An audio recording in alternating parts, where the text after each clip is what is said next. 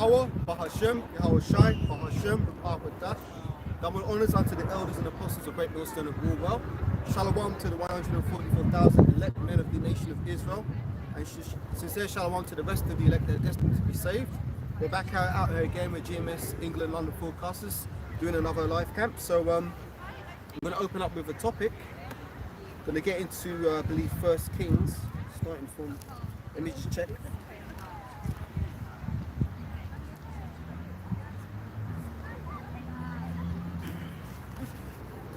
We're going to read from 1 Kings, we're going to go through the first and second chapter, if that's okay.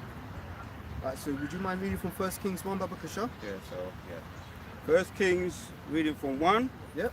Says, now King David was old and stricken in years, and they covered him with cloth, but he got no heat. Right, so King David was up in age by this time, because if you read in the title of the first book of Kings, it's also referred to as the third book of Kings.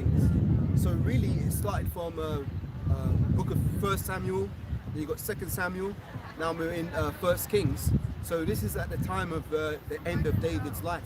He was coming up to the end of his life and he got sick, where he was cold, so they tried to cover him with clothes, but he got no heat, meaning that he was at the age where he was ready to basically make the transition to the spiritual realm.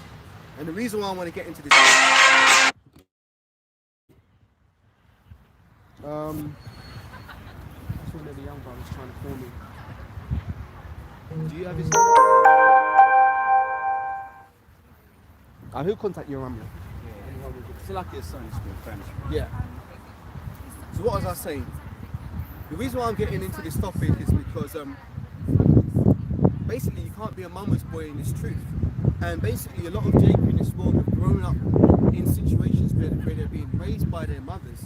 But what that does is that has an effect of weakening the child, making the child less masculine and more feminine, and more having less of a strong will. You know, a man's supposed to be rigid, steadfast, you know, stable, strong. You know, all his qualities are what makes a man a man. Now, when we're going to read into these first two chapters of 1 Kings, it's going to show you that King Solomon, even though he was a youth, when he ascended to the throne of his father, King David, he showed himself as a man. And there's a very good account that I want to get into in this, which shows that he did indeed put off that mama's boy spirit and show himself a man. So carry on reading, Baba Kasha.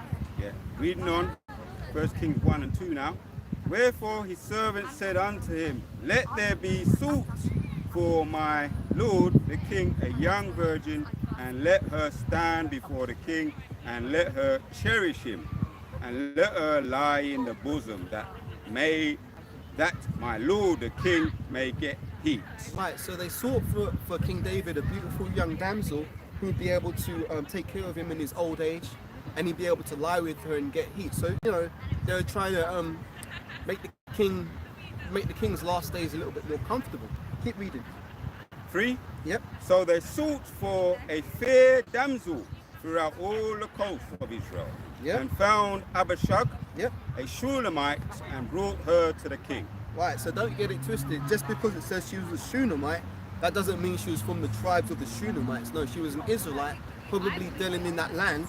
That's why they called her that. Because, for example, Abishag may have been a common name. So using real word terms, if you know two Abishags, right, you might say, oh, that Abishag's from East London, or that Abishag's from West London, you know what I'm saying? So that was just why they called her the Shunammite, right? Carry on. 4. And the damsel was very fair and cherished the king, yep, and ministered to him, but the king knew her not. Right, so she was a very, very, very beautiful young woman, and she loved the king, but the king didn't go into her or have sex with her, because by that stage of his life he was too sickly to do so. Carry on. 5. Then Adonijah, the son Adonijah, yep, the son of Haggith, exalted himself, saying, I will be king. And he prepared him chariots and horsemen and 50 men to run before him. Right, so this is what you call being presumptuous, because Adonijah, who was also David's son, thought himself, you know, I'm going to be the next king. So he was exalting himself before his father had given him that position. See, David's household was very troubled because of the sin he committed with Uriah and Bathsheba. He put Uriah to death and took his wife. David repented from that sin, and really he should have been put to death twice. First for the crime of adultery, then for the crime of murder. But the Most High showed his tender mercies towards David. You can read about David's repentant heart in Psalms 51. Very, very beautiful chapter, and very important chapter. The brothers in this truth need to meditate on daily, man. Because daily, we've all done sins worthy of death, and we've got to pray for the Lord's mercy that He doesn't, take us out in a brutal fashion, man. So David repented from that sin, but the curse was upon David's household. So David was going to have trouble in his household, meaning that was his other son, Absalom. Yeah. Absalom tried to put his own father to death, gave David a lot of hell, and now you've got, what's the other one who raped his daughter, his sister? Hamnon, something like Hamnon. Yeah, Fawada. I can't remember the exact name, but basically there was incest in his family. You can if you want to, but yeah. No, I'll carry on. I mean, if you want to find it, go on. Yeah. There was incest in his family. Now you've got his other son Adonijah. Before David's even passed on to the spiritual realm, he exalted himself, saying he will be king, and was proclaiming himself to be king before his father was even in the ground, and before David had even anointed him to be king. So if you want to find that one, we'll find it and then we'll carry on, because it will be edifying.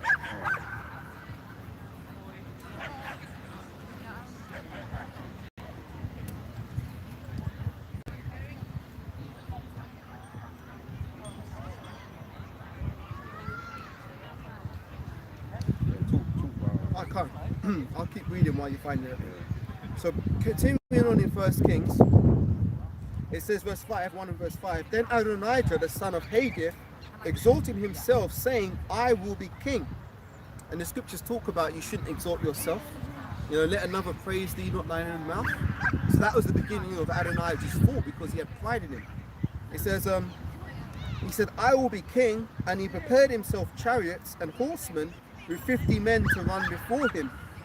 And his father had not displeased him at any time, saying, why hast thou done so? See, because David could have said, why have you done this thing when I've not commanded you to do it?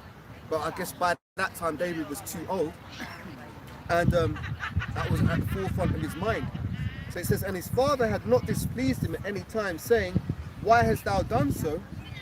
And he also was a very goodly man, and his mother bare him after Absalom.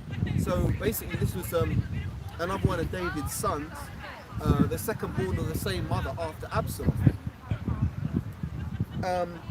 And he conferred with Joab the son of Zeruiah, and with Abiathar the priest, and they followed Adonijah and helped him. So this guy managed to get certain people who should have been loyal to David to help him, right?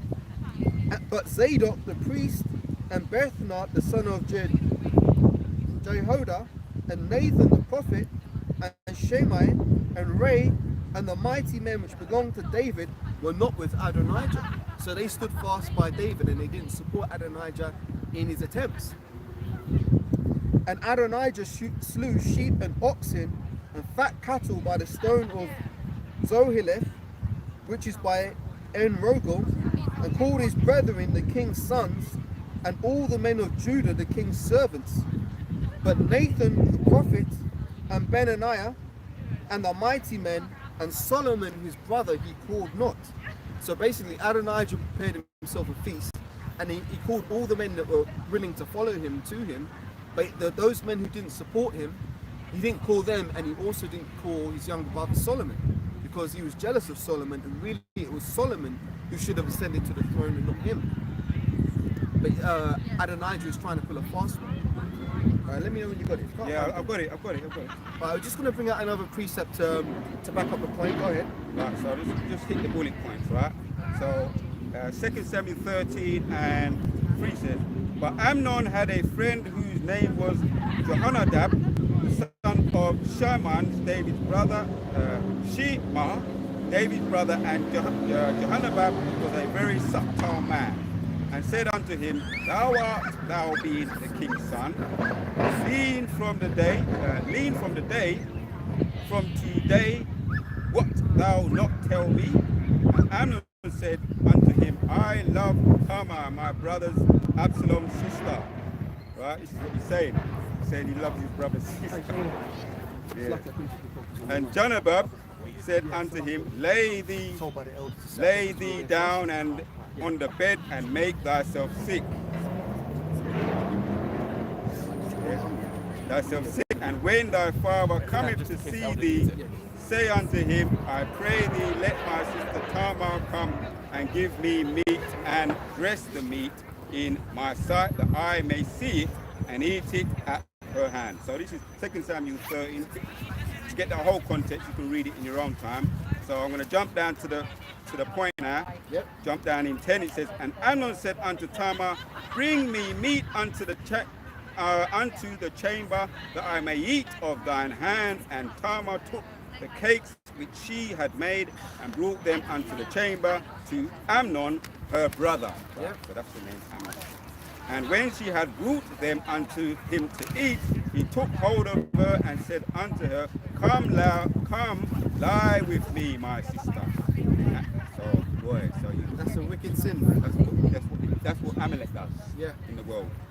Right?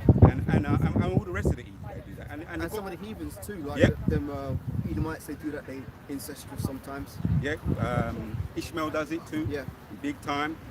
12, and she answered him, Nay, my brother. So this is what she's actually saying. Do not force me, for no such thing ought to be done in Israel. Yeah. Because it was going on all around them. All the other nations were doing it. Do not thou this folly. Last one. And I, whither shall I cause my shame to go? And as for thee, thou shalt be as one of the fools in Israel. Now, therefore, I pray thee, speak unto the king, for he will not withhold me from thee.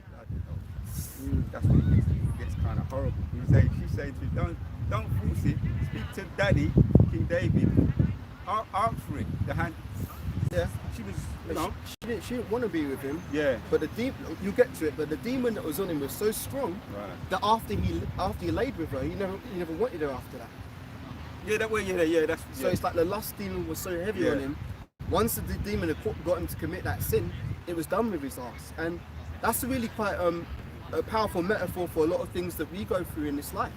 You know, you might be something that you plague in your mind, thinking, oh, I need to do this, or I want to do that. Yeah. And then when you do it, and maybe it's something that's off according to the scriptures, then all of a sudden you're thinking, why the hell did I do that, man? I'm so stupid, you know? Yeah. So it's the same thing with him.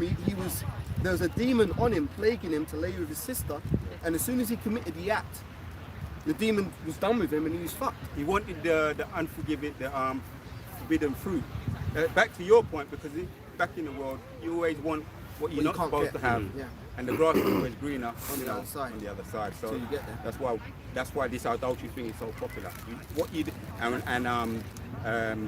what's adultery? What's the other one? Committing adultery, with another man's wife. That's why it's so popular, especially among the heathen of the other nations. But I mean, even among our own people, because the more you're not supposed to do it, the more demons jumps on you to do it. It's like brothers who know that once you've got into the fasting, you've overcome the demon into doing the fasting. Yeah. Then it becomes easier, but you've got to overcome that demon first. That's right. Because when I was fasting, let me just say this quickly. When I was fasting in the world, I was doing it with all the health issues involved in it. It was easier, man. I used to do it. I've done it for 3 days when I was doing it in the world. This ain't no boasting thing. I'm just making a point. And now, in the truth, it's a bit more of a challenge because the demon is trying to get me, putting up obstacles, trying to get me to stop doing it. Now I've made up my mind, I'm doing it, and I'm doing it successfully now. Yeah. But in the world, it's easier because it's not forbidden. You know, it's not so much of a challenge, and the demons don't come against you. There's less at stake in the world. Right. Right. So just finish off. Yeah, the point says, howbeit he would not hearken. Yeah, this is the demon, as you were saying, unto her voice, but being stronger, then she forced her and lay with her. So basically, he raped her using the G term rather than the R. He literally done that in the scripture. He raped his sister. Go ahead. Yeah. Then, this is the last one. Then Haman hated her exceedingly, so that the hatred wherewith he hated her was greater than the love wherewith he loved her. And Amnon said unto her, Arise and be gone. So that was a humiliation. He took it, the forbidden fruit, and he humiliated her by casting her to the side, man. That's right. So that shows how powerful that lust demon can be, and that's the whole lesson in itself, man. Yeah. Actually, I might, Lord willing, if I remember, do a lesson on that, because that lust demon is one that affects every brother who's got a pulse, man. The only way you're not going to be affected by that one is that either you overcome it or you're going to be subject to it. And there's many men that have run out of their wits for the sake of a woman, man. Ezra's, the book of First Ezra talks about that, I believe. Anyway, that's just to make the point that King David had trouble in his household, and it never left throughout his lifetime. So now, getting back to First Kings 1, that went back to his humiliation. That was humiliation. What happened to him in his family? That was a humiliation upon him. That's right. That was his punishment. Yeah. Because he didn't get off scot-free for committing murder and adultery. There was a price to be paid for that, and that was part of that price. So coming back to 1 Kings 1 now, so Adonijah was trying to exalt himself to be the king, and he prepared himself a feast and invited basically the sellouts, the ones who weren't loyal to David. He invited them, but anyone who was loyal to David, such as Nathan the prophet and Solomon, he didn't invite. So picking up from where we left off, this is 1 Kings verse 10.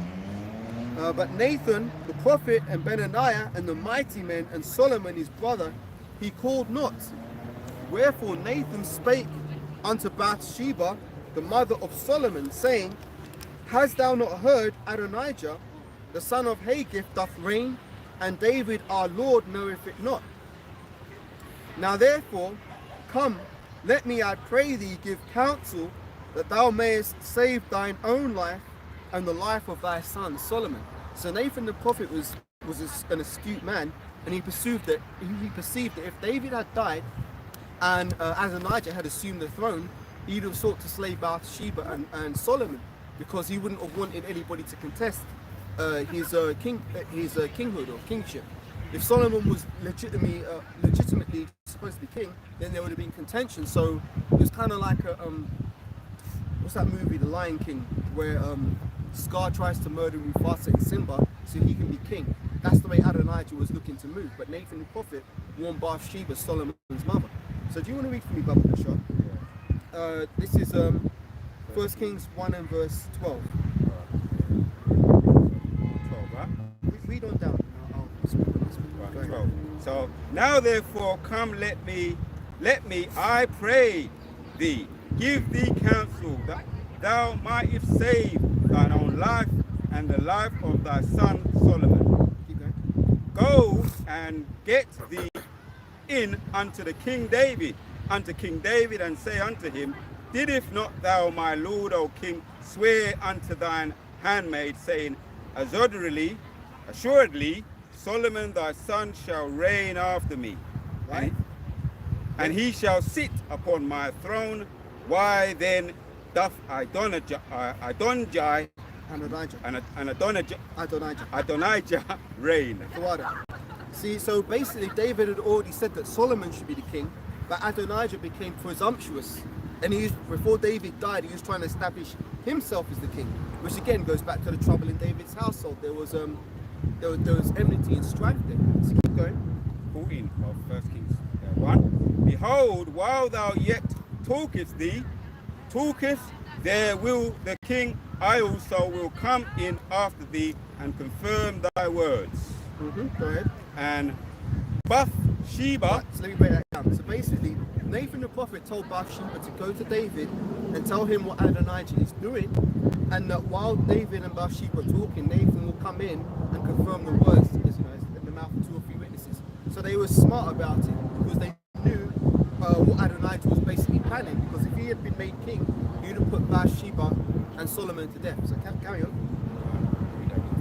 Behold, while he yet talketh thee with the king, I also will confirm in after thee and confirm thy words.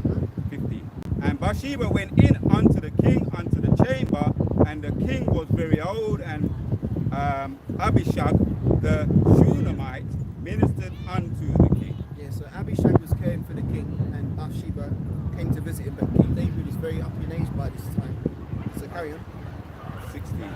And Bathsheba bowed and did obeisance, and the king said, What wouldest thou? And she said unto him, My lord, thou swearest by the Lord thy God, and unto thine handmaid, saying, Assuredly Solomon thy son shall reign after me, and he shall sit upon my throne. Come on, keep going. Carrying on in 18. And now behold, Adonijah reigned, and now my lord the king, thou knowest it not. Keep going. And he hath slain oxen and fat, cattle and sheep in abundance, hath called all the sons of the king, and Abiathar the priest, and Joab the captain of the host, but Solomon thy servant hath he not called. Right. So basically, Abiathar, the priest, and Joab, they were sellouts. They sided with Adonijah. They weren't loyal to King David. Keep going. 20. And thou, my lord, O king, the eyes of all Israel are upon thee, that thou shouldst tell them who shall sit on the throne of my lord the king after him. And otherwise it shall come to pass, when my lord the king shall sleep with his father, that I and my son Solomon shall be counted offenders. Right. 22. But as I said, if David hadn't taken action,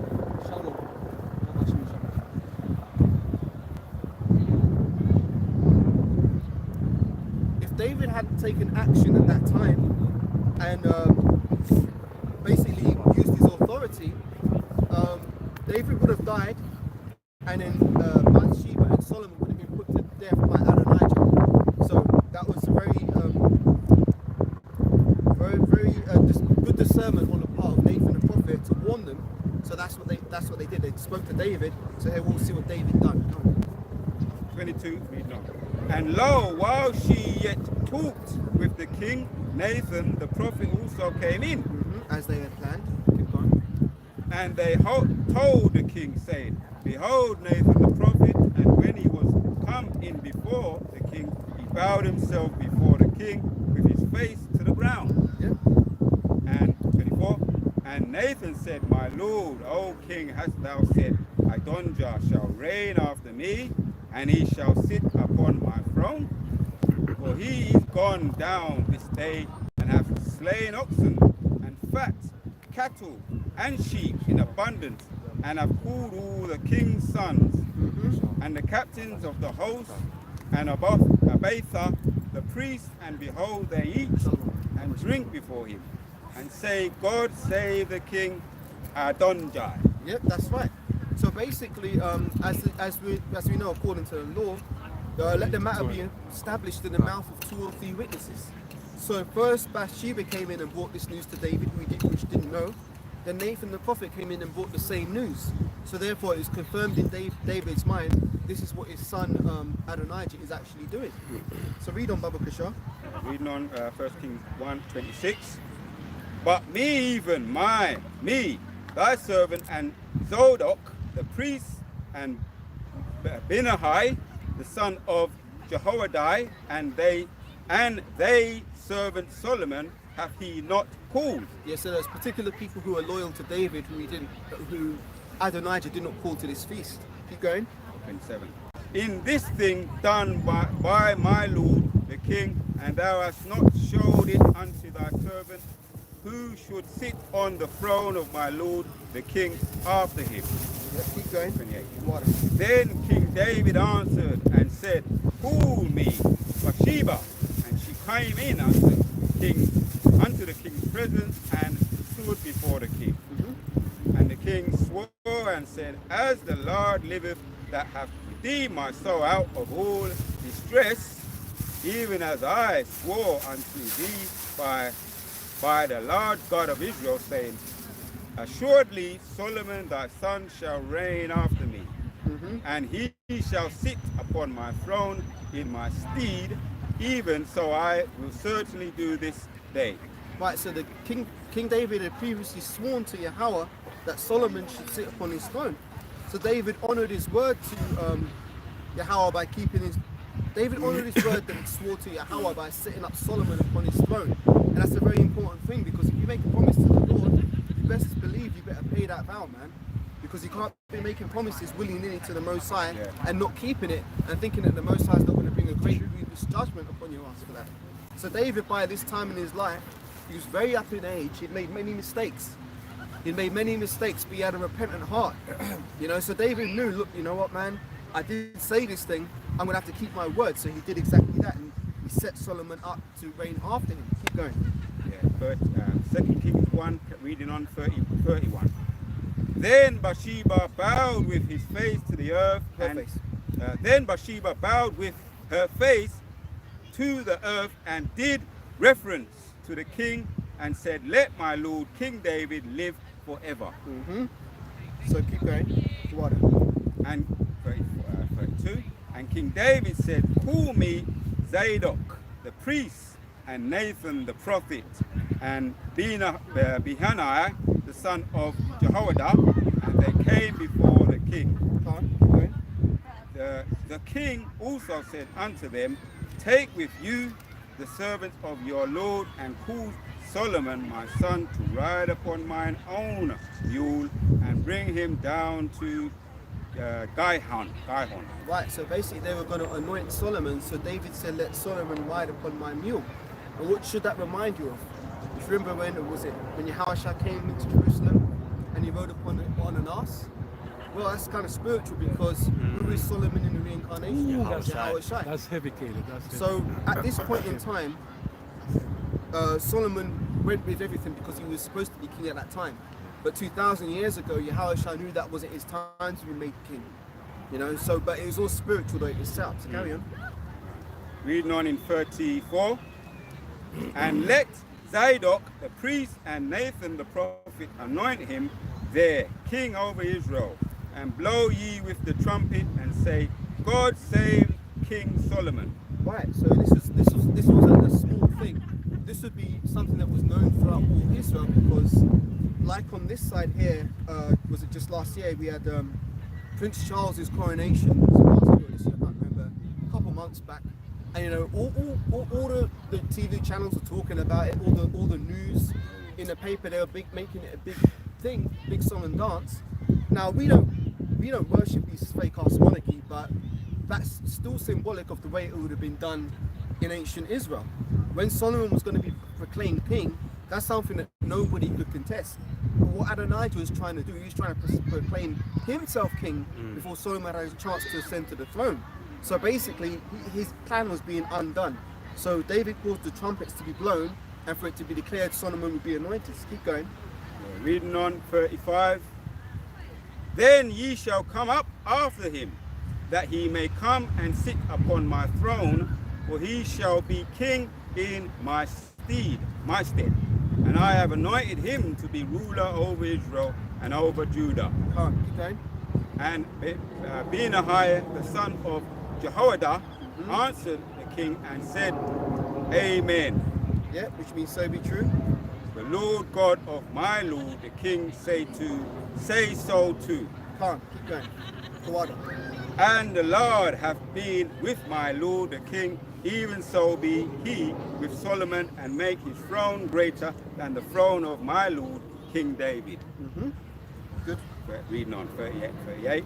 So Zadok the priest and Nathan the prophet and Benaiah the son of Jehoiada and the You got it. You got it. Yeah, this is good for me. Jehoiada and the Cherethites. Yep. And the Pelethites. Yep. Is that right? Yeah, well done. Pelethites went down and caused Solomon to ride upon King David's mule and brought him to Gihon. And reading on. And Zadok the priest took an oil of oil and horn of oil out of the tabernacle and anointed Solomon. Yep. And they blew the trumpet, and all the people said, God save the king, God save King Solomon. Right, so that was a very big, that was a loud outcry. Like, that's a very exciting thing. Like, this isn't something that happens every day, a new king being anointed. So this is a very, very special occasion, and all Israel would have been rejoicing and shouting, you know, God save King Solomon, God save King Solomon. Now this outcry was going to be heard by his brother Adonijah, and we'll read into it. Go on. Reading on 1 Kings 1 and 40 now. And all the people came up after him, and the people piped with pipes and rejoiced with great joy, so that the earth went with the sound of them. Yeah, so the earth was rent by the sound of people, shouting and cheering and blowing trumpets and banging drums and stuff. Big ass noise. So keep going. Yeah. And Adonijah and all the guests that were with him heard it as they had made an end of eating. And when Joab heard the sound of the trumpet, he said, "Wherefore is this noise of the city being in an uproar?" Mm-hmm. And while he yet spoke, behold, Jonathan, the son of Abiathar, the priest, came, and Adonijah said unto him, "Come in, for thou art a violent man." Hold on a second. Just want to make a quick point in that, because it's like, if you can imagine the sound, like imagine you're sitting at home one day, and this happens to me quite frequently because I'm not really into football, but if there's a World Cup or something, I'll be sitting there minding my own business, and all of a sudden I hear people on my street shouting or cheering, yeah, England's just scored a goal or some shit. All of a sudden you hear people like, yeah, shouting and cheering. That's how it would have been. They would have been having their feast, then all of a sudden they hear all these trumpets and people cheering and shouting. So like, what's all this noise going on? So they were shocked by it. So read on again, Baba Kasha. 42. And while he yet spoke, behold, Jonathan, the son of Abiathar, the priest, came, and Adonijah said unto him, "Come in, for thou art a valiant man, and bringeth good tidings." And Jonathan answered and said to Adonijah, "Verily our Lord King David hath made Solomon king." That's right. Before now. Yep. And the king hath sent with him Zadok the priest, and Nathan the prophet, and Benaiah the son of Jehoiada, and the Charidites, Yep. and the Peladites, Well done. and they have caused him to ride upon the king's mule. Reading on, 45 now. And Zadok the priest and Nathan the prophet have anointed him king in Goan, and they are come up from thence rejoicing, so that the city rang again. Rang again. This is the noise that ye have heard. Right. And also Solomon sitteth on the throne of the kingdom. Right. 47. Moreover, the king's servant came to bless our Lord King David, saying, "God made the name of Solomon better than thy name, and make his throne greater than thy throne." And the king bowed himself upon the bed. And also thus said the king, "Blessed be the Lord God of Israel, which hath given one to sit on my throne this day in mine eyes, even seeing it." Right. So here's the point of this chapter. Go on. 49. And all the guests that were with Adonijah were afraid, and rose up and went every man his way. Right. So them guys there, they thought they were rolling with the new king. Then they realized, hang on a minute, this guy and the man, Solomon's been made the king. Like, we better separate from this guy's company because we don't know what's going to happen to this dude. So they all quickly hurried away. Whereas a few minutes ago, they were all blowing gas up this guy's backside, like, yeah, God save you or whatever. But really, Solomon was made the king. So read on. 50 now. And Adonijah feared because of Solomon, and arose and went and caught hold on the thrones of the altar. Yep. And it was told Solomon, saying, "Behold, Adonijah feareth King Solomon, for lo, he hath caught hold on the horns of the altar, saying, Let King Solomon swear unto me today that he will not slay his servant with the sword." Right, now here Solomon shows his wisdom, even though being a young child, because the point with this lesson was that we can't be mama's boys in this truth. We've got to show ourselves as men. And even at a very young age, Solomon was still a child.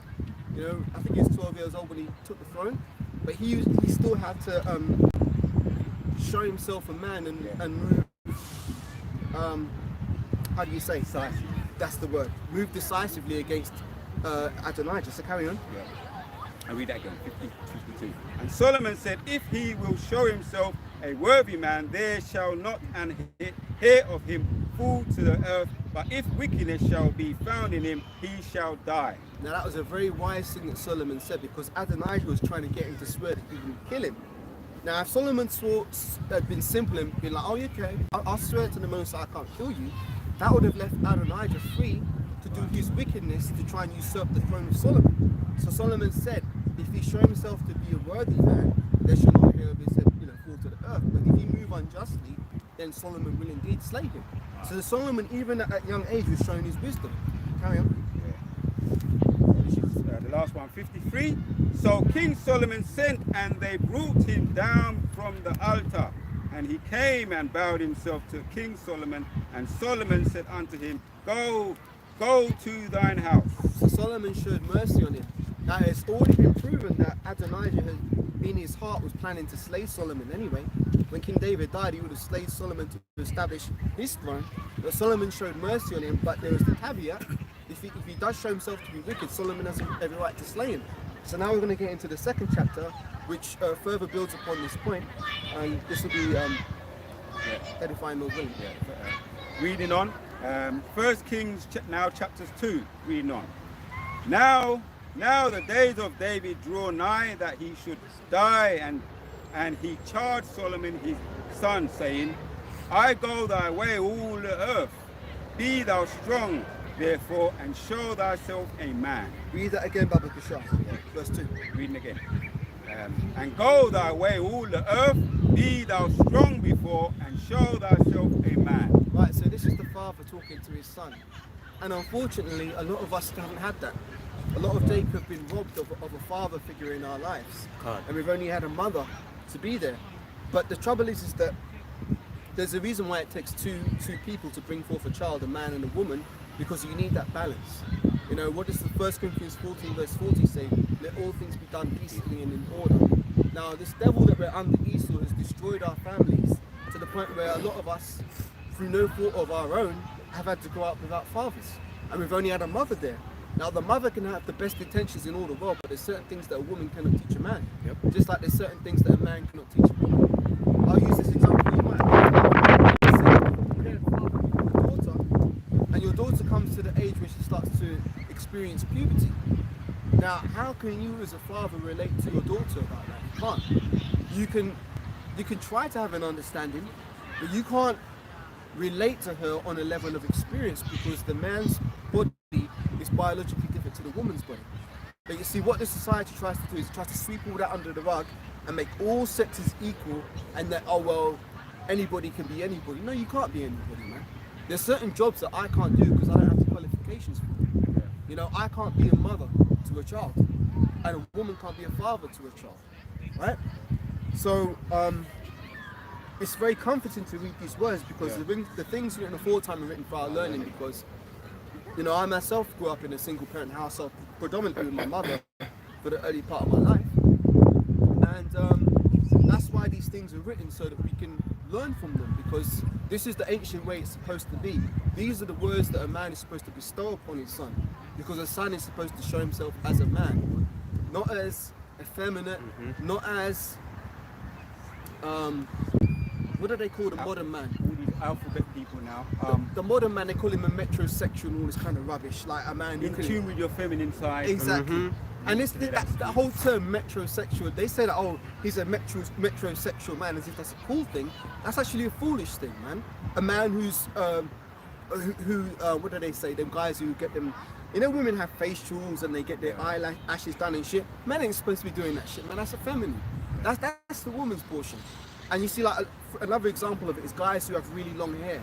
There's a number of occasions recently where I've seen guys that have hair that's going down to their shoulders, and you can see they walk all effeminate. Yeah, and they act all effeminate. Flashing it. Yeah, and the locks as well. Yeah, and like they're on some fucking shampoo advert. Them Edomites with the long hair where they flick their hair and shit. That's not how a man's supposed to be. All those qualities. Look, everything it's not bad, but it's just not for you. That's for women. Yeah. A woman, long hair is the glory of a woman. Long hair is shame unto a man.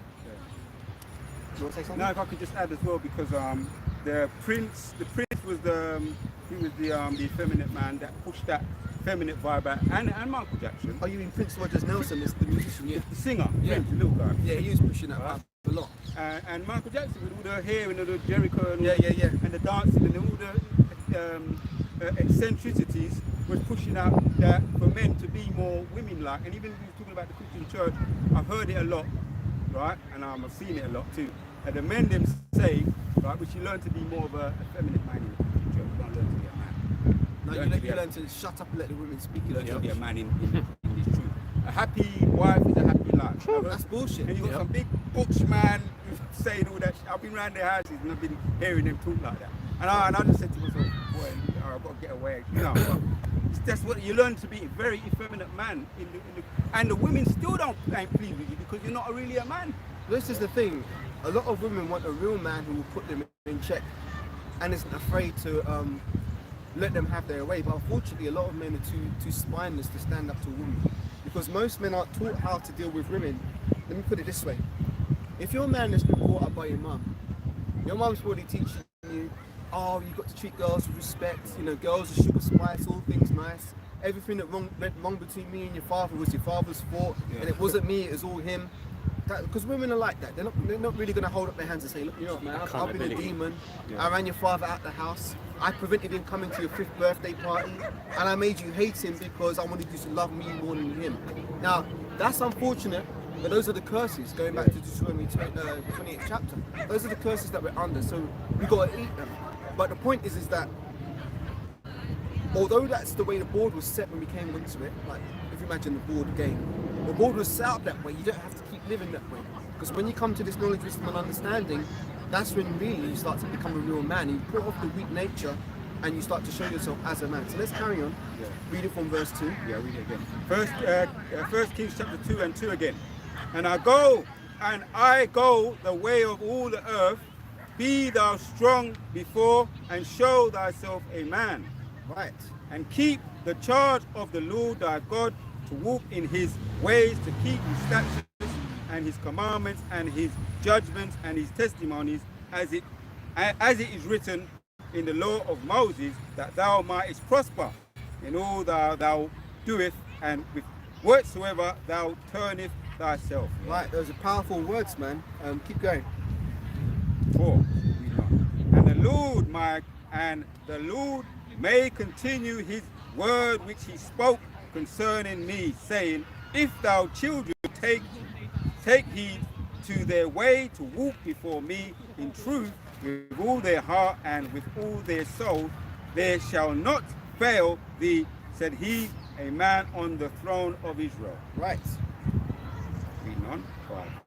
Moreover, thou knowest also what Joab the son of Jehu did to me, and what he did to the 2 captains of the host of Israel, unto Abner the son of Ner, and unto Amasa the son of Jether, whom he slew, and shed the blood of war in peace, and put the blood of war upon his girdle that was about his loins, and in his shoes that were on his feet. Right, so this man had done David wrong. Keep going. Read on. Do therefore according to thy wisdom, and let not his hoary head go down to the grave in peace. Right, so this is how a father's talking to his son. He's saying, look, man, don't let this man's head go down to the earth in peace. Hoary head, as in his old age head. Yeah. These are hard words, man. These are hard, stern words that the father's giving to his son. And this is a 12-year-old boy he's talking to. So, I mean, this goes to show how this society is fucked up, because in this society, they teach you that you're not a man until you're, what, 18? So you got a lot of 18-year-olds running around acting like flipping 10, 11-year-olds. They've got no discipline, no order, no structure to their lives, no real purpose even. But that's what the society produces. Do you want to say something, Ahab? Yes, brother. To back up what you brothers are saying, this is why we needed Yahweh Shai. John 14 verse 26. But the Comforter, which is the Holy Spirit, whom the Father will send in my name, he shall teach you all things and bring all things to your remembrance. Yeah, that's a good one. Yeah, whatsoever I have said unto you. Yeah. So you see, so he said, like, what we're doing now, the prophets are waking back up again, through the Holy Spirit, through the Yahweh, the Comforter, Yeah. and bringing all things. We're going back, because what we're going to do, we're going to go right back to the original form again. That's right. You see what I'm saying, brothers? That's a good point. It's a very beautiful point. Father for bringing it out, because we've gone astray, man. But all of us here were born into, you know, this Western society, into a Gentile state of mind. So what we do when we come back to this truth is we're putting off that old mindset, and we're going back to the ancient mindset. Right. You know, the ways of this world are foolishness with the Most High. So keep reading. So this is David telling his son, don't let this guy go down to the earth in peace. Yeah, 6 again. Yeah. Do therefore according to thy wisdom, because you act wisely. Today, if you put it in a modern day example, children are taught about this third gender thing. And now, let me just say this as well, because one of these YouTube guys was saying that his son was given an empty blank piece of sheet of paper, right, and to write the gender of the man, right, write the gender. Like to say the woman have breast, man have the rod, and they said write anything you want. He said to the boy, write anything you want, and he related the story. The father related the story of what his son did. And the son put the right, he put the right gender there, the rod for the man, he put the right, the six-pack and everything. And he sent it back to the teacher, right? The son sent it back to the teacher, and the teacher said, what's this? Right? And then the father saw it, right? And they tried to get the little boy in trouble, because he's supposed to be able to, it's a blank sheet of paper, you can write anything. You understand what I'm saying? Nowadays in school you can put a man, let's say the image of a man, you could put a vagina, right? You could put breasts on it, right? Meaning transvestite. But the boy put the right thing. So the teacher was speaking to the boy come and told the father, Tariq Nasheed, that's the father, right? Went back, you've seen him on YouTube. He has got some good talking points. And he said, no, my son was right, he put the right thing, because a lot of the children are not putting down the right thing. So in other words, that he was going off then in their eyes. What? He was going off in their eyes. The teacher was trying to make the boy feel uncomfortable. That means he's going off then. Yeah. In their eyes. You know what I mean? So they're learning to be stupid. Whereas we're coming back to our point now. Solomon's being made wise. When you come into this truth, and that, you can apply this to us too, on brothers that are coming into this truth. Now you ain't gonna make any kind of drama or controversy, because you have to, act in wisdom when you're dealing with teachers, older men in grey hair. But that time coming, it says there, do therefore according to thy wisdom, and let not his hoary head, right? That's the teachers who's teaching you today, or some of these judges. We're gonna act in wisdom though, but we're gonna take action. Head go down to the grave in peace. Read on. Right, 7. But show kindness unto the sons of Barzillai, the Gileadites, and let them be of those that eat at thy table, for so they came to me when I fled because of Absalom thy brother. Right, so David was balanced. He wasn't just saying, I don't like this guy, kill him. I don't like that guy, kill him. Right. He's saying, look, this guy done me wrong. Don't let his hoary head go down to the earth in peace. These guys done well by me. Take care of them. Because they help me, help them. Carry on. That's a good analogy. When you put it into modern day, what we're going through, and what the younger men them are going through too. Slakia, there's a point on that, because what did Yahweh say? Whosoever giveth one of these little ones a cup of water to drink in my name shall not in any wise lose the reward. Or the other parable where he said, because thou hast done it unto these little ones, thou hast done it unto me. So that's another example of that. Like you be rewarded as the same reward as the prophet. Exactly. You lend unto a prophet. Yeah. Carry on. So 8 as well. Carry on reading in 8. Yeah. And behold, thou hast with thy Shimei, the son of Gea, a Benjamite of Baharum, which cursed me with a grievous curse in the day when I went to Mahanaim. Right, so this is the nigga that was talking shit and throwing stones at David, calling him a bloody man. And one of David's mighty men said, shall I go over there and take off his head? And David said, no. He said, no, suffer it to be so. Yeah. But guess what? David didn't forget about that guy.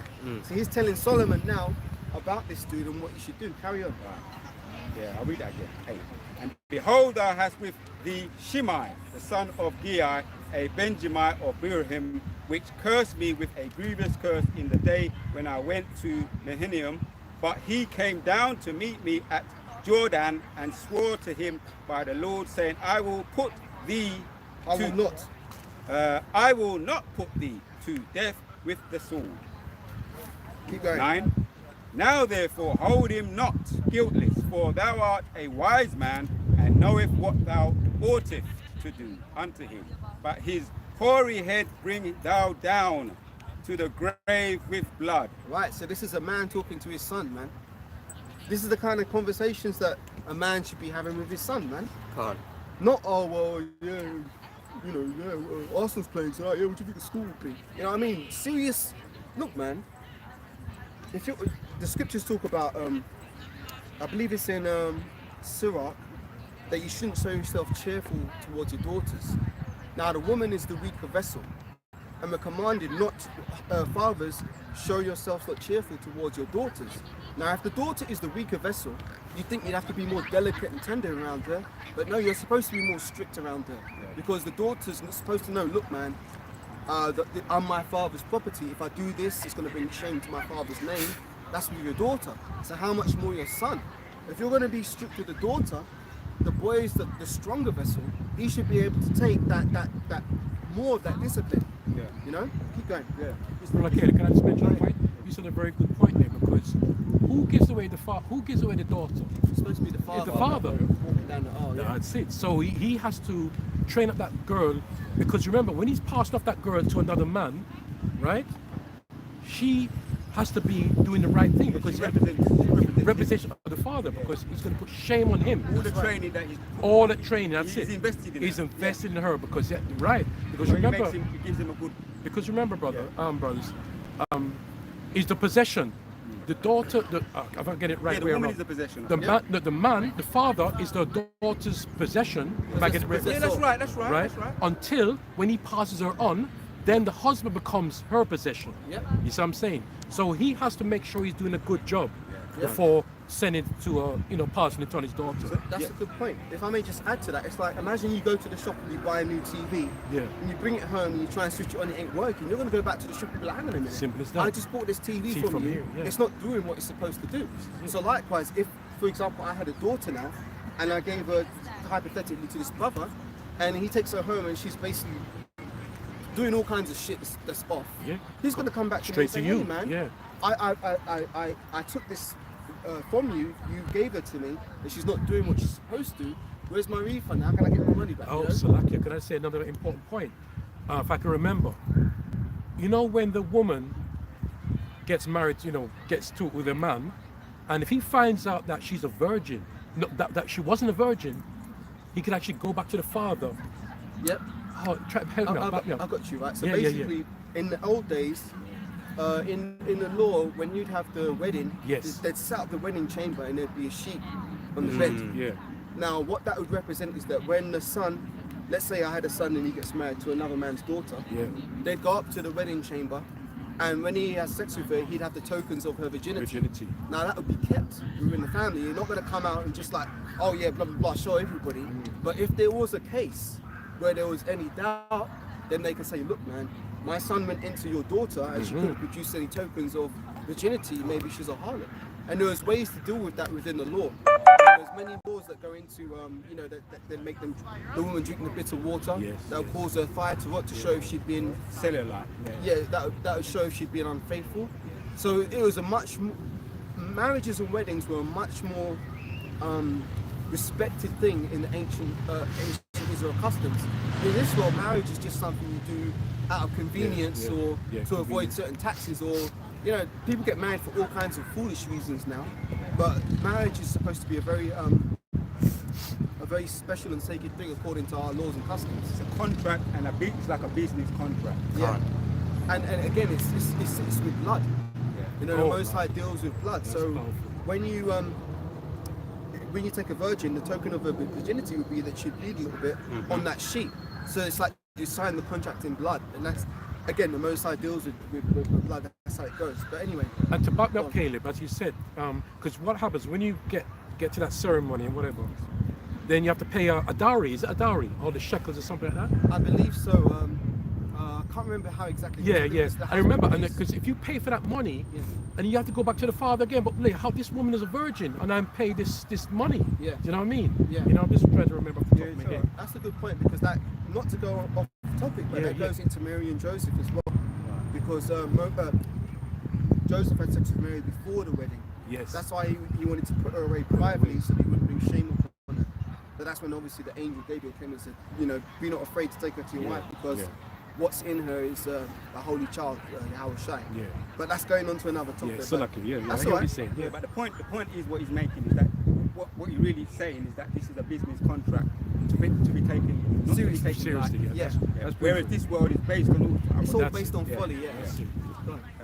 Reading on, I read 11 again. 1 Kings 2 and 11 again. And the days of that David reigned over Israel, and were 40 years, 7 years reigned. And were 40 years, 7 years reigned he in Hebron, and 33 years reigned he in Jerusalem. That's powerful, because David's reign was 40 years, and I believe Solomon's reign was also 40 years. Carry on. 12. That sat Solomon upon the throne of David his father, and his kingdom was established greatly. Right, so here we get into a good point. Go ahead. 30. And Adonijah, the son of Higgith, came to Bathsheba, the mother of Solomon, and she said, comest thou peaceably? And he said, peaceably. Right, so this is the point that shows Solomon wasn't a mama's boy, because Adonijah thought he could be sly. He tried to pull a fast one, so he went to Solomon's mother, thinking that, well, maybe if I get Solomon's mother to persuade him to do it, he would do it. Because in this society, again, a lot of us being raised by our mothers, what mum says is what goes. So Adonijah was trying to pull a fast one. We'll read on and we'll get into it. Reading on 14. He said, moreover, I have somewhat to say unto thee. And she said, say on. And he said, thou knowest that the kingdom was mine, and that all Israel set their faces on me, that I should reign hereby. The kingdom is turned about, and is become my brother, for it was his throne, the Lord. Right? And now I asked one petition of thee, deny me not. And she said unto me, say on. Yep. And he said, speak, I pray thee, unto Solomon the king, for he will not say thee, nay. Right, so hold on there. Read that again. 17 again. And he said, speak, I pray thee, unto Solomon the king, for he will not say thee nay. Right, so Adonijah was basically saying, speak to Solomon on my behalf, because he's not going to tell you no. See, he didn't want to go to Solomon himself. He was trying to come up round the back, thinking that, well, if I get his mother to ask him, he'll be soft towards his mother. Read on. Right. That he gave me Abishag the Shulamite, his wife. Right, so Abishag, as you read in 1 Kings 1, first chapter, Abishag was the very fair damsel that had been sought out to lay with King David in his old age, because he was always getting cold, his body didn't contain any heat. But David never lay with her, meaning that he never had sex with her, but you know, she cared for him. So what Adonijah was trying to do is take her to be his wife, because if he'd have taken the king's, how do you say, the lady that was set up to be the king's, if David passed away and he took her, in the eyes of a lot of people, they'd see him as the successor to the throne. So that's what he was trying to do. He was saying, give me Abishag, because he was going to try and play that card like, yeah, well, I'm really supposed to be the king, because, you know, Abishag was supposed to be bestowed upon the king, but now she's mine, so I should be the king. So he was trying to play that kind of sly, subtle game, thinking that if you got Bathsheba to tell Solomon, Solomon would fall for it. So keep going. 19, reading on. Bathsheba therefore went unto King Solomon. Bathsheba therefore went to. Bathsheba therefore went unto King Solomon to speak unto him for Adonijah, and the king Adonijah, the king rose up to meet her, and bowed himself unto her, and sat down on his throne, and caused a seat to be set for the king's mother, and she sat on his right hand. Keep going. 20. Then she said, I desire one small petition of thee. I pray thee, say me not nay. And the king said unto her, ask on my mother, for I will not say thee nay. Right, so Bathsheba wasn't as smart to the game as Solomon was. So she went there in good conscience saying, I've got one thing to ask of you, please say me, don't say no. Now a lot of sim-past mama boys would be like, oh yes mummy, oh no mummy, 3 bags full mummy, thinking that yeah, you can't say no to your mother. Again, bringing home the point, Solomon was not a mama's boy. Even though he treated her with great respect, you know, she came into him to meet him and he bowed himself towards her. You know, you're supposed to honor your mother and your father. He set up a seat on the right hand of his throne, and his mother sat there and she began to speak. So read on to see how Solomon deals with this. What just come to my mind again, Christian church, she who must be obeyed. I never heard that one before. Yeah, they say that about their women, man. Oh my God, you don't want to know, man. I don't want to know. 21, reading on. In other words, like, she's bigger than me, she's better than me, you know, I can't say no to her. Yeah. Right, so reading on, 21. And she said, let Abishag the Shulamite be given to Adonijah, thy brother, to wife. Yep. And King Solomon answered and said unto his mother, and why dost thou ask Abishag the Shulamite for Adonijah? For Adonijah, ask for him the kingdom also, for he is mine elder brother, even for him and for Abiathar the priest, and for Joab the son of Zeruiah. Right. So Solomon had the wisdom to see through Adonijah's plot straight away. So he said, why don't you just ask for the kingdom instead, because that's really what Adonijah wants and he's going to be working towards. So check what Solomon says next. Right. Reading on in 23 of 1 Kings 2. Then King Solomon swore by the Lord, saying, God do also to me and more also, if Adonijah have not spoken this word against his own life. Yep. Right. Keep going. 24. Now therefore, as the Lord liveth, which hath established me and set me on the throne of David my father, and who hath made me an house, as he promised, Adonijah shall be put to death this day. Right, so this is a 12-year-old child basically saying, look man, this man's going to be put to death this day. I don't know many 12-year-old children in this society who would have that kind of mindset. You know, they're too busy, you know, watching TV, doing stupidness, running up and down, smoking cigarettes or vapes or whatever they do these days. No, they're not really, they haven't got that king mindset. See, this is the thing, a lot of Jake want to talk about, yeah, Shalom king, yeah, I do king, but being a king isn't just a title, it's a whole mindset. You've got to be disciplined and responsibility. There you go. Because that's not a light thing. You've got to remember, this is Solomon's brother, man. You know, they probably grew up, you know, play games or whatever. Although Adonijah was older, he's still his brother. And Solomon's like, you know what, man, I have to put this man to death. That's not a light decision to be made, especially for a 12-year-old child. Keep going. Yes. Reading on, I'll read that again, 26. And unto Abiathar, this is good exercise for me as well. And unto Abiathar the priest said the king, get thee to Jonathan unto thine own field. As a matter of fact, I've got 25. And King Solomon sent by the hand of It's 25. Benaiah, the son of Jehoiada, and he fell upon him that he died. Right, so Solomon sent one of his men, Benaiah, one of his valiant men, to fall upon him, meaning to slay him, and Adonijah died that day. Keep going, 26. And unto Abiathar the priest said, the king, get thee to Anathoth. Yep. Anathoth, yeah, that's right. Unto thine own field, for thou art worthy of death. Yeah, because this priest had supported Adonijah. So again, you've got to cut out it's like, what did the scripture say? Little leaven leaveneth the whole lump. So basically, it wasn't just Adonijah. If you remember, you read in 1 Kings, there were certain men who were with David who went and followed after Adonijah. So those guys have got to go too. So that's what we're reading about now. For thou art worthy of death, but I will not at this time put thee to death, because thou bearest the ark of the Lord God before David my father, and because thou hast been afflicted in all wherein my father was afflicted.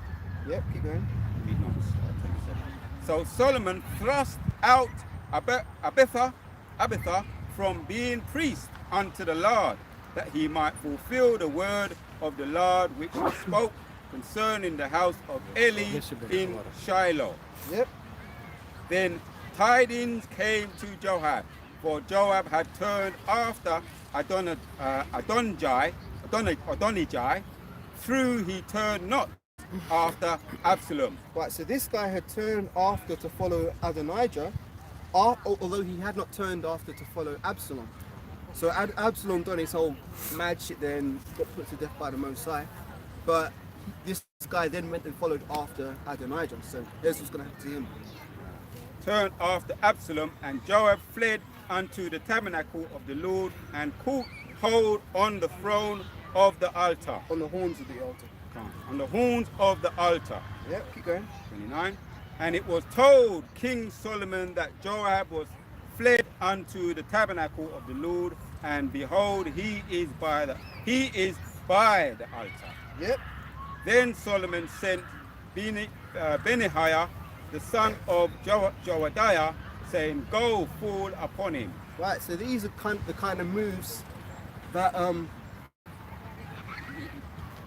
don't want to use this analogy because it's a negative one, but like you see it all the time in these stupid dramas, like where you got some drug lord and it's like someone does something that's off and he gives the word and that man gets taken out in a hit, you know. But I don't want to use that analogy because that's some worldly nigger type shit, but it's kind of the only analogy that can come to my mind in terms of this circumstance, because basically Solomon's given the commands for certain men to be put to death for what they've done, but he's doing it on the righteous side, you know, because these men were wicked and they'd all done certain things to be worthy of death, hence why the judgments were coming upon them. So it was really righteous killings going out from Solomon. You right there? It's like, okay. So this was 30. I'll read it. Yeah, I'll read it again. 30. And Benaiah came to the tabernacle of the Lord and said unto him, thus saith the king, come forth. And he said, nay, but I will die here. And Benaiah brought the king word again, saying, thus said Joab, and thus he answered me. 31 now. Yep. And the king said unto him, do as he hath said, and fall upon him and bury him, that thou mightest take away the innocent blood which Joab shed from me and from the house of my father. Right, so keep going. 32 now. And the Lord shall return his blood upon his own head, who fell upon two men more righteous and better than he, and slew them with the sword my father David, not knowing thereof, to wit, Abner the son of Ner, captain of the host of Israel, and Amasa the son of Jitha, captain of the host of Judah. Right, so basically this man's wickedness is being returned upon his own head. Keep going. Reading on, 33. Their blood shall therefore return upon the head of Joab and upon the head of his sword seed forever, but upon David and upon his seed and upon his house and upon his throne shall there be peace forever from the Lord. Right, beautiful. Keep going. Reading on for 34. So Benaiah the son of Joadiah went up and fell upon him and slew him, and he was buried in his own house in the wilderness. Right, beautiful. Keep going, Baba Kishore. Yeah, 35, reading on. And the king put Benaiah, the son of Joiada, let me say it, don't say it, let me say it. Joiadiah, yeah? Yep. Joiadiah in his room over the host, and Zadok the priest did the king put in the room of Abiathar. Oh, that's right. Yeah, reading on 36. And the king sent and called for Shimei. Yep, I believe this was the arsehole that was throwing the stones. Yeah, I know the name, Yeah. Shimei. Someone I know has got a son named Shimei, funny enough, so I remember the name. And the Benjamin as well. And the king sent and called for Shimei and said unto him, build thee an house in Jerusalem and dwell there, and go not forth thence any whither. For it shall be that on that day that goeth out and passeth over the brook Kidron, that thou shalt know for a certain that thou shalt surely die. Thy blood shall be upon thine own head. Right, so what Solomon essentially did is he told this guy, look, go build yourself a house, right? But you can't go too far from that house, because if you cross over this particular border, you're going to be put to death. So Solomon was cold with it, man. He allowed this guy to live, but under certain circumstances, so that when the guy did eventually transgress those circumstances, well, his blood would be upon his own head. Read on. Yeah, reading on. It's like what you call house arrest. Right, yeah. Reading on. 38. And Shimei said unto the king, the saying is good. The saying is good, as my lord the king hath said. So will thou servant do. And Shimei dwelt in Jerusalem many days. Right, so this idiot arsehole gave his word.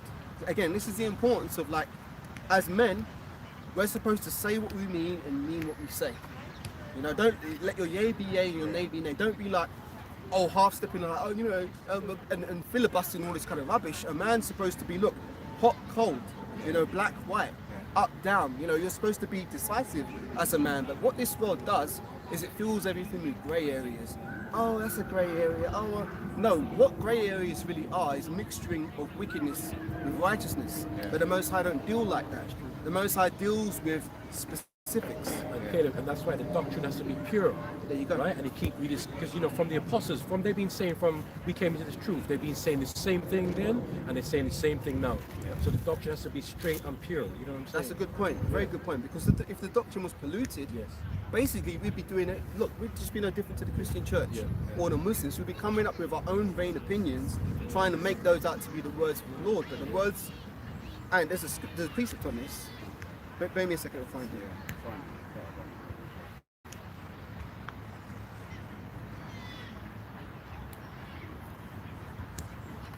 There we go. This is Psalms 12 and verse 6. It says, the words of Yahweh are pure words. Let me read that again. Psalms 12 and 6. The words of Yahweh are pure words, as silver tried in a furnace of earth, purified 7 times. So that's how pure the words of the Lord are. Which is why we got to stick to that, because when we start trying to add things to it or take things away with it, what you're doing, you're essentially removing the purity from those words. You know? Exactly, and that's what Esau knows. That's why he puts out a lot of these bugged out mistranslations of the word, because he knows that by dirtying those waters, by muddying up those waters, he can then make you polluted with it, with his filthy doctrines, which is likened unto those filthy garments. We're supposed to have on the clean garments, you know, just pure word. Did you have one you want to bring out? Yeah, but you know, it's kind of long too. We might as well finish off where we are. Right, let's keep going. Yeah. So 1 Kings 2, reading on in 38. I'll read 38 again just to get that reminder. 38 again. And Shimei said unto the king, the saying is good, as my lord the king hath said, so will thy servant do. And Shimei dwelt in Jerusalem many days. 39. And it came to pass as the end of 3 years that 2 of the servants of Shimei ran away unto Ashish, son of Marcha, king of Gath, and they told Shimei, saying, behold, thy servant be in Gath. 40 now. And Shimei arose and saddled his ass and went to Gath to Achish, to seek his servant, and Shimei went and brought his servant from Gath. Right. And it was told Solomon that Shimei had gone from Jerusalem. Right, he broke his curfew. Yep, exactly. He broke curfew. Yeah. And it was told to Solomon that Shimei had gone from Jerusalem to Gath and was come again, and was came again. Let me read that again. And was come again. Read on 42.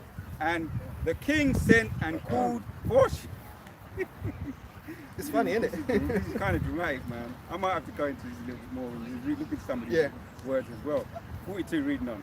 And the king sent and called for Shimei and said unto him, Did not make thee to swear by the Lord and protest unto thee, saying, Know for a certainty on the day that thou goest out and walkest abroad any whither that thou shalt surely die. And thou saidest unto me, thy word that I have heard is good. Mm-hmm. You agree to it? Yep. Why then hast thou not kept the oath of the Lord and the commandment that I have charged thee with? Yep. The king said moreover to Shimei, Thou knowest all the wickedness which thine heart is privy to, that thou didst to David. Right, I like this. Yeah. Did it? Yeah. So like this shows that there's judgments, man. Yeah. What do the scriptures say?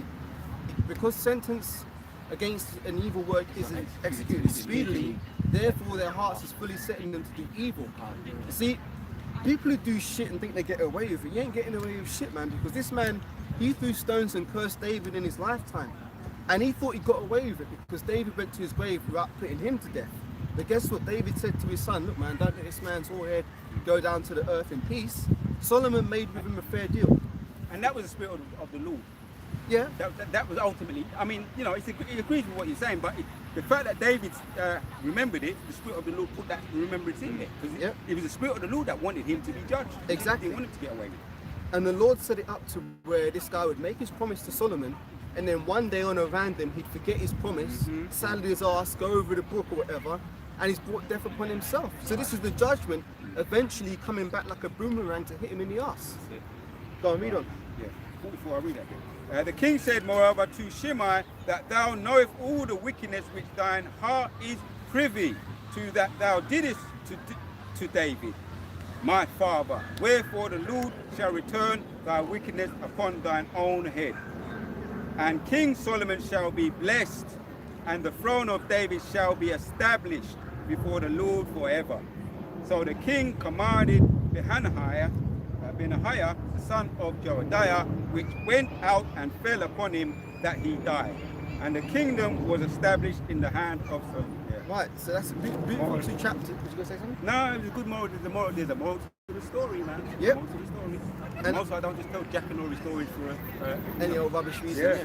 So again, there's a moral to the story, and the moral is that the point I wanted to make is we have to show ourselves as men. We can't be mama's boys, because remember, Adonijah tried to play that card. Oh yeah, Solomon, you listen to his mum, and she'll do this, and then I can take her to be my wife. Then I can try and take the kingdom from him. Thankfully, Solomon had the wisdom, and this is before he even prayed for wisdom.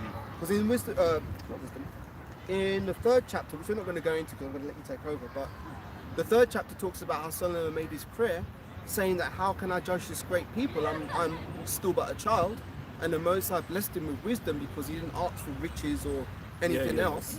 So he was given the wisdom and everything that went with it. That's in the next chapter. But even before that, Solomon had to show himself a man, and he was a young boy, but he was putting these certain wicked men to death. So that shows you the kind of mindset we should have. I mean, we're all over the age of 12, you know, but again, got to take it into the balance because we were raised by our mothers in a very feminist society. I kind of have to correct you on that because actually, when you come into this truth, me I'll be about 7 years old. You know, spiritually, which we are in the world, we're our age in the world, according to Esau. But spiritually, you know, you've got different ages there. We're all young.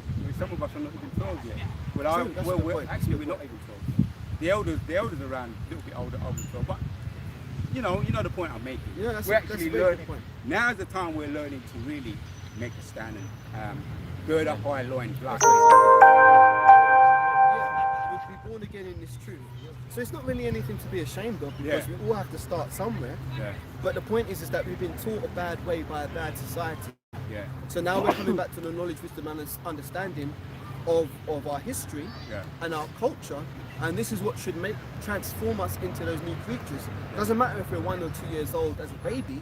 The point is that we're growing into being real men, not what society calls a man, because this society, a man is all kind of, all kind of fruity and shit. It's nonsense. But you got something? Just a quick precept to back the point. This is Romans 12:2. And be not conformed to this world, but be ye transformed by the renewing of your mind, that ye may prove what is that good and acceptable and perfect will of the Most High.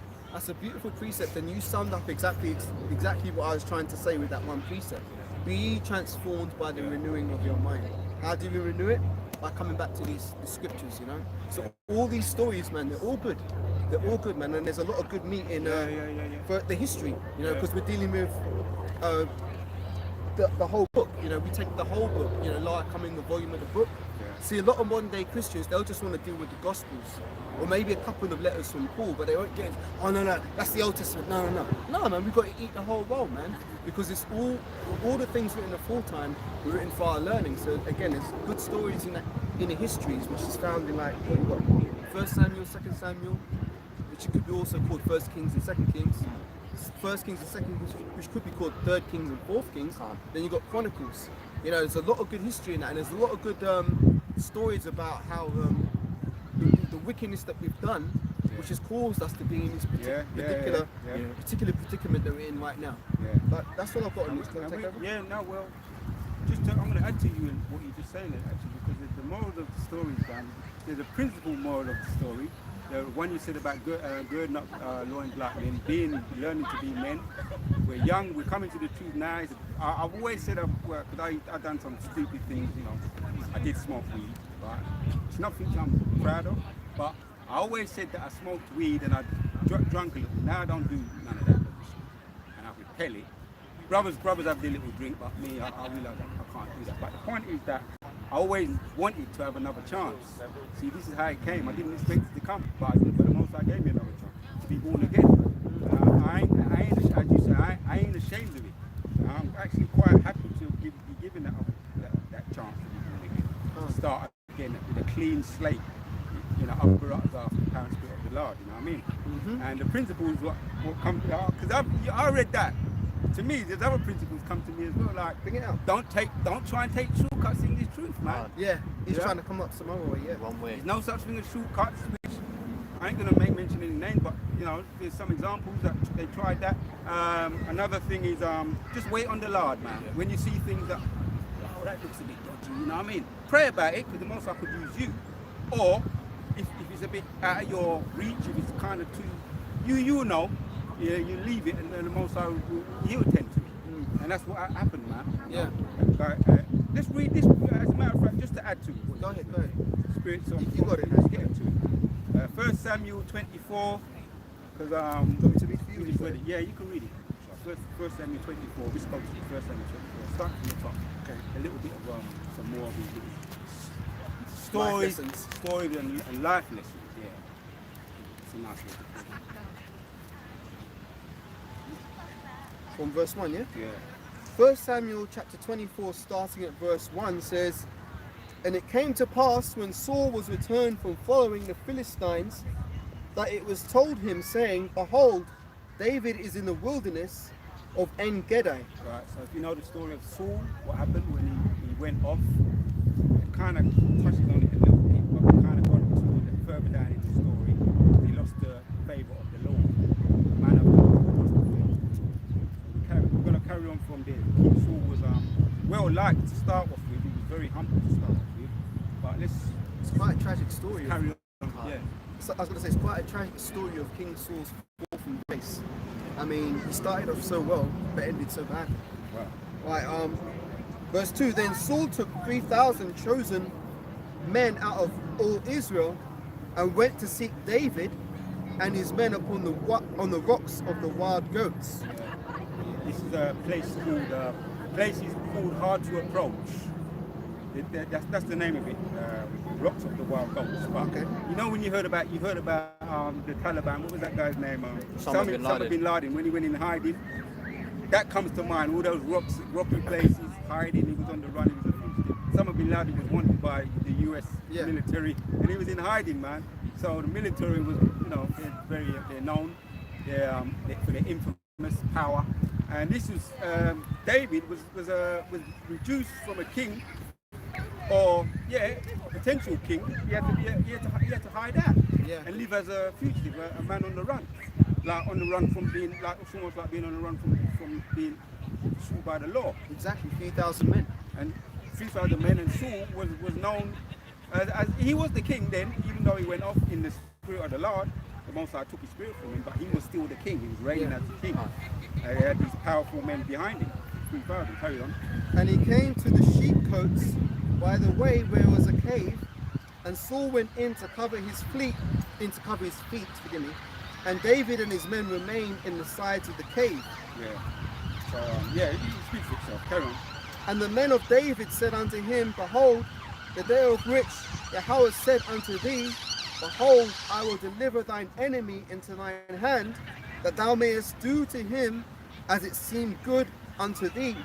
Then David arose and cut off the skirt of Saul's robe privately. Right, yeah. So he was told by his men. He said, the men of David said unto him, Behold, the day of which the Lord said unto him, Behold, I will deliver thine enemy unto thine hand. So his David's friends, his associates, his brothers, his friends were saying, put him to death, man. He's been delivered unto you. This is the will of the Lord. Now put him to death, right? So he says, do to him as he shall seem good unto thee. Then David arose and cut off the skirt of Saul's robe privately, right? So he did it while Saul was Unaware. Yeah. No, It reminds me of the film, the first Rambo film, First Blood. I don't know if any of you have seen it, but there's a scene where Rambo flees into the forest, and the sheriffs are hunting him, and he's taking them down one by one, but he's not killing them. And he finally catches Sheriff Teasel, and he puts the knife to his throat and he says, I could have killed them, and I could have killed you. Don't push it, or I'll give you a war you won't believe. Let it go. And he lets him live. And you would think that the cop would be humble and think, you know what, man, he spared my life. Let me leave him alone. That's a good one. I like Yeah, that. Yeah. but he doesn't. He gets pride in him, and he tries to send all the whole flipping army and what are they called? The soldiers. He basically calls in the whole military just to find one man in this forest. Yeah. But that's basically what Saul was like, because he was humbled by David, because David cut off the bottom of his garment to say, look, I could have killed you, man. And you think Saul might humble down and be like, you know what, man, David spared my life. Let me leave him alone. Don't mess with Rambo. There you go. There you go. But Saul doubled down on his bullshit, and look where it took him. Back to you. Well, he became even more pride. Back to that movie, even the captain, he became even more pride, being that he was told that Rambo was a former Green Beret. Yeah. Back off. He said, oh, what? I can't back off now. He took down. He's already made me look stupid. If I back off now, I look like an idiot. Yeah. That was pride. Yeah. So let's carry on reading in.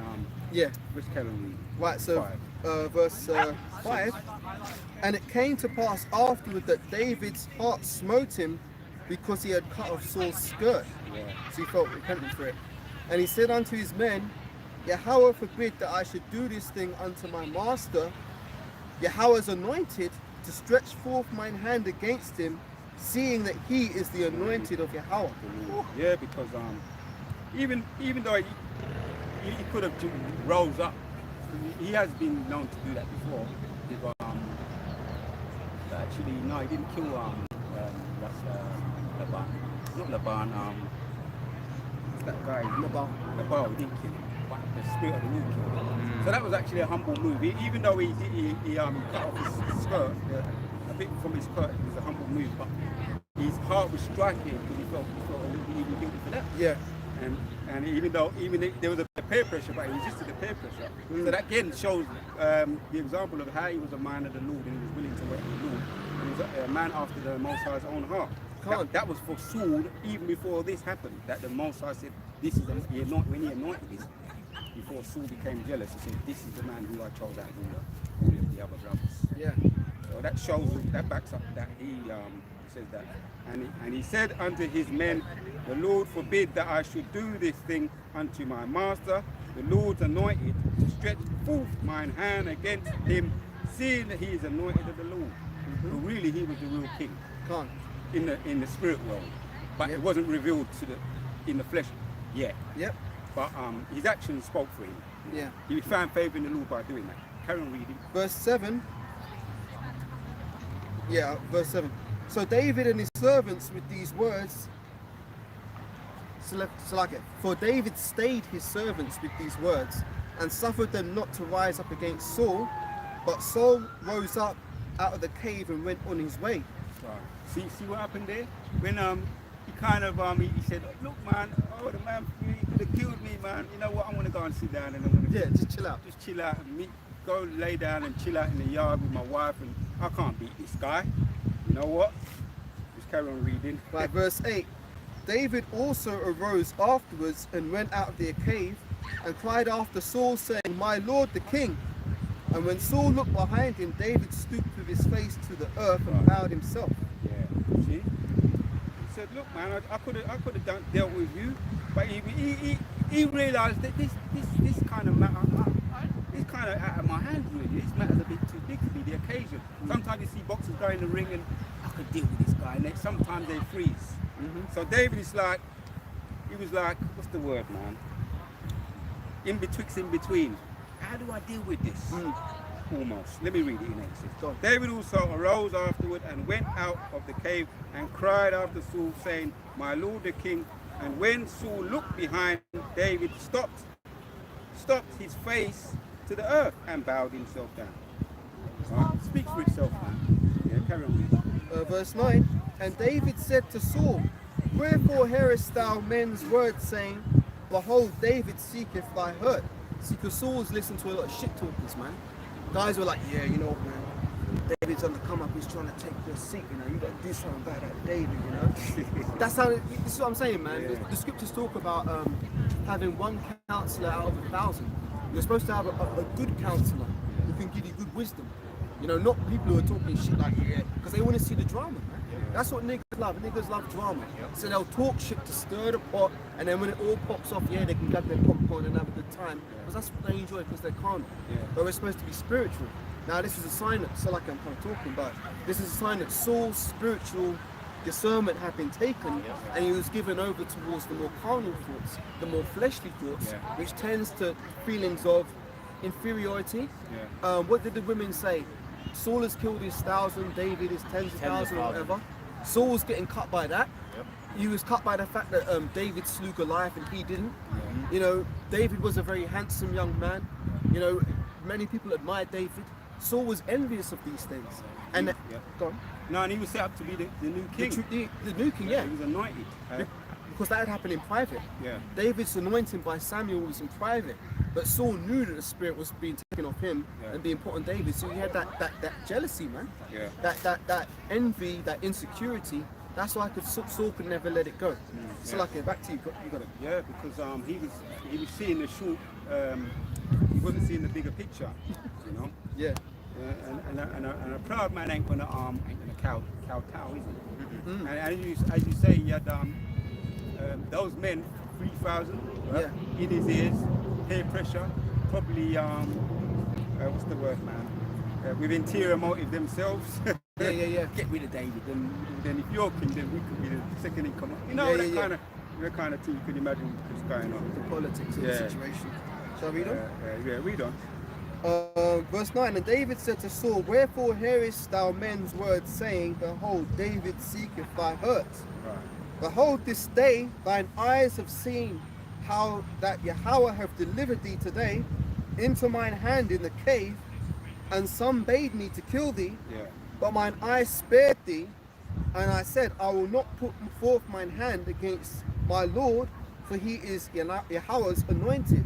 Yeah, all that makes him look, even though he's been sincere, it makes him, he looks like a good guy, a righteous man in the eyes of the Lord, you know. And he's been sincere, but also that's like people are going to look at that and say, man, this might be really a man of the Lord, man. And the devil, remember the demons are on them, on him and on you know. He's surrounded by demons telling him all kinds of things, man. Which is hearkening onto David because he walked away, didn't he? When David shouted, he was kind of like, he's hearkening, but then the demons come back at him. Yeah? Carry on reading. Moreover, my father, see the skirt of thy robe in my hand, for in that I cut it off, the skirt of thy robe, and killed thee not.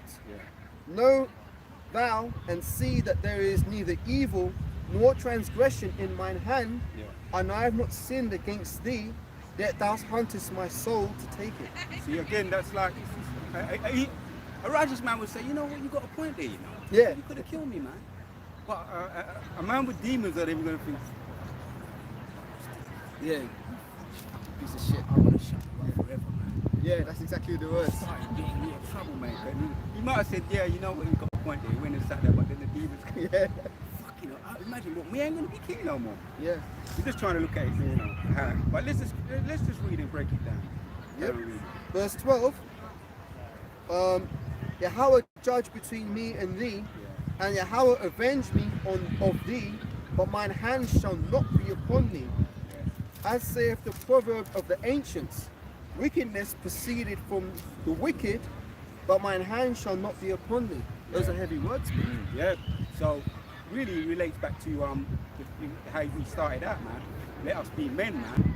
Let us be just take decisive action like men. Sometimes doing nothing is something. In this case, withdrawing from deleting somebody. And I know some of us brothers, in our hearts, we probably felt like we could have deleted a couple of people. Like in our hearts, you know, we didn't do it, obviously.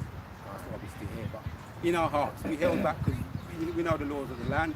Common sense kicks in. The Most High, don't forget the Most High too, protected us through our comings up. And we were pursued in our own way, some of us in our families, man. That's right, yeah. You know, in our own way, we were all pursued. So now, I'm going to get the moral of the story from this one, right? There's a lot, but really, sometimes holding back is taking decisive action, right? Yeah, that means being disciplined. Yeah.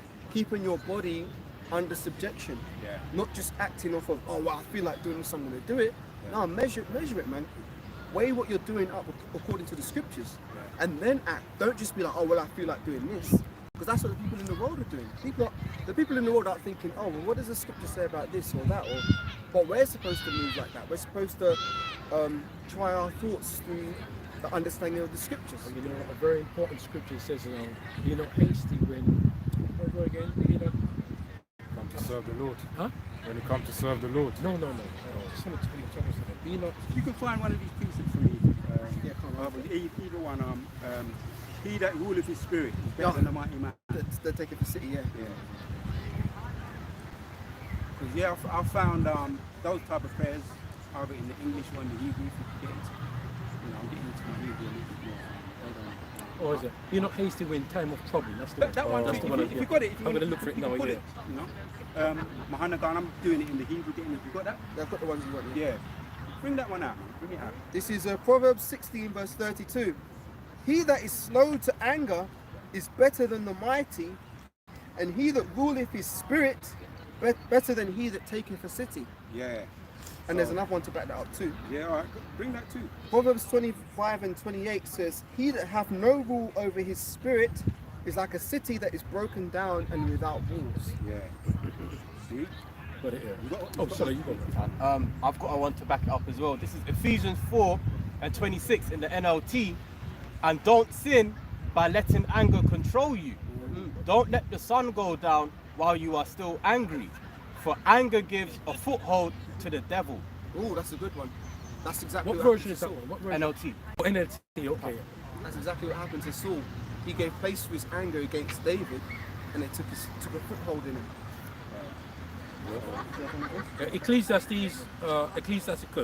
2 verse 2. Set thy heart aright and constantly endure, and make not haste in time of trouble. This backs up the principle what I gained out of what we were just looking at. Go and say unto David, thus saith the Lord, where was I?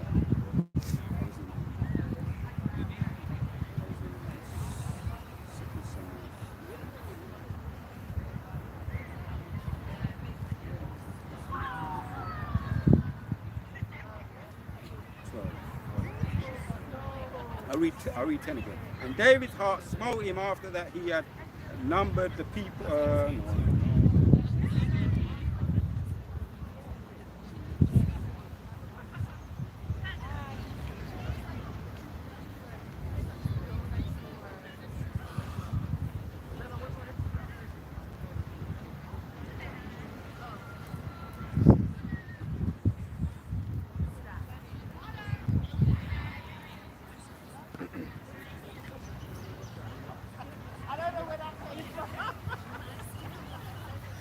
So 1 Samuel 24, the principle of the matter. Right? 11. Moreover, my father, ye see the skirt of the robe in my hand, for in that I cut off the skirt of the robe and kill thee not. Know that thou see that there is neither evil nor transgressions in mine hand, and I have not sinned against thee, yet thou huntest my soul to take it. Taking action. He took action, but he didn't, delete the man. He didn't put him to death. But he let him know, sometimes you got to stand up a little bit, and let people know, what? We are a man here, man. Don't push too much. You know exactly. What I mean? Yeah. Don't push too much, because you never know who you really deal with. I remember even in the Christian church, right? The door to door. We were doing the door to door, and they say they were saying to the elders, don't push your brothers. Don't push your brothers. Because you've got brothers, that throw their weight a little bit around, right? Elders. I'm talking about elders in the Christian church, and oversert their self a little bit too much. And you got men that come out of prison, man. Come out of prison and go into the Christian church, man. It's just what it is. All kinds of backgrounds. And the overseer came and said, don't push your brothers too much. You don't know what they're dealing with, what they're suffering from. Yeah. I.e., they've got struggles of their own. Wife, home problems, relating it to King David. King David was a man of valor, man. He was a mighty man. He could have dealt with Saul, man. Not to say that he wanted to. He didn't. He didn't want to. But don't push your brothers. Don't push your brothers. You don't know what they're struggling with, man. So that's the point. But he withheld his opportunity to delete him. Right? There's one elder. I'm gonna relate this to the church. There's one elder. This man was a little motherfucker, man. Scottish man, but he had polio. He deleted that. I don't care when I think about it. He deleted. But you could have picked him up. You could have picked him up with one hand, man. Right? But you know what the guy was doing, man? He was manipulating people. He was telling people overstepping the laws, the Pharisaic laws, what he was doing. He lied to me to my face. I went up to him after the house meeting. I went up to him and said, the scripture doesn't say that.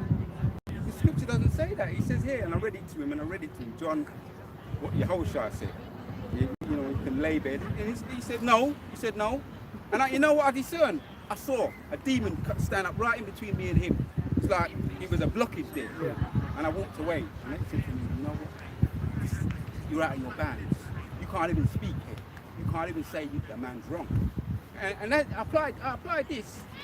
Really, I didn't need to, but I did. You understand what I'm saying? Because they say you must put your hand on, you must wait upon the Lord. And they use it as a loophole. Yeah. Step on man's foot. Man literally do it. Literally, one of the ministerial servants. We're in the scriptures. A ministerial servant who is a little idiot, right? Used to come and step on your foot. He used to say Romans 12:19. So the overseer, when he was saying that, people must have been complaining, sisters were complaining, you know what I mean? Because you got fully going on in the Christian church, man. You know what I mean? And you don't know where the man come from. He could have come, enough people, I'm telling you the fact of the matter. You've got murderers that came out of jail and go, because they want to turn over a new leaf and go to the Christian church. And then you got fools like that who don't know his arm from, you know, Pass me his elbow. come in and poking his finger in your eye. You gonna say something? I was gonna say, you said he's in the spiritual realm. How did he get to the spiritual realm? Did you know that, or the little guy? Oh, he died. Yeah. Let me just finish off the story about I'm gonna say his name for anybody who's watching. Brother. I just took it out of my head, so maybe don't want to say. But he's supposed to be an elder for over 30 years. He got polio. He stunted his growth. He if there's any kind of diseases or any kind of flus around, he would catch it easy. He had a weak immune system. I want to remember his name. Oh, I can't remember. But a couple of times I felt like licking him up the place, right?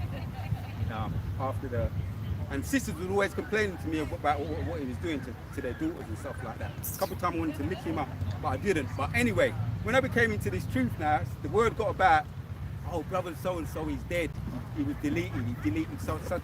I used to see him when I left, driving around. He had a nice flash car, driving around, looking at me, trying to get info on me, because he was like the Saul of my day. He was the Saul of my day. He wanted info on me so that he could kick me out and disfellowship me. But I left through the back door without getting any kind of mark on my reputation. They like to get you doing something and say, go up on the platform and say, brother so and so, my name or anybody's name, has been disfellowshipped from the congregation.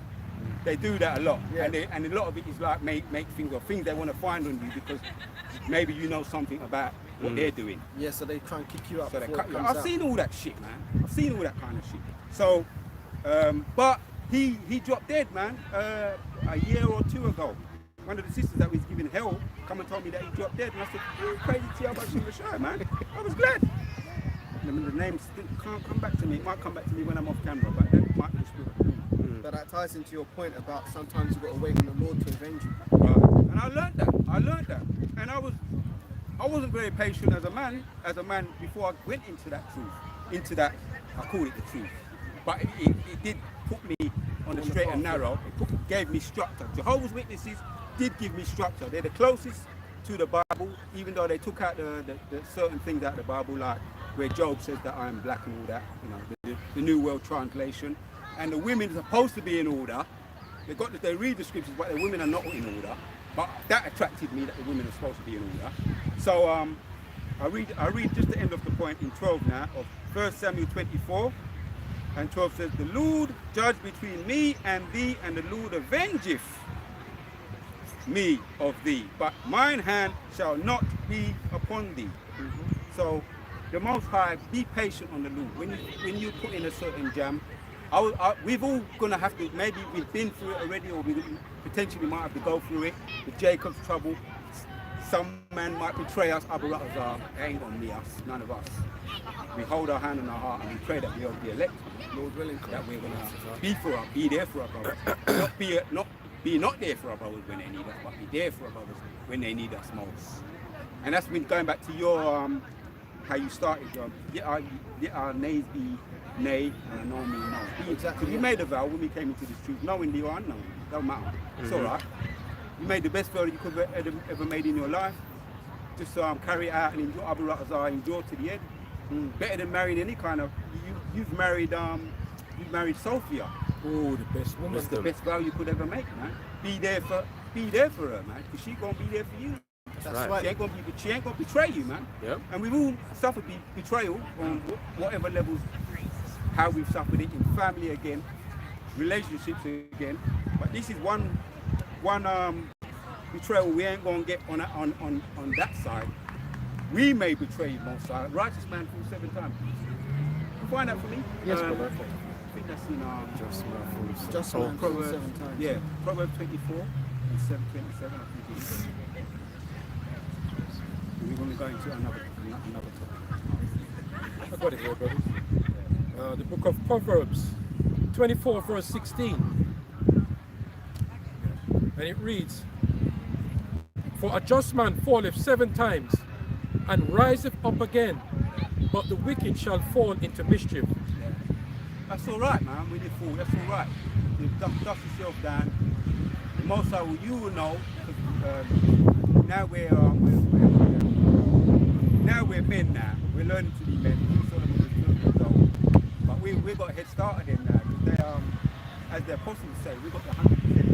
Yeah, So we got a head start. We're not starting all over again. Plus we got these stories which are true stories that we can refer to as the blueprints. The Hoshai, which was King Solomon in the reincarnation, if you can receive that. King David, one of my favourites. You know what I mean? So we can refer back to that when we fall up, when we fall down. We've had a little things in, but me and him, we could talk about it. We've had our run-ins. We've had our run-ins. And the love is strong. Remember when he was around my house? I'm going to say it for the camera. Okay? Remember when he was around your house and you was helping me, you remember? This was what, about 2 years ago? You, because you were so passionate, you knew exactly what you was doing. You know about bikes and all that, right? And he was passionate and he was all over the place. I was like, calm the fuck down, brother. Calm down. You remember? Fucking calm. And you like, whoa. You're like, whoa. But because you was putting your 100% into it. That's what it was. Because you know they say love is blind. Sometimes my brothers are all there for you, 100% there for you or more. You don't see what, you know, he could be stepping on your foot, he's just pushing you over there. He's doing the work, he's helping. I mean, not saying he wasn't doing that, but you know what I mean? You know, you were just putting all your all into it.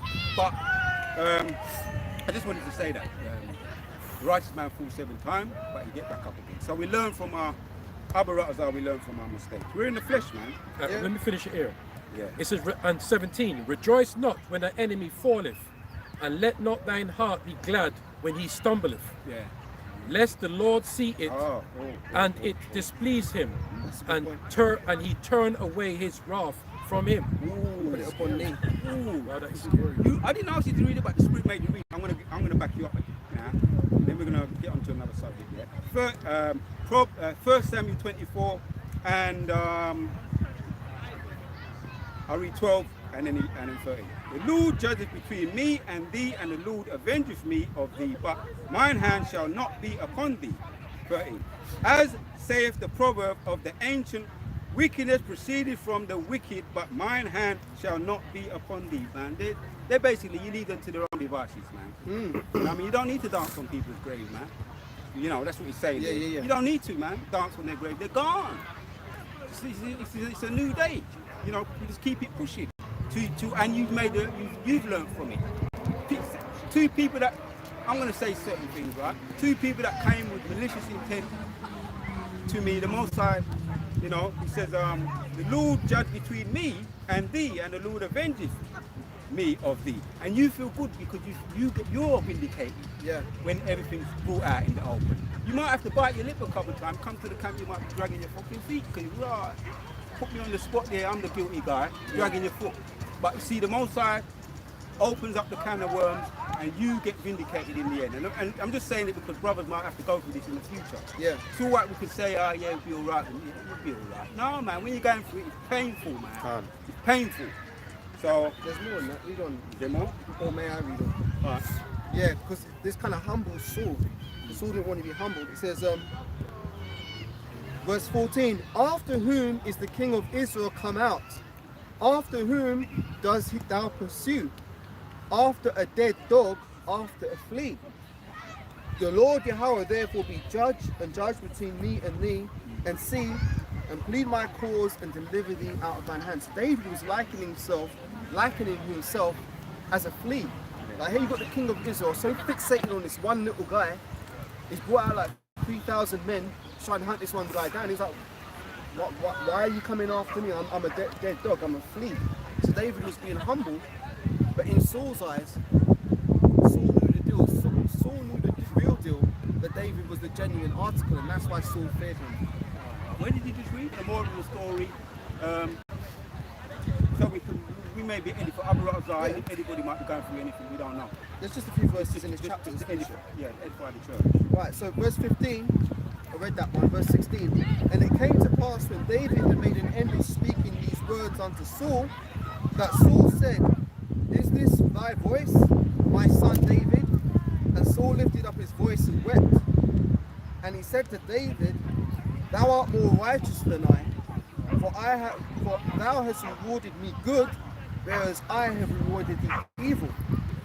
And thou hast shewed this day how that thou hast dealt well with me, for as much as when Yahweh had delivered me into thine hand, thou killedst me not. For if a man find his enemy, will he let him go away well? Wherefore Yahweh reward thee good for that thou hast done unto me this day. And now behold, I know well that thou shalt surely be king, and that this kingdom of Israel shall be established in thine hand. Swear now therefore unto me by Yahweh that thou wilt not cut off my seed after me, and that thou wilt not destroy my name out of my father's house. And David swore unto Saul, and Saul went home, but David and his men got them up to the hole. Yeah. When I just read that precept, a righteous man falls 7 times, get back up again. And I've heard these precepts in the Christian church, right? And you know what? When you're actually going through it, that's when you come back. You know what I mean? When you're actually going through it, It resonates. you're more tuned in. It's like being inside the movie. You're watching the movie when you're so into it, when you're watching it. Yeah. Man's behind you. Duck. Yeah. Run. It's like, you know, Get into the script. go into the movie shit and all that. Get right into the movie because Yeah. it's an action-packed movie. So when it's happening to you, even the brothers say when you actually live that precept, you read the precept, it's good, but when you live in that precept, that's when it's more real to you.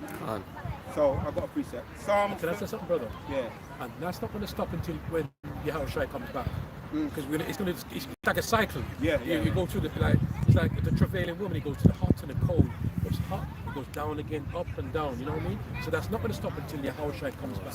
Yeah, because this is all of the Most High. This is the day, and we are being refined. As you say, we're in the suffering of chastisement for the sins that we commit.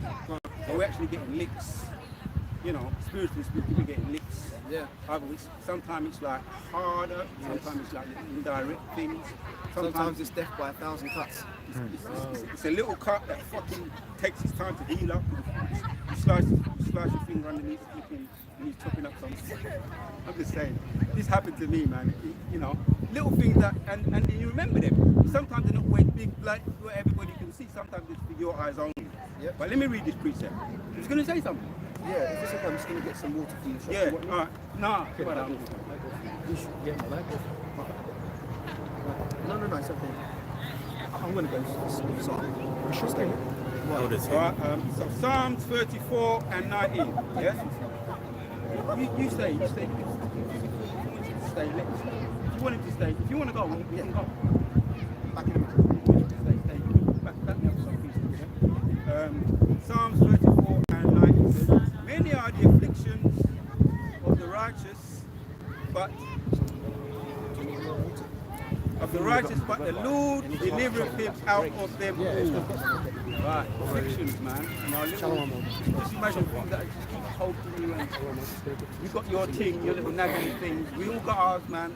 Some of them are just for our personal, you know, and some of them brothers can help us carry the load, you know. But this was actually David speaking, you know. Yeah, I'll jump up to verse 1. It says, the Lord, yeah, Psalm 34, I read 1. It says, a psalm of David when he changed his behavior before Amalek, who drove him away, and he departed. Right? And he had to praise him from Amalek. Acted like he was crazy and the foam was coming out. I will bless the Lord at all times, his praise shall continually be in my mouth. So this is the prayer of David. Back to 19 again. Yeah. Many are the afflictions of the righteous, but the Lord delivereth him out of them all. Ooh. So that backs up what we're saying. When you get them out, a lot of the time they're just little life lessons for us to learn. Okay. And remember. Other I need them to stand out, you know. And gird up our Lord, we have to gird up our Lord's like men. As what the brother was saying. So that's I'm going to change it.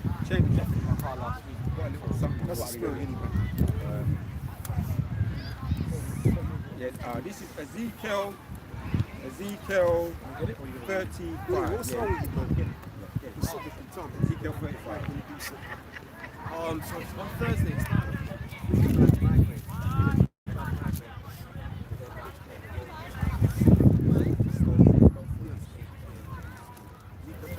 From the top.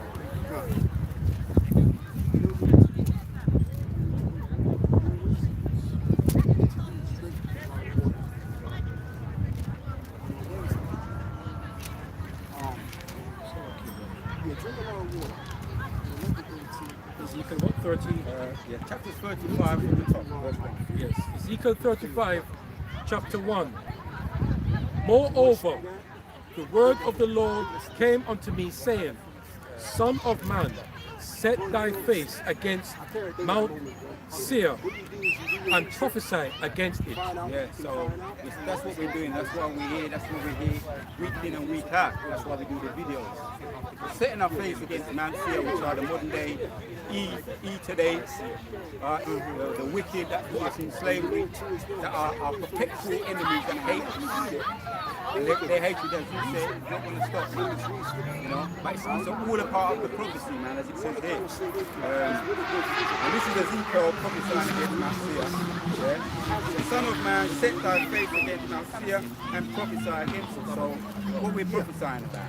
And then the coming MOTB, right, which is the mark of the beast, mentioned in Revelation 13, goes into it in 16. Goes into the dragon in Revelation. You know who the modern day dragons are. The dragon is today. Revelation 12 and 12. So Revelation 20 and verse 4. So this is the prophecy, man, that we've been bestowed upon the prophets. We are the modern day prophets today. Coming back in the reincarnation is to receive it, man.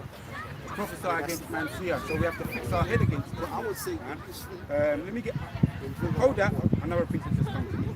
In hand to my mind just now. We'll get back to that. So, you know, I don't know exactly.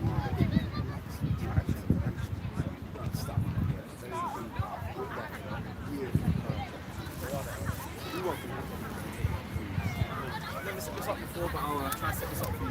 Oh, thank you.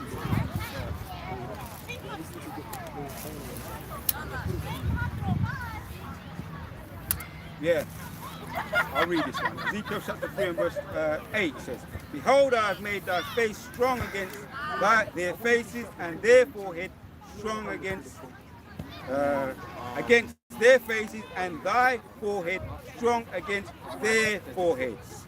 Yeah? This is the most I was telling Ezekiel, the prophet Ezekiel. We're going to get back to 35. Hey, he made his face strong against theirs, man. So that's why we're able to keep coming out and bearing up no matter what's going on in our lives, man, our personal lives, our work lives, our load that we have to carry. We do the videos, you know. Other brothers we can do them daily, and some brothers do maybe 2 a day or 1.5. Me, I'm getting around 1 a day now, you know, which is good for me. You know, I'm getting around 1 a day. Other brothers are sometimes 1.5. When I say 1.5, you know, I know what I mean when I say 1.5. A video where I go into all the detail and the words and all that, then a quick little prophecy one, you know, from the news. So sometime, but just say one a day though for now. And I know you like to do your videos in the out. Yeah, don't forget my outside one. Yeah. Even when the weather's not good, the spirit's on me to go out and be in the raw. I'll be out in the raw, man. You know. So that all the spirit of the Lord, But brothers know how I used to get down before. You know, when I came into GMS, the spirit of the Lord, man. You know, encouraged us, innit? Me and you, innit? Me and you. We came into GMS at the same time. You know. And yeah, the order when it came down, we grabbed the bull by the horns, man. You know, we grabbed the bull by the horns, you know, and we just said, get down to grinding, man. It's about the work. So I read it again. Behold, I have made thy face strong against thy. If it wasn't for the Lord, the Most High gave Ezekiel that power. Yeah, against thy faces, and their forehead strong. Thy forehead strong against their forehead. Because these are stubborn people. We're talking about our people primarily. The stubborn niggas that we know, you know, the ninjas, and we've been all about the place until we finally, the Spirit had us be here. You know, up there in Peckham, Brixton, we had to go against the stubborn ninjas and persevere through the Spirit of the Lord. 9, as an adamant harder than flint have I made thy forehead. Yeah, because Ezekiel, you can mention a couple of the prophets who had to go up against it. Jeremiah, you can never forget Jeremiah. They wanted him, put him in stocks, man. Put him down into like a well in stocks. And had him down there, man. He's only through the Spirit of the Lord. He had one of the prominent men come and hail him up. But the ninjas wanted him out of their sight, deleted. Young man Jeremiah, yeah. So the Most High put a spirit on him to be able to endure what the ninjas threw at him. Same with us today. As an adamant harder than flint have I made thy forehead. Fear them not, neither be dismayed at their looks, though they be a rebellious house. Man, when you see some of the videos that they're putting out now on TikTok, the rebellious of our own people, it make you feel shame, man. It make you feel shame, but that's them coming back again, come up against this truth.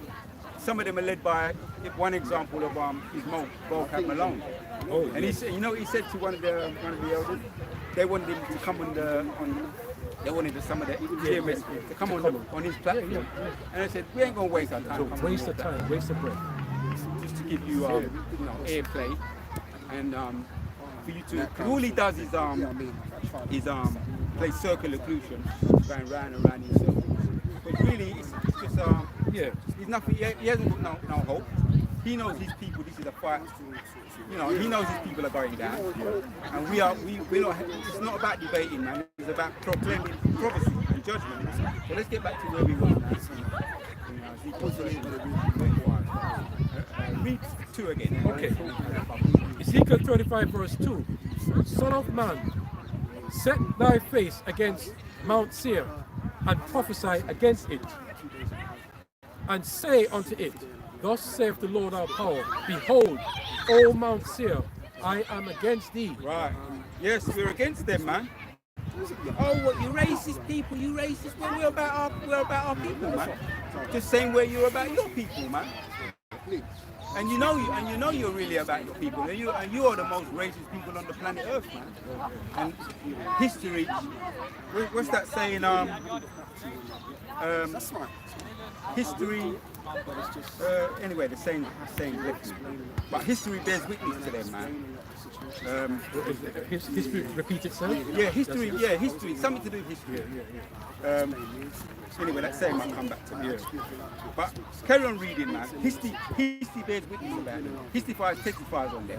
Yeah, the Jim Crow. If you know of that book, everybody knows of that book.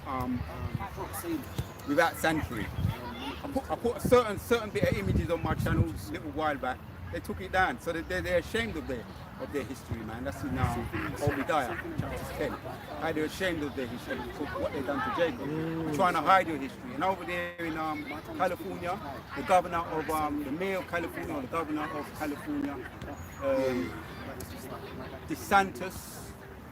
Joe DeSantis, some name like that. He wants to take out all the history books out of the schools. They call it the awoke time, the time of the awoke. He wants to hide all our history. Yeah, I got you. So they're ashamed of their history. Yeah, bring that. Just a quick precept to back up the point. Habakkuk 2:16. Thou art filled with shame for glory. Drink thou also, and let thy foreskin be uncovered. The cup of the Lord's right hand shall be turned unto thee, and shameful spewing shall be on thy glory. Yeah, that's it. They're ashamed, man. They're ashamed of their. This is that shameful spewing. It's like, imagine you get a nice plate of food and someone just come and vomit all over the food. Wow. That's what we're doing today. This is what we're doing now. We're spewing all your shame, putting it out in the open, man. There's a precept, thy nakedness shall be uncovered. Yeah, we're exposing them, man. And this is just prophecy. We do it. We just do it, you know, as the Son of Man. I read it. Son of man, set thy face against Mount Seir, prophesy against it, and say unto it, thus saith the Lord. Thus saith the Lord. It's not even us, man. It's thus saith the Lord. Sometimes you do a video, you know, you get up, you do a video, you're going through it, say a little what you need, you say what you need to say. You look back, you say, I said that. No, I know I studied that back in the day, but it just came back to my mind. The little thing I studied came back to my mind, man. That's why, study to show thyself approved, man. It's the Spirit of the Lord, man. Yeah? Say unto it, thus saith the Lord God, behold, O Mount Seir, I am against thee, and I will stretch out mine hand against thee, and I will make thee most desolate. Man, if I tell you when I went down a certain area where I was brought up the other day, just to get something for the camp. You know what I mean? A little something for the camp. See all the Edom, the head down, man. The head them down, man. There enough of them is begging, man. The heathens. The ease. Oh, the ease. Okay, The Edom, the ease. You know, sometimes you say it, sometimes they Yeah. the E, the heathens, the so-called white people, their heads down and they're begging now, they're looking upon us like we got little something. Yep. You know? One woman said, well,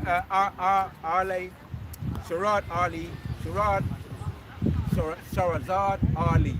She's a woman that she actually speaks about all what the new woman is doing, right? I just fell across her channel the other day. And she said when she sees them Edomite women coming up and begging for money, she says, me not give you no money. Don't say like that. I ain't giving you no money. She said, you got something that I haven't got. You got white privilege. Yep. And she tells all her friends, Yeah. don't give them no money. You can just go and prick yourself up, clean up yourself, and you are in a position where you can just still get white privilege. Can't. We ain't got no white privilege. Don't give them nothing. No. Don't give them nothing. So me not give them nothing, and we don't have to give them nothing. And you know, if they do get back up on their feet, and you approach you again, they're going to walk past you. Yep. They didn't know you because it. they're Exactly. They're wicked. Yeah. They're wicked. That's that perpetual hatred. Hatred. And I think it's gonna come down when we carry on reading. So there's something we are gonna be giving them, like them, giving them some chains. And I can't wait to put some chains on them. When they come up and slap some chains on them, raw. You know what I mean? Where they're supposed to be, but we have to wait upon the Lord, man. But it's good. That's a good thing when we see them in that position. That shows prophecy. Yeah, prophecy, yes, Prophecy is definitely coming. That shameful spirit, man. That's Deuteronomy 30:7. How the curses are going upon our enemies. Woo. Yeah, carry on reading. Read Verse- Read 4 now. Verse 4, yes? Ezekiel 35, verse 4. I will lay thy cities waste, and thou shalt be desolate, Yeah. and thou shalt know that I am the Lord. Oh, I'll just come to mind. They had one over there. Well, we know it's not Babylon, but Ukraine, right? You heard about the Ukraine and the Russians. They bombed one city. They say these are only about 35 people in the city. 30 to 50 people in the city. They dropped one bomb on the city, the whole city just smashed up. See? But that's just a little something. Yeah. You know, preparing us for what's coming down the pipe, man. The missiles. You know, the intercontinental ballistic missiles, the fiery flying serpent. That's a new one. That's in It's in Isaiah 14 maybe. Isaiah 14. The fiery flying serpent. We need to do research on the flying serpent. I'm into a little, well, I'm kind of into some of the technical side of Esau's technology. You know, that fiery flying serpent it speaks for itself, man. This thing can maneuver. And they got bullets, heat-seeking bullets. You know, if that means to say if they fire that bullet at you and you say you're going to do that, the bullet will be doing that too. And you go around the corner. Them people there, they got some things, man. Them people got some things. I might do a video on some of their technology. Intercontinental ballistic missiles, man. There's others too. The Great Satan, one of them called Satan. Read 14 or 4. Verse 4. It's going to be a garland. Ezekiel 35, verse 4 again. I will lay thy cities waste, and thou shalt be desolate, and thou shalt know that I am the Lord. If you're on Google and you tap on street recordings, they come up, they pulled up all the cities, the states in the US and in America where they got it's pure junkie people, it's pure people that are cold gang, cold turkey, on the class A drug, crack, heroin, you name it. People just zombie. It's like a zombie city. Pure people just falling out, knocked out, cracked out, dead. And that's ease, mainly ease. Yep. Some of us are up in there too. Some of us, the ninjas are up there too. But ease are getting it hard now. That's the curses of the Lord, man. Yeah, I will lay their cities waste, and thou shalt be desolate, and thou shalt know that I am the Lord, man. So prophecies, man, as he said that we opened up with this. You know, prophesy against most sides just blowing that prophecy upon them, which is real. Yeah, carry on in 5. Because thou hast had a perpetual, as you said, perpetual hatred and has shed the blood of the children of Israel by the force of the sword in the time of their calamity, Yeah. in the time that their iniquity has an end. Yeah, that word, that saying kind of came back to me. History is best. History is most attractive. History is most attractive and best qualified to rule our research. You know, I used to watch Louis Farrakhan and Khalid Mohammed when I was on my way out of the church. Before the internet really went heavy, like hard with the truth. I watched all them man there, and that's what they say. History is best qualified and most attractive to rule our research. So I knew when the so-called Amalekite them talk about, oh, we will never forget. That's when it hit home with me. So who's this then? This is mine. Oh, this is yours. Okay. It looks alright to me. We've heard it. Yeah. Okay. Don't worry, zip up your bootstraps, move on, forget the past. Yeah, forget the past. Especially in the Christian church. No, I started to listen to them man there. The man said history is best qualified and most attractive to rule our research. I started to get into reading, even though them man there weren't coming with 100% truth. They was coming with a little bit of fire every now and then. And Louis Farrakhan used to say that he used to go into some of the scriptures. Yeah. We are the Hebrew Israelites, and he used to talk about the chariots. They used to call it the mothership, which is a fathership. You know. But I remember that I heard about that first, and he had a special series now on the special series was to do with a will within a will. Every Sunday it would come on, and I would watch that. And I was never bucked up against hearing about chariots. Never ever bucked up against it. When I heard about chariots, and he said, yeah, I see them and they flashed me and all that. I never bucked up. And they had videos, they had documentaries on the chariots of a man on the moon, and I'd done research on it, and when I was trying to explain it to some people in the church, that, you know, some people would say, yeah, you might be onto something. Most people, I looked at it and said, I won't talk about it. But it always resonated with me about chariots. Hence my name now, the name of my channel. One of the brothers gave me, the Real Marakar. Then when I started to around 2013, I was always looking up. I would get all excited and I would come to camera and say, yeah, I saw this.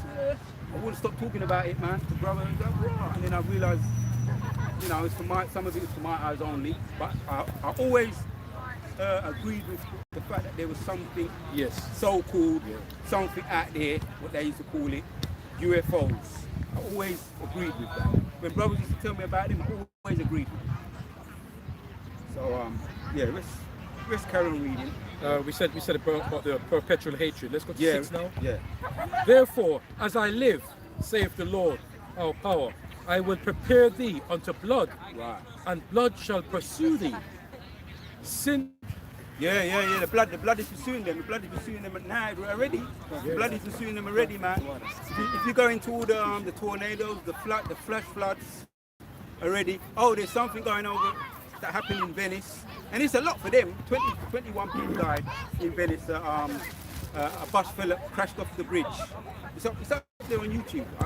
I didn't get around to doing a video on it, but I've done a video on a lot of other current events. I might do something this week, you know, regarding that. 20 people got deleted in a bus crash that just fell off the bridge. Wow. Just collide off the bridge.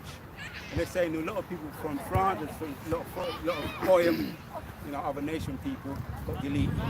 So that's, and it's not a lot for them. It's not a lot. 21 people ain't a lot. You know what I mean? Well, they might think it's a lot, but it's not enough for me, man. You know. But that's that blood pursuing them, man. You know. Ezekiel 35 now read. Oh yeah, this one. 7. Thus will I make Mount Seir most desolate, and cut off from it him that passeth out, and him that returneth. Yeah. So it's cutting them off, man. You know, Babylon now is the most I've got controversy with Babylon right now. Hence you're seeing earthnados, you know. They're like, it's like dust in the storm. Yeah, it's like fire tornadoes. Yeah, I've seen that one before. You saw that Yeah, one? I've seen that one before. Yeah. Things that we've never seen Fires in before. a tornado. Oh, brothers were talking about this. We're gonna soon start Yeah, just apparitions. is my phone over there? We're gonna That must be. Yeah. we're gonna soon start see Just apparitions. check anyway, bro. Yeah, That's like that's coming down the pipe. Two. So we're gonna leave it on that one. Let's get to another precept because I keep on having these. Let's get to another precept.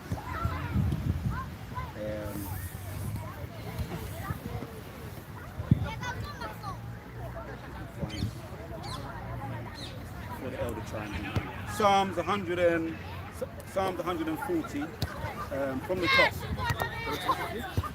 Yeah, anybody can. Yeah, you can read it. I'm in the middle. yeah, it should be alright.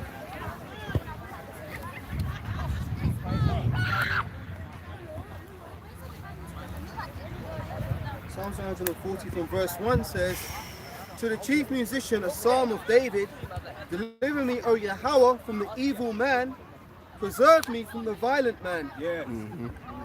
So we're in like minds with King David. We share, you know, we're like-minded, man. You know, we feel hemmed up. We're not happy here. We know that the end of this kingdom is coming. We know that Jacob's trouble is coming down the pipes. Yep. And I keep having these premonitions. The precept that come to mind is Jerusalem, the killer of the prophets. They're going to be pursuing us, that violent man. We're talking about that violent man. Who's that violent man? Yeah? Deliver me, O Lord, from the violent man. His individual thing was, at that time, he hated, we know he hated Eve. Right? He hated Eve. They're the violent man. But his enemy, his prime enemy was Saul, who was pursuing him. What's the date up? We potentially we're going to have some of the ninjas maybe pursuing us. No, maybe they're going to be looking at us as the source of all their problems. Yeah. Because we're going to be made out to be public enemy number one. Yep. And Jake's going to be catching hell in Jacob's trouble, and it's going to be because of them, you know, BHIs that he was. Yeah. Years ago, when there was a particular person, I can't say my name, there was a particular person around, and he got, however it happened, he's no longer around, right? That said person, I saw him with me and the next brother. I'm going to mention the other brother's name, but the ninja had a gun in his hand, man. Yeah, telling you, it's reoccurring. I keep getting it. This week, I've had 3 reoccurring things like that. He had a gun in his hand, and I just say to the brother, duck. I mentioned it to the elder, and the brother ducked, but he was trying to take us out, man. Yeah, that said one. Was that in a dream area? Yeah, in a vision, a dream, but it was real, like it felt real. Oh, we've got to set the settings. And I've had 3 very similar ones since. Do you know how to do it? Another one tried to do. I'm going to have to tried go use back, his, yeah. His sword, And you can scroll up. Gun, shot it. Advanced Spirit settings. of the Lord, right? I put up my hand and said, Turn it to horizontal here. and the bullet just ricocheted. Oh yeah, right. And then when you press live, it'll go live now. Okay. No, And then I'll don't just say that. straighten Don't up say to that. make sure it's not crooked. But Okay. No, Okay. I mean, Let's in go. terms of I got it. powers when, you know, later Yeah, I on, know what you meant. don't Lucky, do- I know. Yeah, what you straight meant. left. I know. No, I know what you meant. Yeah. It's just me. I mean, stuck in the Yeah, but there's 2 things there. We're the public enemy, as he said, and 2, we're going to need your whole bunch of human protection. We just come up against it. His own people, man. Why is this The beating crowd today? that were following that King Saul. You understand what I'm saying? Some people that was around us maybe trying untwist against this. us. Get it straight. Yeah, that's It's what I'm this reading. this one here. Is, Yeah? Lord, from the evil man, preserve me from the violent man, which is collectively the evil which they hate us. There we go, that's better. Hatred. for what? 2, which imagine mischief in their heart continually, are they gathered together for war? Yes. Right? The ninjas or the ones that we know, or anyone that just don't like this truth, they're just against the truth. Right, yeah. The ones that have got demons on them. Yeah? The people like those vocab Malones people, you know, those so-called Christians. Yeah. We're live now on another one of our cameras. So we praise the Yahweh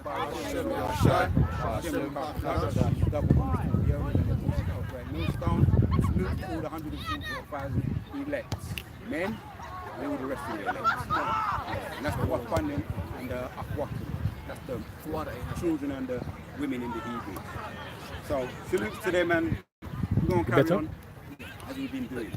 Yeah? It's better this way, like you did there. Imagine mischief But in this their one. heart How good it continually. could spin on the street. Are they Good. gathered together for war? Welcome along, man. People say that he was that guy that was coming up against the building of the wall. No, it's not that. He's It's the wire. relentless, man. But the only thing that's going to have to happen to them is he's just going to have to see the power of the Lord before he takes a step back. He's going to need to see the power of the Lord. And he's going to see the power of the Lord in the whole side, in his children, man. He said he's going to get vengeance. He's going to get that vengeance by the power of my people Israel. You know? Yeah. Free as you were reading. Psalms 140 verse 3 says,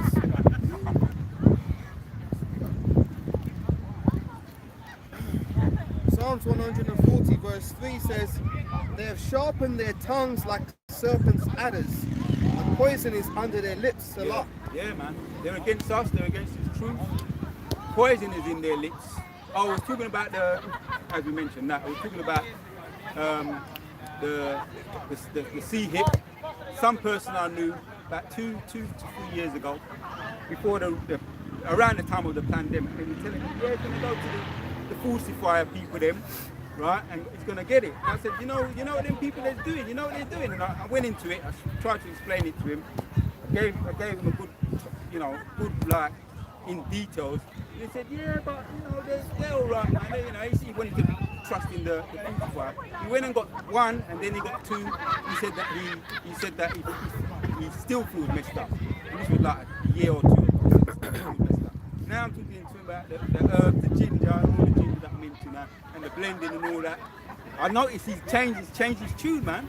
I was down a certain area where I could I usually pick up my bits and pieces of herbs and ginger, the things that I pick up. He detoxed my body, like what the elders are talking about. He changed his tune, but you see, he had to get that. Now you see, now he could be fighting. He may never recover again, as we know, he may not never recover again unless he humbles down and the Most High has mercy on him. But most people, they get their what's that thing? When it eventually sets, some people get cerebral palsy, which he seems all right, but some people get cerebral palsy or blood clots, which goes to the heart. His brother died. Same reason. Yep, that brother that came to come up when we was back, when we was around 2017, when we used to go to certain area, he came up against the camp, Scotland and Scarning, and I found out a year ago that said one got taken out, he got deleted. I know the family, I know them quite well. So this other one, I was trying to tell him not to get the sea hit. Now, I can see a little bit of a change of an attitude. I don't see him often, but it's because I went to get down a certain area to pick up what I need to pick up. But he's listening to the herbs, and now I'm talking to him about herbs. He's changed, he said, you know what, I'm very hungry, I don't mind. And he was listening keenly.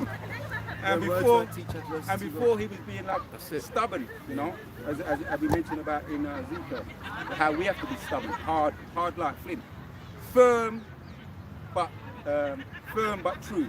What's that? What's when you opened up, when you said that we have to be? Let our yes mean yeah and nay be nay. So firm with people, and we're confident in this truth because it stands, man, and people are seeing the difference. People are seeing the difference in us. When I said, he said, you look different, you look like you're a bit younger and all that. And people have been saying that. Well, it's the Spirit of the Lord. That's right. The Spirit of the Lord that's on us, man. It's not of our own. So, let's carry on. Reading in Psalms. Yeah, reading 4. Yeah, verse 4. Keep me, O Yahweh, from the hands of the wicked. Preserve me from the violent man, which have purposed to overthrow my goings. Yeah, so you got the sea hip right now. Right, that was one of his swords, one of his weapons. We was firm with that. Brothers were firm with that. Because we value our lives, man. We don't flipping hate ourselves, man. We don't value the falsifier more than we value our own lives, man. What kind of foolishness is that? You're mad, man. You're crazy. So that the Most High preserved us, man, from the violent man. You have purpose to overthrow my goings. Pray to the Lord every single day, and I've got my Hebrew selection that I'm getting into, right? getting into my Hebrew prayers, you know, for self-control, you know, for concentrate, discipline, and I'm seeing a benefit, I'm seeing improvements. So like, just to add to your point, you're reminding me, I walked past my doctor's surgery this week, and they've got a sign at the front.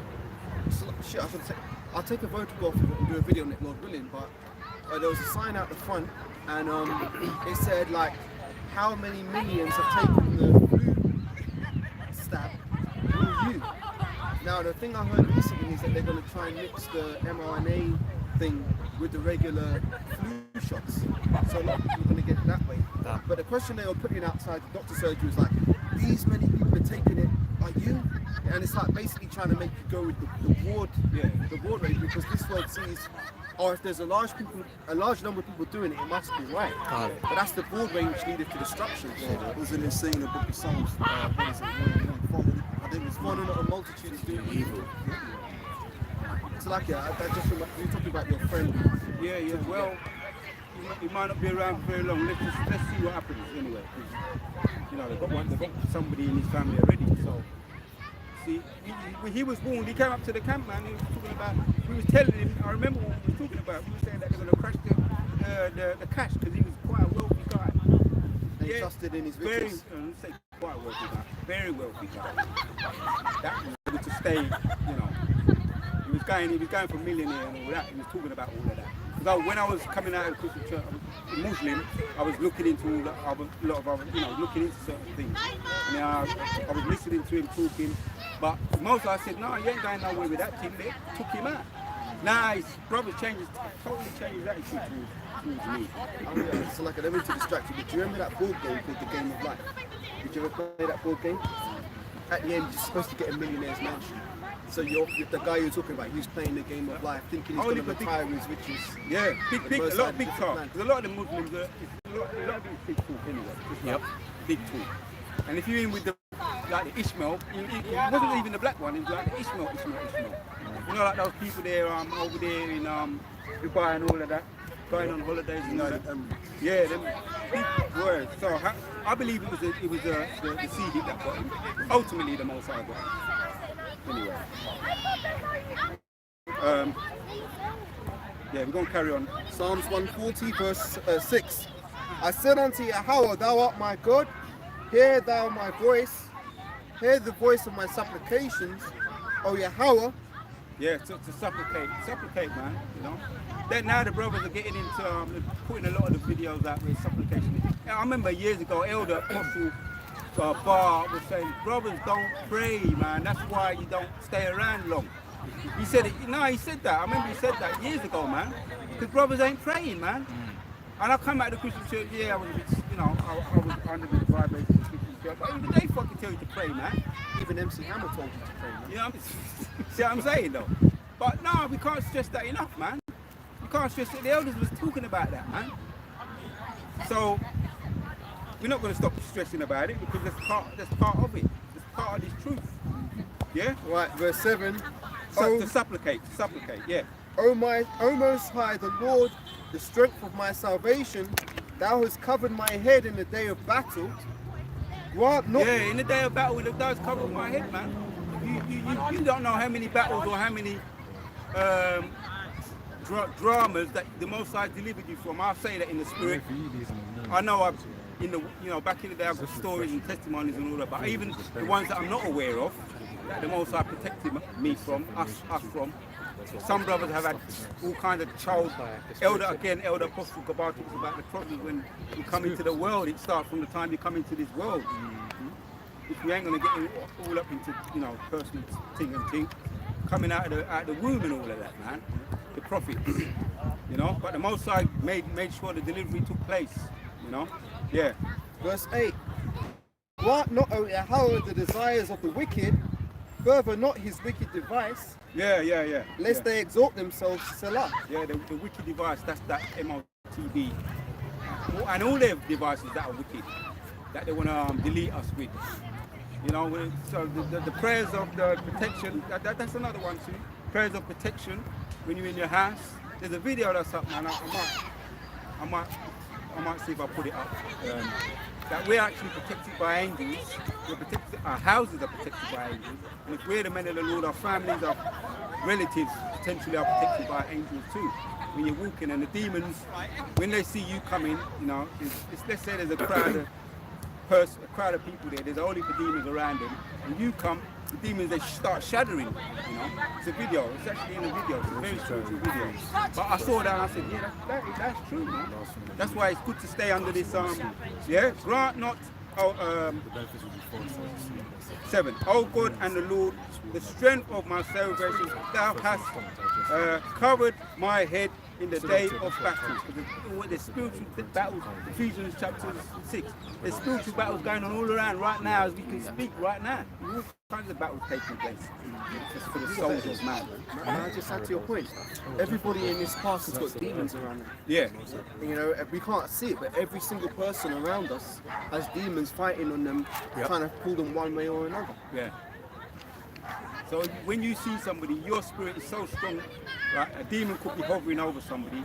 That demon might even flee. That if it's your family, that demon might even flee from that guy. Your spirit is that powerful. We might not think that, but yeah, as long as you don't lead us not into temptation. You know, as long as you don't go into their you know, like I mentioned what the elder apostle said. It's kind of, I saw what he was saying. Why would we go to the cinema in a dark room surrounded by demons all around us? I use that. You know, why would you put yourself in them kind of areas? Not to say you can't do that, go pictures with your gal and all that, but you get an idea what I'm saying. Like go into these dark places like shebeens and rave clubs and all that. Yeah, nightclubs. A man of the Lord don't need to go there. Yeah. And I personally, there's certain places I won't go now. It's just me, you know. Just a precept to back up the point. Ephesians 6:12. For we wrestle not against flesh and blood, but against principalities, against powers, against the rulers of the darkness of this world, against spiritual wickedness in high places.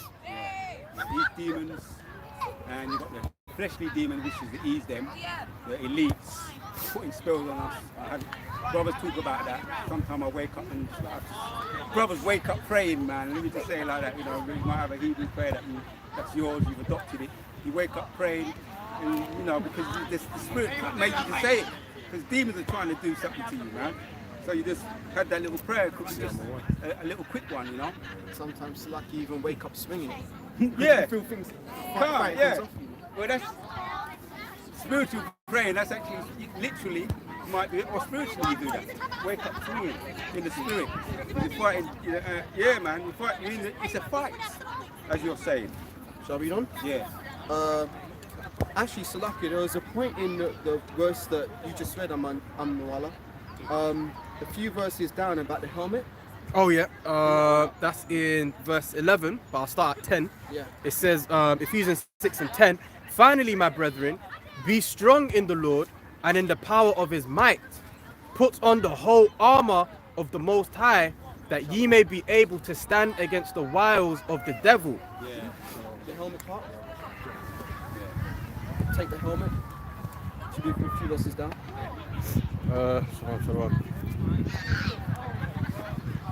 Okay, verse 17.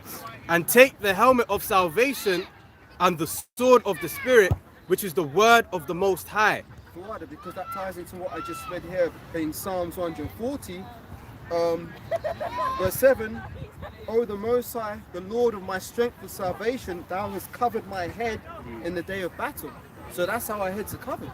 You know, and that's the armor that David had on when he went to fight Goliath.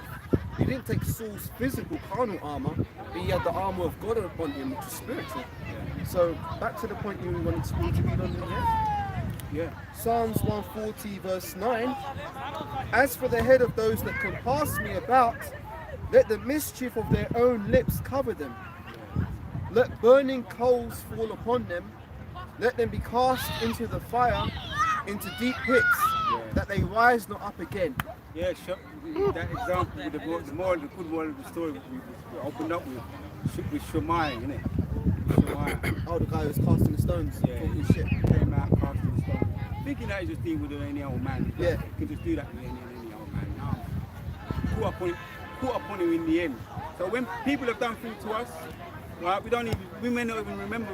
The Most High took account of it, man. It goes back far. The Most High took an account of it. Yeah, and because he's so just, he may even let you hear of it. What happens to the person, you know? Years and years ago, you forgot. The Most High don't forget. I've got it's like I've got a testimony about it. That's funny. Anyway, carry on. Yeah. Oh, I'm reading on. Yeah. Verse 11. Let not an evil speaker be established in the earth. Evil shall hunt the violent man to overthrow him. Oh man, if you talk about all the whole of the Trump family up for charges, and they had to silence Trump in the court. They had to put us a gab order on him. Now he's in the court and he's cussing and screaming like a sailor, like he's showing his true colours. Ivanka and his 2 sons are up for fraud charges. Inflated the cost of the prices of their hotels. So, you know, that's fraud. Basically, he's up for fraud. So, see, this all this is prophecy, man. You know, there's all types of things being, you know, under the radar and blatantly in front of you to see. You know, let not the evil speaker establish in the earth. The carpet's been ripped from under his feet. Right, it's been unestablished now. It's been overthrown now. Also, Biden now. We know his illness is coming upon him. I would say it's Alzheimer's. You know, Alzheimer's, or when you get that bad memory loss. Dementia. Senile dementia, which is the Most High putting that up on him. So, you know, to show that this is a big joke. Babylon is a big joke. That's your Prime Minister without senile dementia, losing his foot in mid-flow. So, evil shall hunt the violent man and overthrow him. So he's being unestablished now, being rooted out. Yeah, a couple more verses, then we can handle that. Right. Go the other way. Verse 12. I know that Yahweh will maintain the cause of the afflicted, Right. and the right of the poor. Yeah, the afflicted. He's going to maintain our cause. Like I say, we thought that things that happened to us, going back to childbirth, could be anybody and anybody that we thought, you know, they thought they got away. Most High took an account of it. They may be your slave in the kingdom. All kinds of scenarios. You know that, and he's going to let you be. He's going to. Psalms 91, man. I think that we shall see the fall of our enemies. And that's good when you feel vindicated about something. When somebody comes back around and you was actually the bad guy, and then it comes around that you weren't. Yeah, you were vindicated, and the person that was actually trying to accuse you of something was the actual perpetrator of it. Yeah. Like in verse 13. Surely the righteous shall give thanks unto the name. So let me read that again. Surely the righteous shall give thanks unto thy name. The upright shall dwell in thy presence. Yeah, I mean, speak for yourself. We're going to see the power of the Lord, man. We're going to be big glory to him. Slowly, but it's not even slowly because it's one of the most high time which is different from our time. So it's coming down the path quickly. Yep. Yeah, we're going to give praises to Yahweh. Yeah, so give me Ecclesiastes 3 and 14. Right, Ecclesiastes 3 and 14, it says, I know that whatsoever Yahweh doeth, it shall... Verse 16, try verse 16. Ecclesiastes 3 and 16, that moreover, I saw under the sun the place of judgment, that wickedness was there, and the place of righteousness, that iniquity was there. I said in mine heart, Yahweh shall judge them. Read the verse, and then read the Lord required that we just pass it.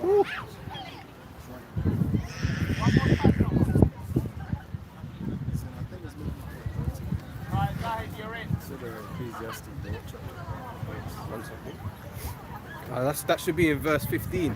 15. Ecclesiastes 3:15. Whoever got it, you get it. Okay. Ecclesiastes 3 and 15. That which hath been is now. What he got. Let him read. Let him read. Ecclesiastes 3 and 15, he says, that which hath been is now, and that which is to be hath already been, and the Most High requireth that which is past. Yeah, so it's a lucky for that Islamic history. Yeah, because I just want to just build off what Ariel and these brothers were going into. Because even when you look at us, right, as a people, we've also had evil speakers among us, right? Going all the way back in the ancient world, we have false prophets and these kind of sort of things. And all of these false prophets, as well as we have it today, pretty much were responsible for the nation and going on. All right? So because we've had these, you know, these false lying spirits in the midst of our people, this is where we laid it down. Okay, that's why our people were going in and out of captivities. And you know, that's just because all of the bad things that we did as a people were recorded. All right. So when things are recorded, when the things that we do which is wrong and it's recorded all right, we get judged according to these things. So that's why we're suffering as a staff right now. All right. So continue on with that. So if we're suffering over the wrong things that we did as the people of God Himself, then guess what? The wicked is going to suffer the things that they have done. Yep. Because all of the judgments are written in the scriptures. And I just want to project that because it was written that if we didn't keep the law, statutes, and commandments, going all the way back to what Moses was saying in Deuteronomy 28, then guess what? He was going to play out those judgments. He was going to be under them curses. And it is also written that the wicked are going to do wickedly, and judgment will be pronounced upon them. So I just want to just build on that topic right there. Go on. Right, so this is Ecclesiastes 3:16, carrying on. Yeah. And moreover, I saw under the sun the place of judgment, that wickedness was there, and the place of righteousness, that iniquity was there. Yeah. And I said in mine heart, Yahweh shall judge the righteous and the wicked. Right, and as well as we were judged. The righteous, which happens to be the Israelites, and as well as the wicked happens to be the Edomites. So no one is absconded from judgment. So we as a people, right now as it stands, beginning even including the elect, we're bearing the brunt of the curses. I would say the elect are bearing the rough edge of the curses. Yep. Even though we're not catching as much hell as the majority of Jake, but we're bearing the brunt because obviously we all went off. And the leadership begins with the elect. All right? So it's been written that these things were going to come to pass.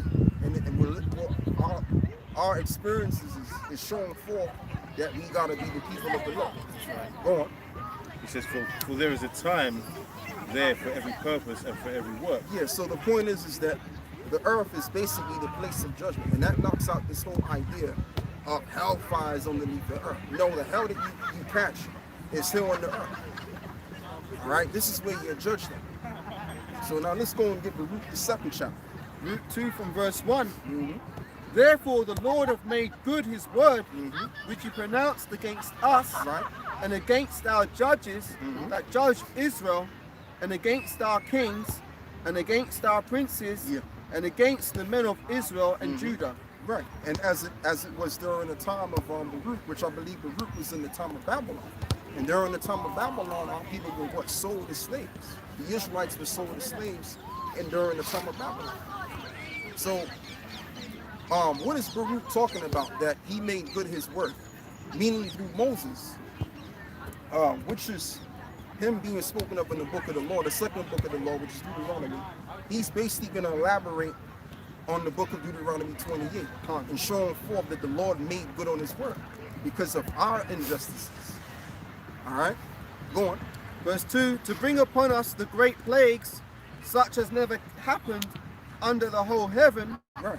as it came to pass in Jerusalem, according to those things that were written in the law of Yes, Moses. so somebody give me numbers, 23 and 19.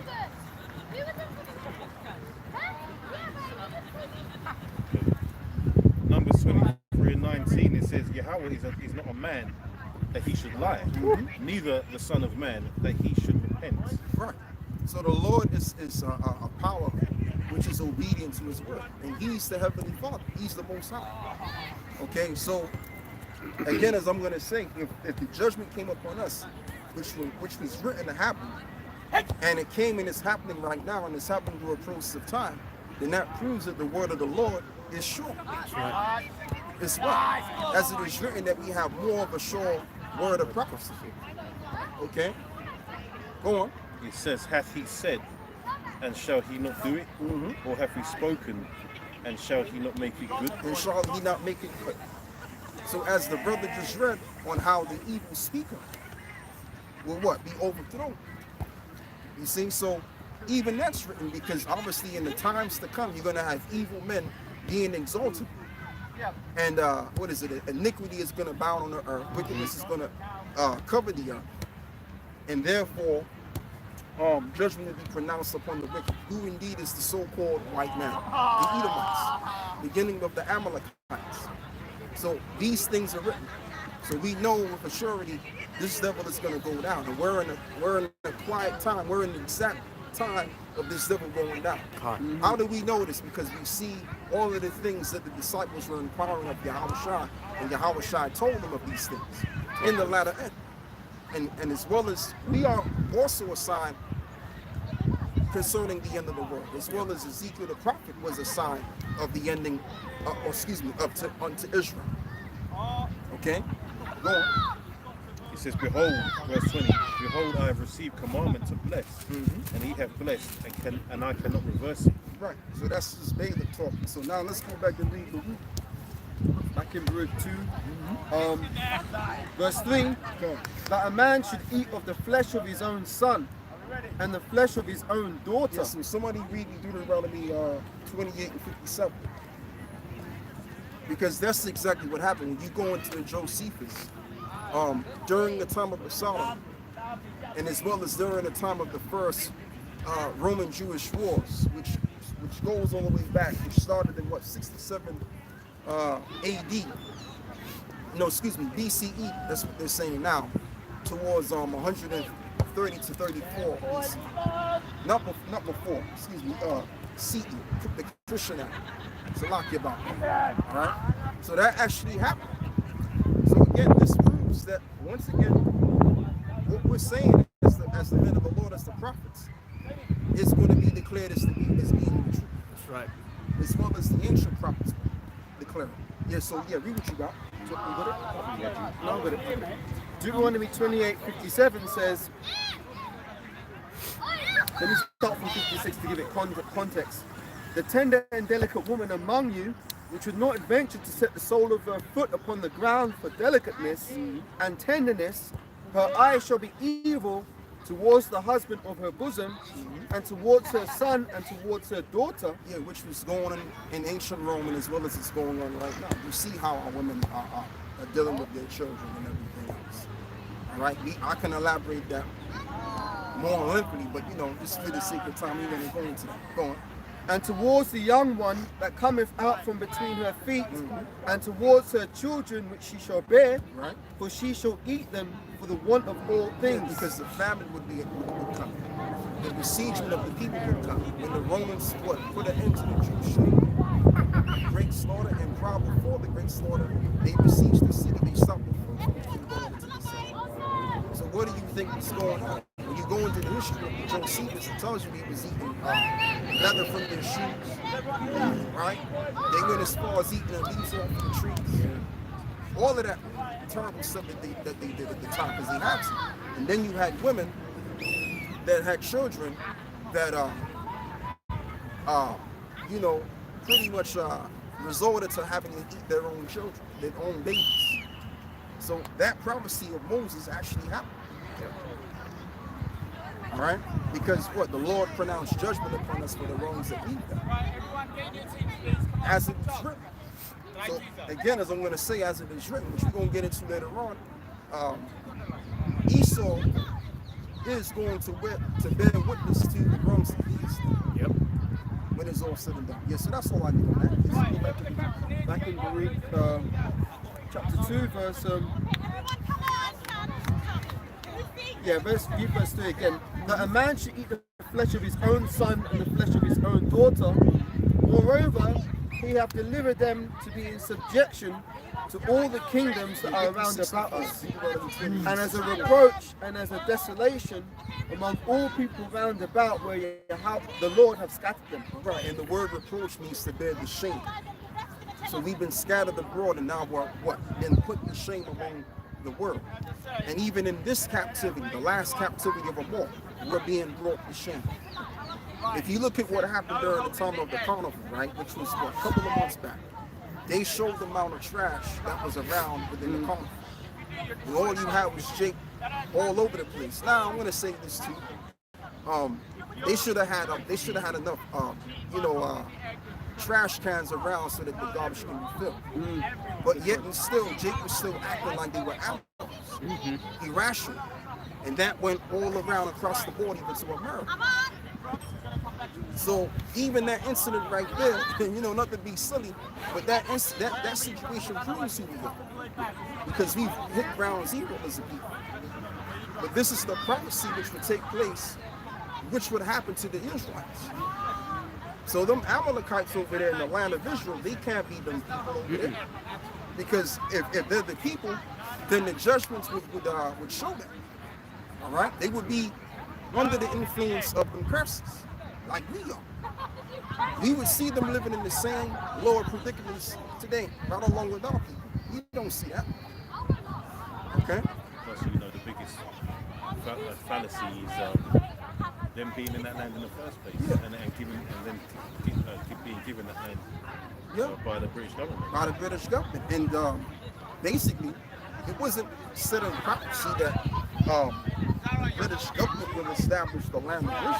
I mean, as a state, it doesn't say that. It says that the Messiah will establish the nation of Israel. As a nation, we will be established, not as a state. All right? But we can go into all of that, man.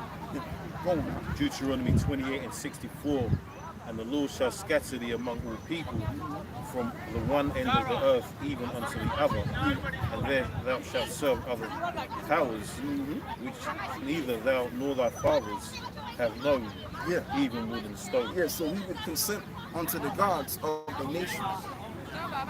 Even as it stands right now, like during the time of Babylon, we were serving the gods of the Babylonians. During the time of the Medo-Persian Empire, we were serving them gods. Same thing as it stands right now. This is the revival of Babylon. And we're serving what? Christianity, which is what, what's this guy named Vocabulon is trying to push us back to. That's not going to work. Because right now we're in a generation in time, and the men of the Lord, or the elect, are having to basically not be deceived, as it is written. If it be possible to see the elect, but it's not possible. Because it's written in the book of the law, as well as the book of the prophets, that the prophets will come back and be established once again. All right, and pronounce the judgments of what's to come. All right, that's why we're here. We're not here to be deceived. We was deceived before, but the Lord put a different spirit on us. His spirit to bring forth that which is written in the scriptures. So we're obedient to the ministry. We're not obedient to the false gods of the other nations anymore. Them times are done, because the Lord is resurrecting the house of David now. All right? Go on, brother. Isaiah 46:3, it says, hearken unto me, O house of Jacob, and all the remnant of the house of Israel. Right, and all of the remnant of the house of Israel. So they're going to return back to the Lord, and then hearken unto what? The Lord himself. So a part of that is doing what we're doing. Preaching the ministry. Speaking about the past of what happened to us as a people and why it happened, and speaking on the future. Okay? That's what we're here to do. All right? Go on. It says, which are born by me from the belly, which are carried from the womb. Right, which are born by me from the belly, which are carried through out of the womb. Just like what was told to, if I'm correct, Jeremiah. Before I knew thee, I formed thee in the womb, and ordained thee to be a prophet. And I ordained thee to be a prophet. So the Lord set up men to bring out the truth. And even you have false prophets too. They're prophets too, but they're just false prophets. But even they're bringing out the notion that we're Israelites. And this knowledge is spreading like wildfire. Oh, yeah. Actually, it's already spreading. When I was coming into the truth, that's when the spread started to come. Because I found the knowledge here. Even though you can hear the sound of my voice, I'm American, right? But I learned this truth when I was here. So when I was coming in, that's when the spread kind of begun once again. But the truth has already been spread out. All right? So we're at the end of the world. Doesn't the scripture say when this gospel shall, when the gospel of the kingdom shall be spoken at the end of the world, This gospel shall be preached to all the earth. Yep. And then To the the end ends shall of the come. earth, and then the end shall come. And then Paraphrasing. that's it. And then the end shall come. So this is proof that we're in the end of the world. Because we see too many things alluding to the end of the world while this ministry is expanding the way it has. All right, go on. Verse 4 says, and even to your old age I am he, and even to hoar hairs I will carry you. I have made and will bear, and I will bear, even I will carry and will deliver you. Right, and even I will bear thee and carry thee. So we're being led by the Spirit, and we're going to be physically led to salvation being carried. And even the hoary hairs. So we're going to be in this thing from young men to old men. Some of us are kind of developing gray hairs too. You know what I'm saying? We came in here, we was like mad young, but let's even begin with the outer apostles. To be exact, they're more of a better example. Because I remember when I came into the truth, we had a few grays here and there, and now they're fully grayed out. You know? But even the brothers that were, you know, real young in their teens, and now they in their 30s now. And they kind of get in a, you know, sprinkle of, what do you call it? Speckle of gray hairs, man. You know what I mean? Hey, even me, man, I keep it real. You know, there's a little speckle of gray hairs I got. Go on, brother. Verse 5 says, to whom will ye liken me? You know, there was a time when my beard was just jet black. Now I got, like, she's going brown now. It's turning red. Yes. To whom, verse 5, to whom will ye liken me? But I'm still relatively a young man. And make me equal, and compare me that we may be like. You agreed on. They lavish gold out of the bag and weigh silver in the balance and hire a goldsmith. Yeah, that's going into something else. Yeah, so go back and read what you got. Yeah, just to bring it out, because you mentioned it briefly, it's Jeremiah 1 and verse 5. It says, read from verse 4, then the word of Yahweh came unto me, saying, before I formed thee in the belly, I knew thee, and before thou camest out of the womb, I sanctified thee, and I ordained thee a prophet unto the nations. Yeah, so we was separate. The word sanctified, which means to be what? Made separate, or to be made hollow. Separate unto himself. To bring out the ministry, the way that we're doing. So what are we doing right now? We're bringing out things that happened to us in the past, and as a result of why it happened to us. And as well as we're bringing out what's going to happen into the future, as it is written that there's new things that the Lord is declaring to us. All right?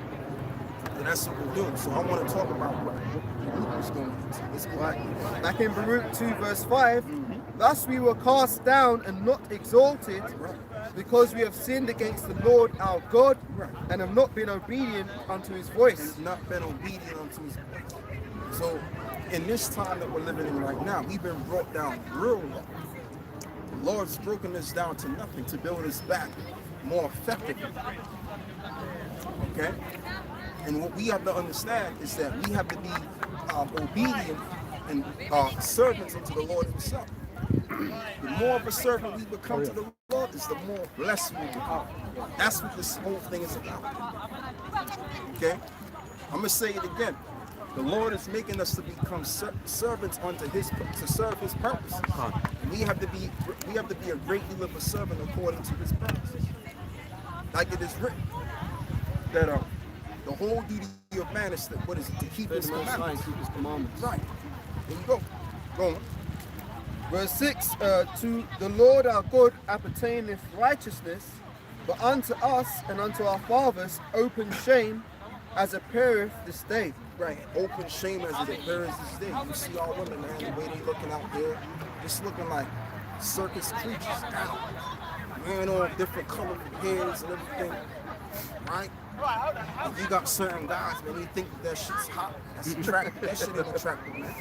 You know what I mean? Like, you can't walk around with that and expect to be taken seriously. Looking like you're taking out a clown from the circus. Yeah, you know what I mean. And as a matter of fact, some of these nigga women look like they celebrating Halloween. They got tattoos all over their skin, and they are influencing other women to have tattoos all over their skin. It's crazy, man. So this is proof that we're the people, because we've been put to a shame, man. And it's all due to the psychological things that this devil has done to us. Just to keep it real with you, because this devil done did a damn good job and subduing our people and mentally calibrating our people to be the circus clowns that they are. He said that they even further the affliction. They've even furthered their affliction. Make matters worse. Verse 7, for all these plagues are come upon us, which the Lord hath pronounced against us, yet have we not prayed before the Lord. Right, that's the majority of our people. They haven't prayed before. They cry for they cry for somebody else to take care of their situation. You know what I mean? Like when all hell breaks loose, they're gonna be crying to go at FEMA. Where FEMA at? Yeah, exactly where FEMA. All right? And they're gonna take the mark just so they can continue their government support, income support, you name it. They ain't going to the Lord in that time. They ain't going to the Lord right now. I'll be catching hell. So they haven't prayed. Go on. Verse 8, yet have we not prayed to the Lord that we might turn everyone from the imaginations of his wicked heart. Right, and to turn everyone from the imaginations of their wicked heart. Now, doesn't it say in the book of Kings? It says if all of Israel turned in the east, then the Lord would hear our cry and we would have deliverance. But that's not written. What is written is the fact that the remnant shall return and that they're going to be saved. That's right. This is why the elder apostles put the spirit out there in the words of saying that we have the base pretty much when we salute, we give the salute in the names of the Lord, and we also exalt the idea that the Lord is going to deal with 144,000. Because it's all about the elect. It starts with the leadership now. All right? That's the order. The Lord based down on the cross for the leadership. And then when the leadership is exalted, then all of Israel eventually is going to be exalted. That's right. Okay? Quick precept to back you up. Isaiah 30 verse 1. Woe to the rebellious children, saith Yahweh, that take counsel, but not of me. Right, that take counsel, but not of him. And that cover with a covering, but not of my spirit, Right. that they may add sin to sin. That they may add sin to sin. Because what is the sin that they're performing? Now, doesn't it say in the book of Exodus, the first law says Thou shalt have no other gods before me. Thank you, brother. Thou shalt not have no other gods before me. So when you're not taking the covering of the power that created your ass to begin with and created all of this existence, you're worshiping the creature more than the creator. That's right. That's the ultimate sin that our people are convicted of. So when all hell breaks loose, they can't expect the Lord to defend them and back them. They can't. Because before the Lord has to defend you, you have to be in conjunction with the Lord. Go on, brother. This is Malachi 3:16. It says, then they that feared the Lord spake often one to another, and the Lord hearkened and heard it. And a book of remembrance is written before him for them that fear the Lord, and that call upon his name. And they shall be mine, saith the Lord of hosts. And they should be mine, saith the Lord of hosts. Because we're going backwards and forwards among one another, speaking on the names of the Lord. Like Nate, will say, right? Oh, we don't know the name. We're not really sure about that. Right? 1 minute he says one thing, and a minute he says another thing. A double-minded man is unstable. Most high Christ and blessed. What are we talking about? This nigga broke down the name to be exact in the year 95. He was in front of that blue wall. Nate ain't stupid, man. He know the deal. Okay? So the thing of it is, the Lord is in conjunction with those that acknowledge him through his name. Go on. It says, and they shall be mine, saith the Lord of hosts, in that day when I make up my jewels, and I will spare them as a man spareth his own son and servant. So the elect are going to be spared. They're going to be taken care of. Why? Because we've been converted. The word convert means with truth. What is the truth? To acknowledge our purpose on earth, which is to serve him and know his name. His name ain't Jesus. His name ain't Yeshua, right? Or Yahuwah, however these Christians pronounce the name of the Lord, right? And his only begotten Son. We know him as Yahweh or Yahweh Shah. So by these names, we serve and we give credit to these names, man. The word credit is belief. We give belief unto these names. We have faith on these names. When we establish the camp, what? We speak and we labor through the names. Okay? Go on, my brother. So luckily, just a point. Sometimes you get a knock on the door, someone's coming around, I'm collecting for this company, or I've been sent on behalf of this person. Absolutely. That's why when we give the names, we're saying, look, we're coming in the names of Yahweh Bashem Yahweh Christ. We're not coming in our own name or Jim down the road or Bob down the street. We're letting you know whose names we're coming in. So therefore you know who you represent. Yep. And if you were to misrepresent those names, we get punished for it. So we've got to be doing what we're supposed to be doing, because if we don't, Most High's going to fuck us up for taking his name in vain. Exactly, man. Exactly. I ain't got to say anything on it. Let's keep it One last verse here.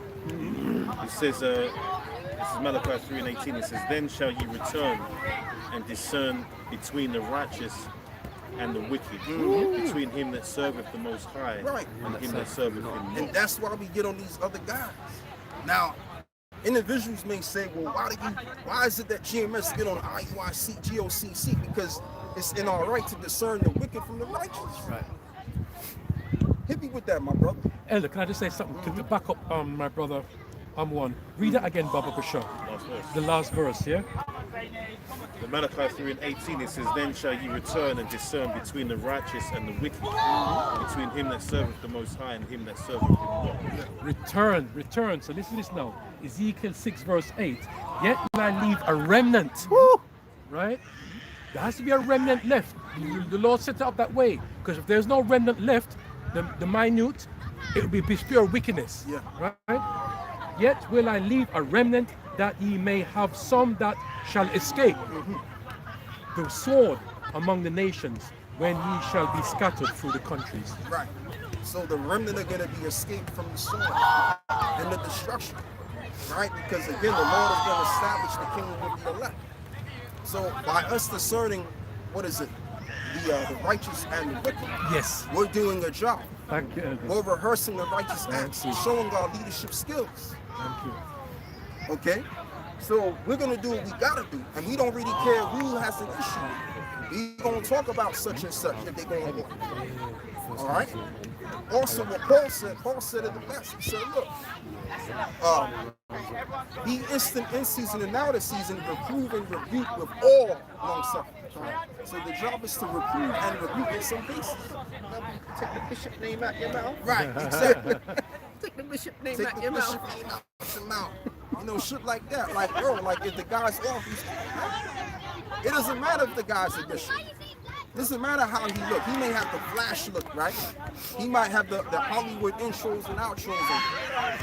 And guess what, man? The way you look doesn't determine your ass. You gonna get in the kingdom. Yeah, but we're considered as bums, isn't it? But So right, we bums. consider this bums. But you know what? As it says in the book of Zechariah, I'm gonna do a thing on it, man, Lord willing. It says that among brethren, right, you have, what is it, a man that which is chief, but also it says they that fear the Lord.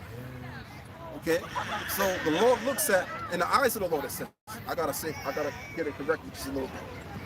But yeah, so the thing of it is, in the eyes of the Lord, we that serve him are chief in his eyes, despite the fact that we look. We may look like bumps, but in the eyes of the Lord and the angels of the Lord, we're chief in their eyes. Okay? Versus those that may look flashy, look like they got it together, on, organized and everything. The boys in purple, right? And it's even the boys in black, they wearing the same uniform. They look organized. But within the full of dead man's bones. That's the guy. Those are the guys you don't want to be. You want to be the guys that look appropriate enough to further the ministry. But within the camp, there's peace and there's tranquility because their lives can keep order. They're dealing with the outside man. They're not dealing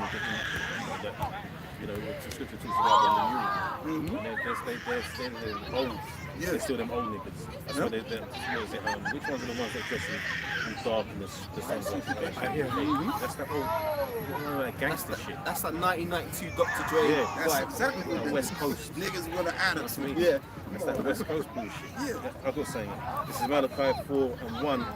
It says, "For behold, the day cometh that shall burn as an oven, and all the wicked, and all the proud, yea, and all that do wickedly shall be stubble.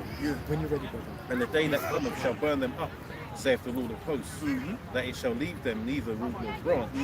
It says, but unto you that fear my name shall the Son of Righteousness arise with his healing in his wings. Beautiful scripture. and ye shall go forth and grow up as calves of the stall. And ye shall tread down the wicked, and they shall be ashes under the soles of your feet in the day that I shall do this, saith the Lord of hosts. So yeah, man, and when we talk about the wicked as well, you know, don't all automatically jump to talking about Esau.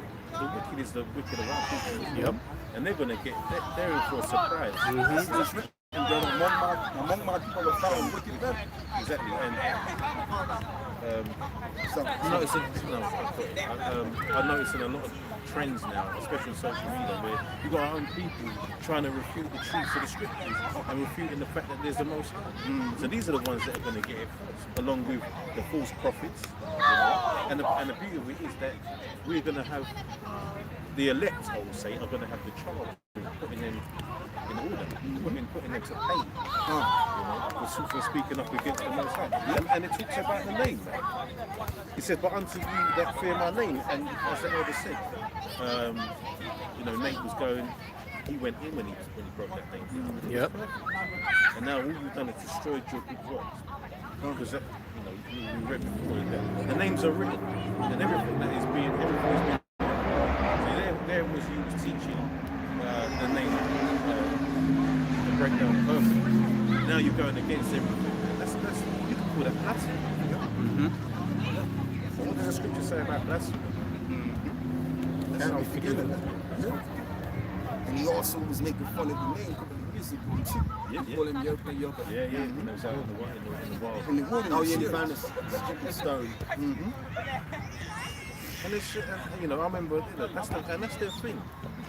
You know, you should be able to tell who's false out here because you're not coming with no biblical facts.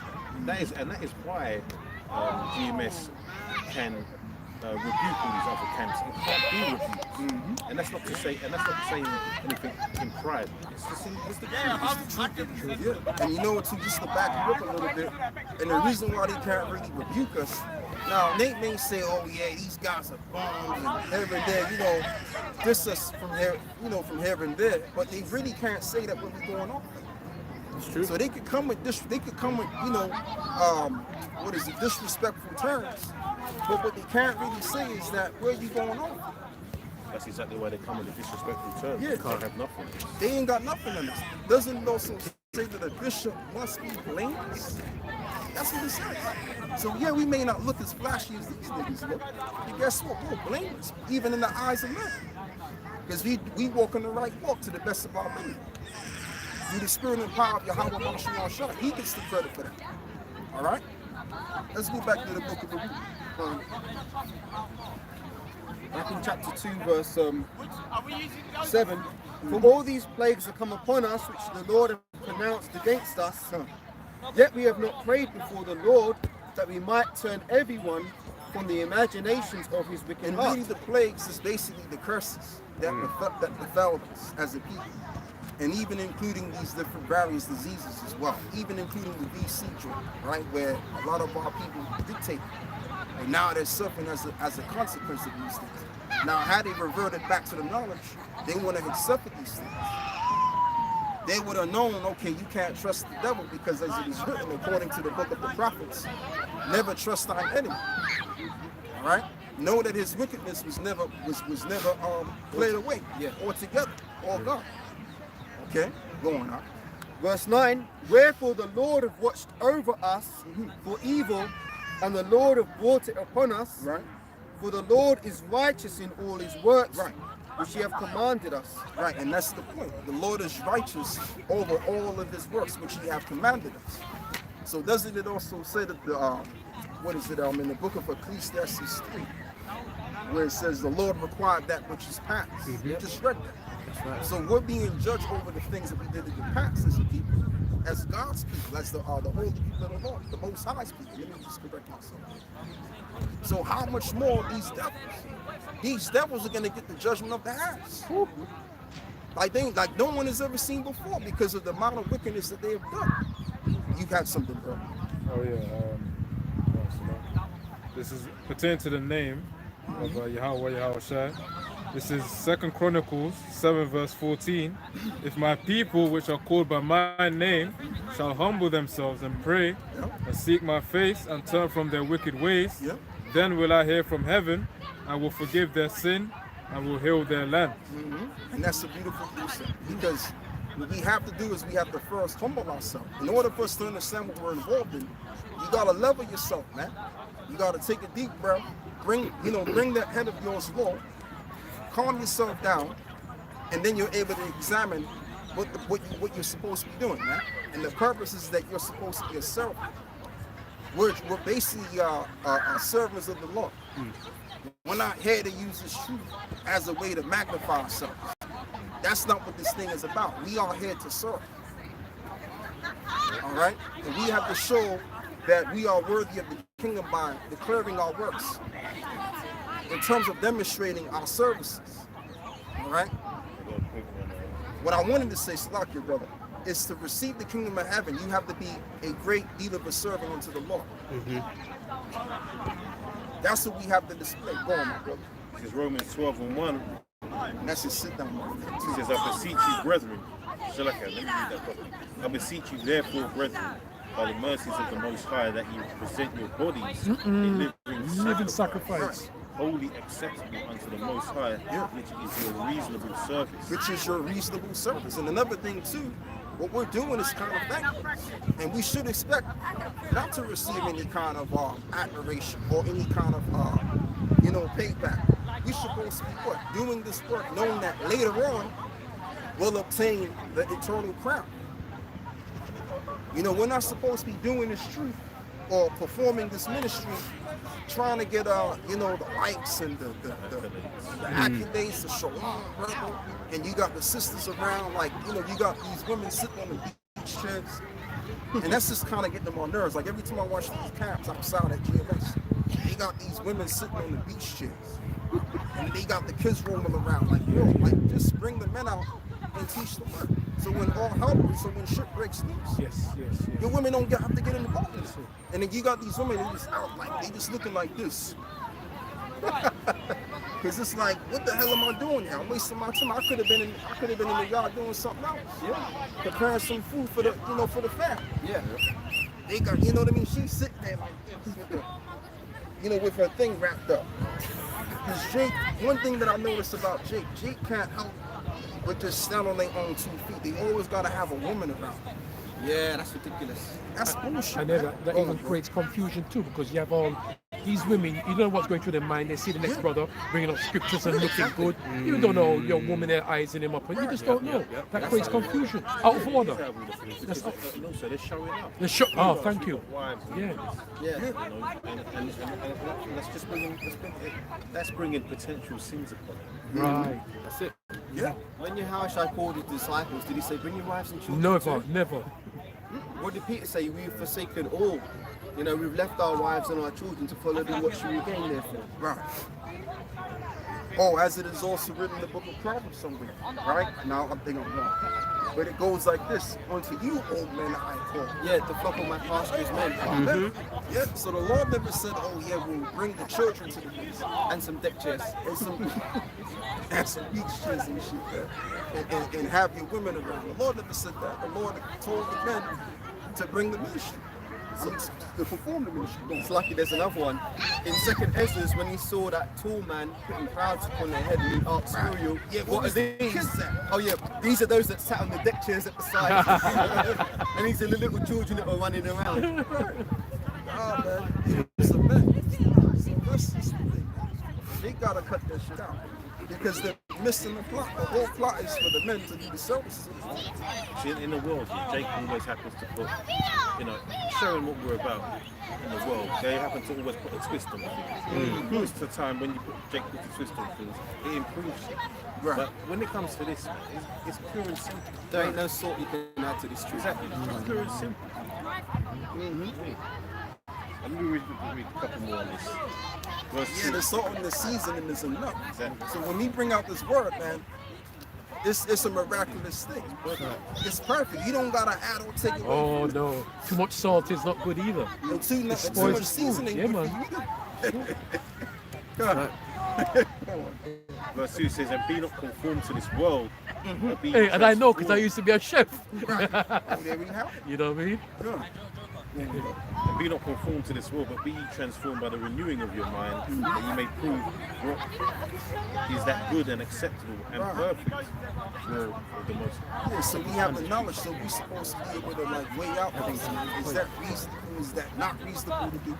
Things of this nature. So GMS, even though GMS is just a term, we're just a camp. You know, we have a name like everybody else does, but we do things in proper order, to the best of our ability, because we know the importance of order. Without order, you have disorder, you have destruction. Chaos, yeah. So you can't be out here with the kids outside and shit, right? As an abundance, and you got deck chairs outside, women sitting on the deck chairs. That's unreasonable, man. Just teach the word, keep it basic and simple. You know? They're out to build communities, not to get to the kingdom. That's the They want bottom to line. build their little Israelite community here on earth and sing kumbaya and shit. That's what I have with their cookouts. And there's nothing wrong with having the communion and coming together and that, but it's the mainstay for Yeah. a lot of these guys out there. Yeah, and just like the brother said, man, these guys are more about the community. I'm doing it for my people. No, this is about the elect. The people of the Lord is the elect. Fuck the majority of Israel. How about that? But see, a lot of guys ain't gonna come in that school. It's gonna be about, oh yeah, we gotta get accolades and attention from the majority. Man, fuck it. Go on, bro. Oh yeah, you was reading. Right, back in Baruch. Okay, come. Finished? I'm on. Back in Baruch, it says, verse 10, yet we have not hearkened unto his voice to walk in the commandments of the Lord that he hath set before us. And now, O Lord God of Israel, that has brought thy people out of the land of Egypt with a mighty hand, Right.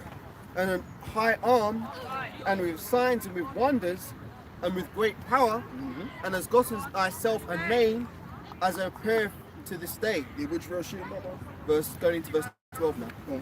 O Lord our God, we have sinned, we have done ungodly, we have dealt unrighteously in all thine ordinances. Let thy wrath turn from us, for we are but a few left among the heathen, where thou hast scattered us. Yeah, and that was a part of the curses, that the Lord will deplete us to less than we were before, because the Lord likened us as the stars of heaven. When you go into the heavens, you see a multitude of stars. That's no longer the case anymore. What you have is you have a very few of us in comparisons to. Now, don't get me wrong. If you look at the nation of Israel, as it stands right now, we've been scattered among the nations, looking like the other nations. So we're still relatively a big nation. But in comparison to what we should be covering the whole entire earth more than everybody else. So the Lord made us, right? Because this earth is big beyond what they've made us to believe. Go on. Verse 12, let thy wrath turn from us, for where we are but a few left among the heathen, where thou hast scattered us. Hear our prayers, O Lord, and our petitions, and deliver us for thine own sake, and give us favor in the sight of them which have led us away. Yeah, so I want you, brother, to get me Ezekiel 36 and verse. Yeah, so read it again, Baba Fisher. Yeah, read that again, Baba Fisher. Verse, it's like I got distracted. Verse 14, hear our prayers, O Lord, and our petitions, and deliver us for thine own sake, and give us favor in the sight of them which have led us away. Yeah, because the Lord is going to do that. But he's not going to do that for our sake. He's going to do that for the sake of declaring his name. We magnifying his name because we defiled his name due to us going beyond to these other gods and vain philosophies of mankind. All right? So that's why the Lord is going to have to deliver us to uphold and to keep the covenants which was given, but primarily is to re-magnify his name, which I want to get into the book of Ezekiel 34. Yeah, 23. Yeah. Ezekiel 36 and 23, and I will sanctify my great name, which was profaned among the heathen, which ye have profaned in the midst of them. And the heathen shall know that I am the Lord, Right. saith the Lord Yahweh. Right, and the heathen shall know that I am the Lord's, what saith what, Yahweh, right? Saith the Lord Yahweh, when I shall be sanctified in you before their eyes. Right, that I will be sanctified through you before their eyes. So the Lord has to what? Reestablish and put the fear on the earth, and in terms of showing his works through with his son when the son comes back, to put the fear on the earth through on his name.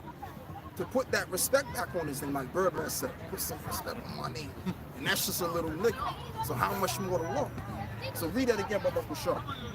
Verse 2 Ezra 2, verse 15, 14 again. Hear our prayers, O Lord, and our petitions, and deliver us for thine own sake, and give us favor in the sight of them which have led us away. Right, exactly. Give us favor in the sight, which is what?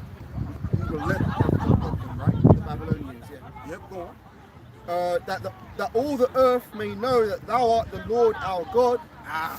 That the earth may know that thou art the Lord thy power. Let's read back to this.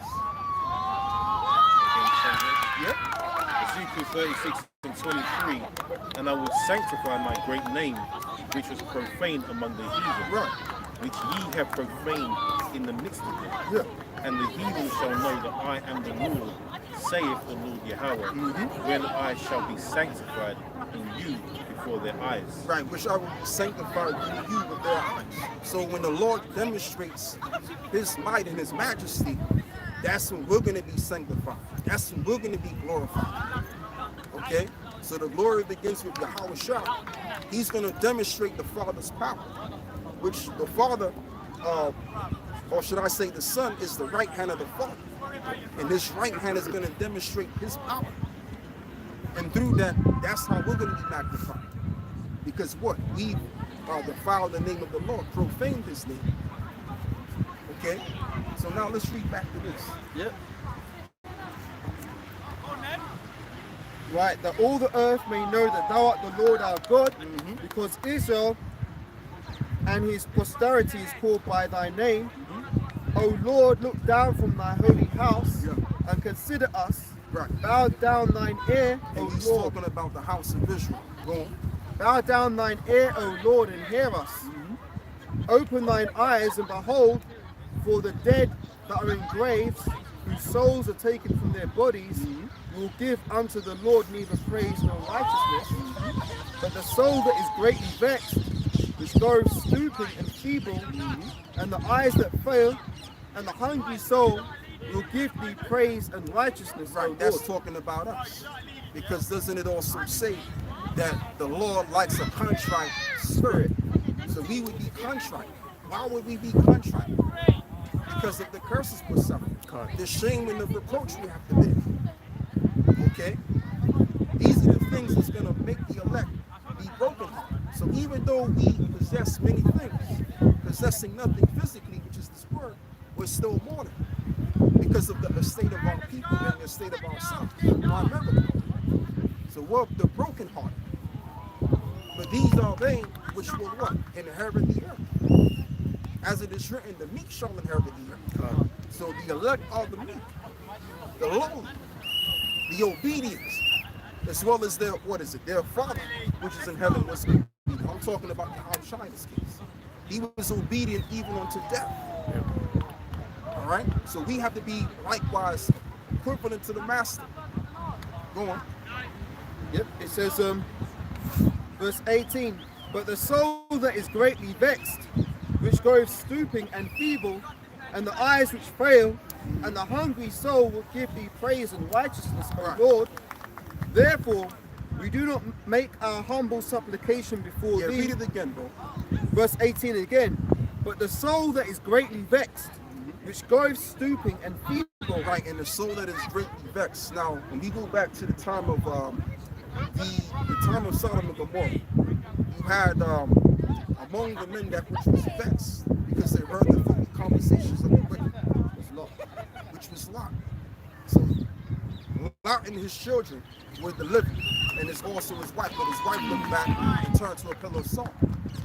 Okay. Also, it says in the book of Ezekiel 9 that they that which sigh and cry for the abominations that we've done in the midst of them. They would have the seal or the mark. What is that mark? The mark. It's the wall. Thank you, my brother. See, this brother's coming up. He's learning. You know, the Thawar mark. What does the word Thawar mean? Exemption. Mark of exemption. The mark of exemption from judgment. So those that are vexed and that are what is feeble, they're gonna what? They're gonna seek the Lord. They're gonna give him praises. Go on. But the soul that is greatly vexed, which goes stooping and feeble, and the eyes that fail, and the hungry soul will give thee praise and righteousness, O Lord. Because ultimately we're gonna hunger for righteousness. I mean, you could use that as a term of us being poor, but primarily this is basically telling of those that are hungering for righteousness, hungering for their deliverance through the righteousness. Let me say that correctly. Okay, go on. Therefore, verse 19, Brute 2:19. Therefore, we do not make our humble supplication before thee. That's the rest of our people.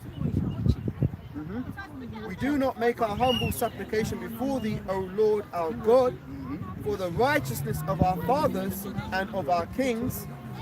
For thou hast sent out thy wrath and indignation upon us, as thou hast spoken by thy servants the prophets, saying, Thus saith the Lord, bow down your shoulders to serve the king of Babylon, so ye shall remain in the land that I gave unto your fathers.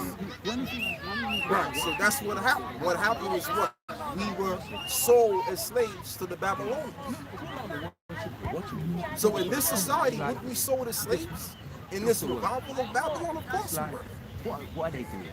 Because what? What we did to the Father. And I mean, you know, we could also mention other things like the book of Daniel, the 7th chapter, elaborating on the different empires that would come after one or the other.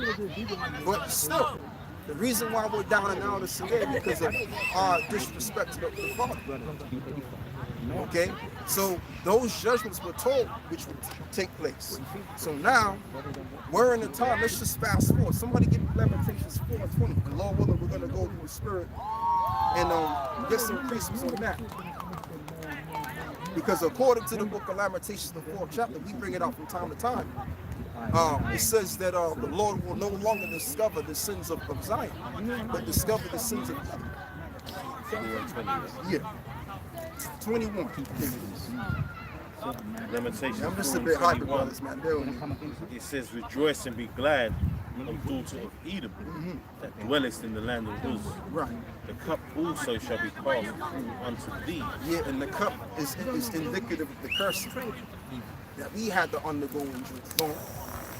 Thou shalt be drunken and shalt make thyself naked. Doesn't it say that they will drink the dregs of the cup, meaning the most bitterest part of the wine? That's exactly what's going to happen, but that's not literal, it's symbolic. Just a precept to back that up. Jeremiah 49:12. For thus saith the Lord, behold, they whose judgment was not to drink of the cup have assuredly drunken. And art thou he that shall altogether go unpunished? No. Thou shalt not go unpunished, but thou shalt surely drink of it. Doesn't it also read that the Lord would not acquit the wicked? So if he wasn't acquitted, if the people of the Most High wasn't acquitted off of their wickedness, why in the hell would the Lord do something that which is disorderly and have them acquitted? That would then make them above us. Go on. Right. That's and you know, we're going to Obadiah, let's just cut that. Yeah, that's a line in the sand. Esau's finished. Edom's finished. There's nothing.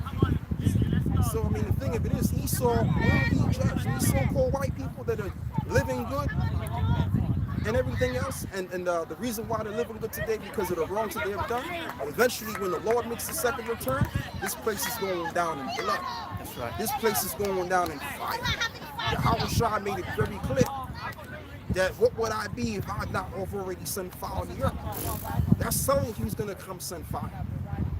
And it's so bad now that the British government, I'm going to have to tell you brothers this, right? Those that are listening, the British government don't want you to talk about it. If you talk about it, you're going to have to spend 5 years in the pump. That's what they're saying, because a lot of people are talking shit. And it's overwhelming because all of the things that they should have done to help support the British people, they haven't done it. So now You have an overgrown population Yeah. of the British public, Yes, and yes. they're indebted to the people. They can't help support the people anymore. So now you have more people complaining about this and that and the third. All right, but that's how you know we're in the end of the world, because in the ancient world, you couldn't talk smack about the king. They said that we live in a democratic society. So if we live in a democratic society where the people rule, then why is it should we be penalized for speaking about the government? Sound diplomatic. Yes, and the reason why they're so, and the reason why they provided that order, because what's really going on is that they're really feeling the heat. They're feeling the heat. Tell you what, brother, you can't give me Job 20, where it reads In the fullness of His that, sufficiency. you know where I'm going, right? So yeah, give me that. And it says that that should not feel quietness in it. That's the one that I really want. Quietness in it, brother. You know, there's a narrative going around between these what they call far right Edomites politics. They're talking about the replacement of them coming out of their positions and being replaced by the brown people, basically. Right. So they can feel it in their spirits. You know, they know what's coming. They know what's up, man. You know, Job 9 and 24 tells you it was given this, it was given unto them, and they could never have done it without the power of God. Yeah. There's no way. They're the true minority. Yeah. That's right.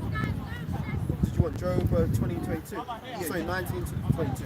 It says, in the fullness of his sufficiency, he shall be in straits. Is that the one you want? No, yeah, you can read that too, but there's a verse to be exact that I want here. It says, they shall not be Okay. That's good. Further up. Oh, by the way, there's still one more. Oh yeah? Okay, finish now.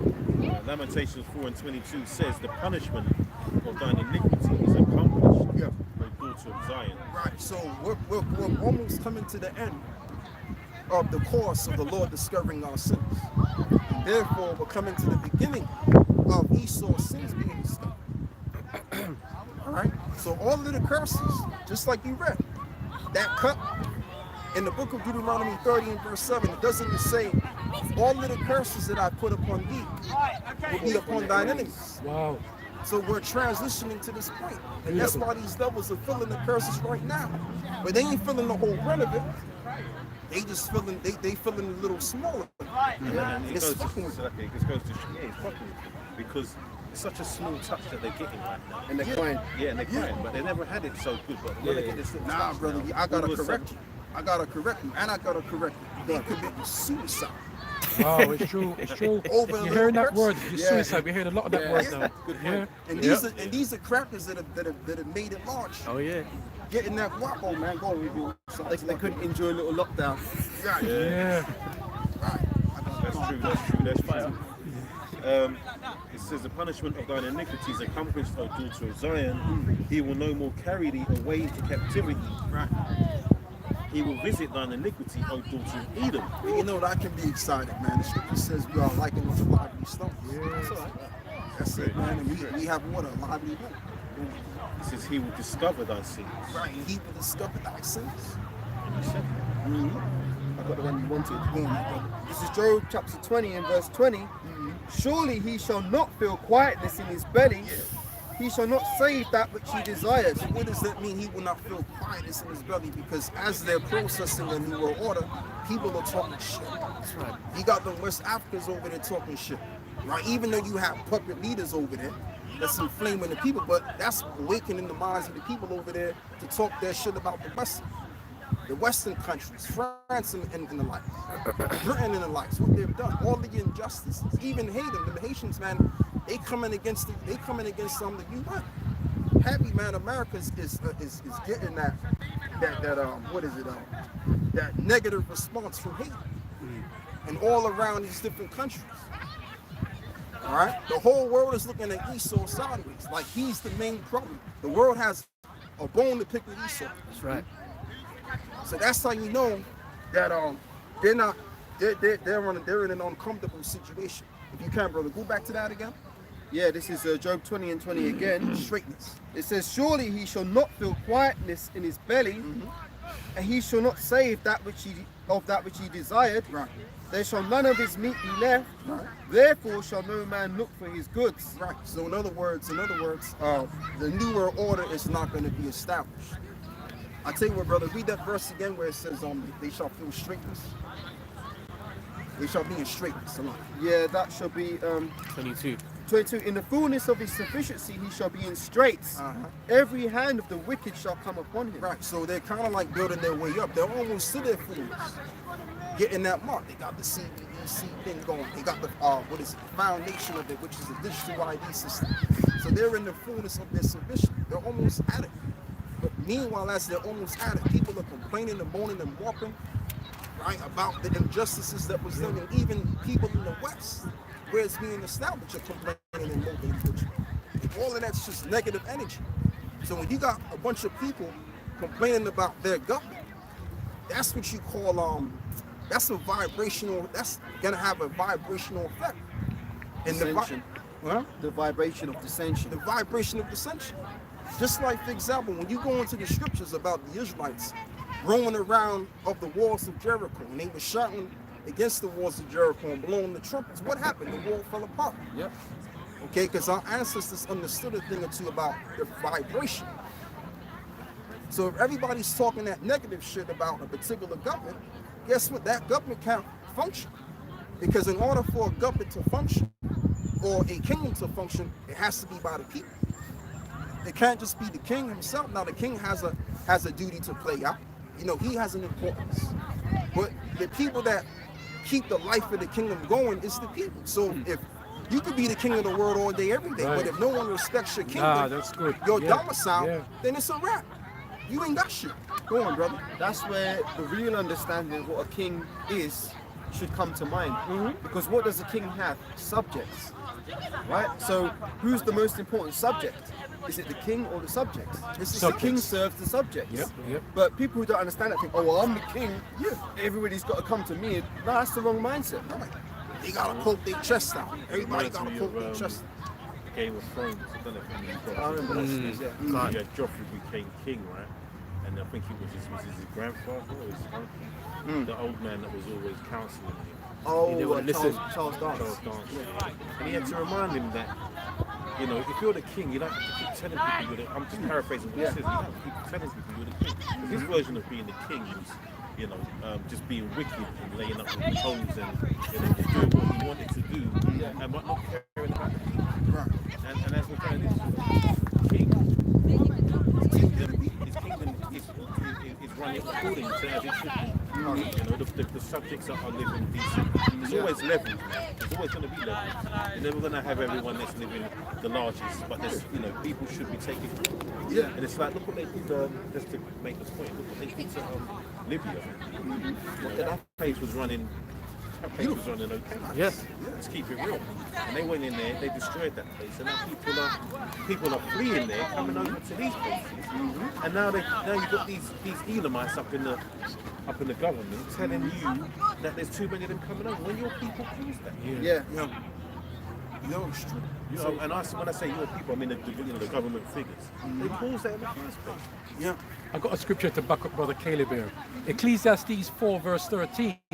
Better is a poor and wise child than an old and foolish king who will no more admonished.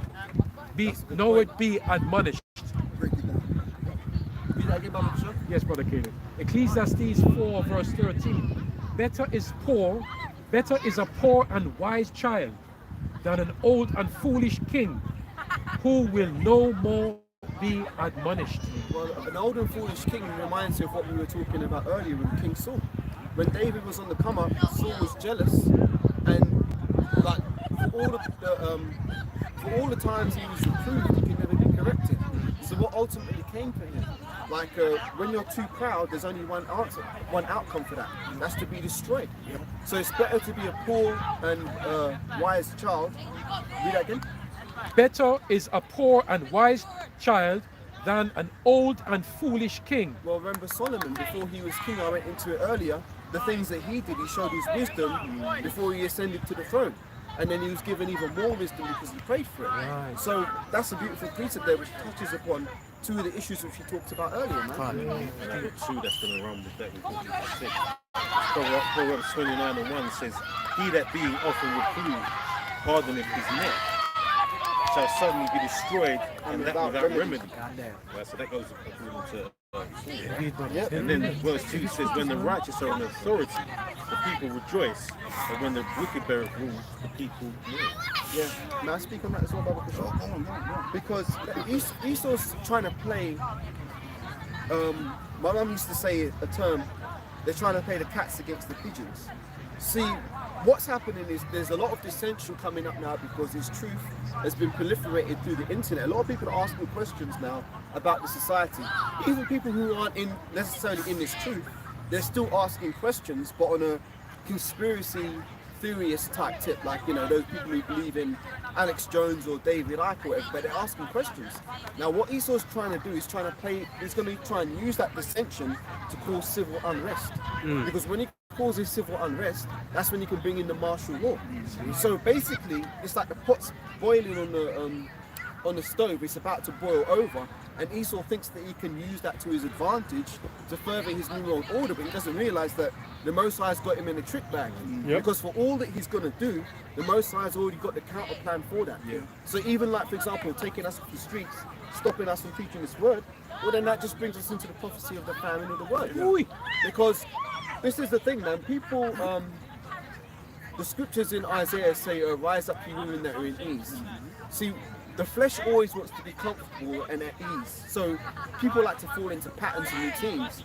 So there's a lot of people who watch these videos who are just here for the entertainment. Oh yeah, it's Saturday, let's put the Israelites on. Let's see how they curse out, who they curse out this week. And they're just watching it for entertainment, not realizing that to everything there is a time and a season. The season for us being out doing camps prophesying is coming to an end soon. Right, Murph, that's all Murph here.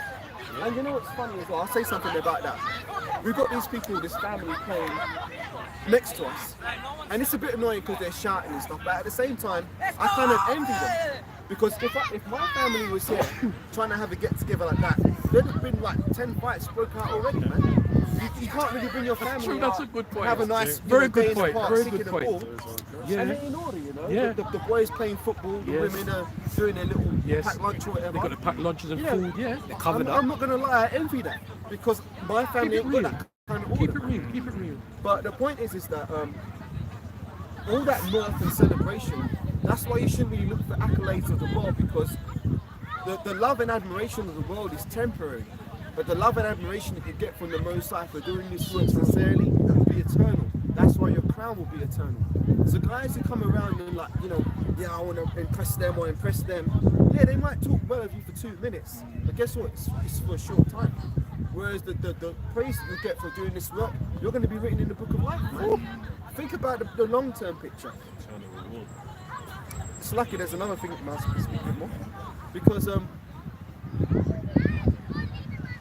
no, that's going into something else. I'll save that for a video. But staying on the point, yeah, the time for us teaching this word and preaching this word is coming to an end, because Ecclesiastes says to everything there is a time and a season. This isn't forever. This is just to wake up the elect. And as the apostles have been pushing, you know, we're getting down to the wire now, where these messages are going straight out to the 144,000 and the rest destined to be saved. Our time of preaching to all Israel's done, man. We're not out here to save all Israel, man. We're just out here to do this job, fulfill it, move on to the next stage. But there's guys who want to come in and, oh yeah, well, I want to be famous and, you know, I want people to look at me for doing this, so they want to stay there, man. This place, yeah, exactly. This place is gonna burn, man. You want to burn with it? Well, you will if you're in that mindset. That's all I got on that. Yeah, man. So, you know, what was I talking about before? About how this society is bubbling over because of dissension. The king. Yeah, and they can't contain people's opinions now. That's why they're trying to clamp down. Yeah, and another thing too, because I was watching a documentary, man, of what was going on in New England, to be exact, in the 90s, concerning pork. And you know, when I came down to the conclusion of this, which, you know, in the 90s, we're talking about what, 25 to 30 years ago now, right? and they had issues, the same issues that we're dealing with right now. They had it back then. You know, it just wasn't, you know, put on front display as it is now, because everything's on the internet plus. But back then, people were complaining about the injustices, how they weren't being funded, and, you know, correctly, having issues finding work, right? So when we're dealing with the population right now of the UK, it's overly inflated, and this is why now the elites, their whole thing is the population. Why is it about the population all of a sudden? Right? And I'm just speaking on why what my conclusion is. Because they can't take care of us, man. They don't got the money stuff. I've said this before. These elites, they're in the business of gathering as much wealth from us as possible. Yes. We're used as services to enrich them, Right. to Usually. pay this debt. Yeah. That's all we are. Yes. They don't want to bear the brunt of having to help people out. Because if they have to help everybody out, guess what? They'll be out of pocket. Yep. They're trying to get more. They're trying to inflate more of their pockets. Yep. We are a commodity to them. We're a commodity to them. Yeah. If I could say also, just to add to that, I believe as well that, you know, in their eyes, they want this new world order to be achieved. They have to. We got no They choice. have to get rid of people Yeah. in order to do so. There's too many people that will spoil what they plan, what they think they're going to achieve. Right? So in order to be able to control the people, you have to have less of the people. Yeah. So Yeah. they, you know, Yeah. they already got in place. They can tell just through the internet who is all about mirth and folly, and who's all about trying to find the truth in this world. Yeah. So they can already discern who the enemy is according to them, and who is the fodder or the slaves that they want to use for their future new world order. Yeah, because the thing of it is, like I was saying, people were complaining before, years in advance, in the 80s and all of that. So we gotta look at the amount of population that was at the time complaining about the problems, and look at the population now who's complaining about the problems today. And it's too long overdue. It's too much. They can't do it. So now their only solution and option is to go for the ultimate kill, which is prophecy anyway. Go on. That's a good point, and it shows that Esau is not stupid. The scripture says he's wiser than Daniel. Because not only does he want to kill people off, depopulate, he also wants to diminish people's chances to reproduce, because he understands that reincarnation is indeed biblical. So it's not enough to just kill people. He has to fuck up people's reproductive systems to stop people from coming back on the earth. That shows how much of a madman this guy is, and how much he's fighting against the Most High. Yep. And how many ways has he got to do that? He does it through the food, drugs, the VCs, The water, the air, the LGBTQ agenda. And as well as the barium oxide in the air. So Children. he's got many ways. You know, he's got many ways of doing it. You know, you've got the clinics out there, especially in Babylon, where Jakes are just, and they promote the promiscuity. Yeah. And then they, show you how easy it is to just do away with your seed. No. Yeah, let's continue with the precepts. We gotta go. We can't get this all out in one go. You know what I mean? We're gonna get out of here anyway. No disrespect is in all the parts. Yeah, let's finish what we got. So what do you want me to read again? Yeah, where you left off? Job. Reading Job. It says, verse 23, when he is about to fill his belly, the Most High God shall cast the fury of his wrath upon him, and shall rain it upon him while he is eating. Yeah, and just to simply put it, I mean, the way that it looks for them to establish their new world order, we can already know and see that it ain't gonna work. It makes, listen, it's not logical. It's illogical what they're trying to do. And it ain't backed up. When you really visualize and analyze what they're doing, it's not gonna work. Right? The Lord ain't gonna allow it to work. The real new world order is gonna be the saints being established. That's the real order, man. They've been planning it for so long that it's not fathomable for them to disregard it now. Yep. Yeah, it's a generational plan that's been handed down, Yeah. for their families, man. Yeah, and the reason why they gotta really establish it because their backs against the wall. So they ain't got no choice but to really go with this pseudo idea of establishing this world. And it's pride as well. Yeah, it's pride. Yeah. Go on, bro. You go back to Baruch. Back in Baruch, chapter 2, verse 17. No, 16. O Lord, look down from thy holy house and consider us. Bow down thine ear, O Lord, and hear us. Open thine eyes and behold, for the dead are in graves, whose souls are taken from their bodies. Will give unto the Lord neither praise nor righteousness, but the soul that is greatly vexed, which goeth stooping and feeble, and the eyes that fail, and the hungry soul will give thee praise and righteousness, O Lord. And those that give praise and righteousness to the Lord are going to be redeemed. Remember, is going to be redeemed. And therefore, going back to the point, is that the sins of Esau is going to be well discovered, as it is written. So it was written that we was going to proceed to judgment, and it's as it is written. They will proceed to judgment. And this is where we lie right now. We're in the transitional phase of this world to our world, and in our world they're going to catch hell, and they're going to experience the hell we're going to give on to in the worst kind of way, as it is written in the book of Luke somewhere, where it talks about Lazarus, what is it, the poor man and the rich man. Yep. All right? Go on. I think that's all we need on that, brother. Yeah. Yeah, that is it. Pretty much it. All right. Yeah. So you got some more? Jeremiah 49:7. It says concerning Edom, thus saith the Lord of hosts, is wisdom no more in Teman? His counsel perished from the prudent. Right, and that's living out right now. Because these elites, they did everything so well previously years ago. Now they're like lousy with their plans. Even the psychological operations is lousy. Yep. They're old and not thinking too strict. And it's an embarrassment, man. You got Joe Biden bubbling, man. Oh, man. He can't even stand up to save his own life. And he's forgetting his words again. Yeah. So, I mean, it's not working out. And a lot of these niggas is too old. Yep. Go on, brother. He says, is there wisdom vanity? The Lord's showing them out. Basically, you had Obama married to a man.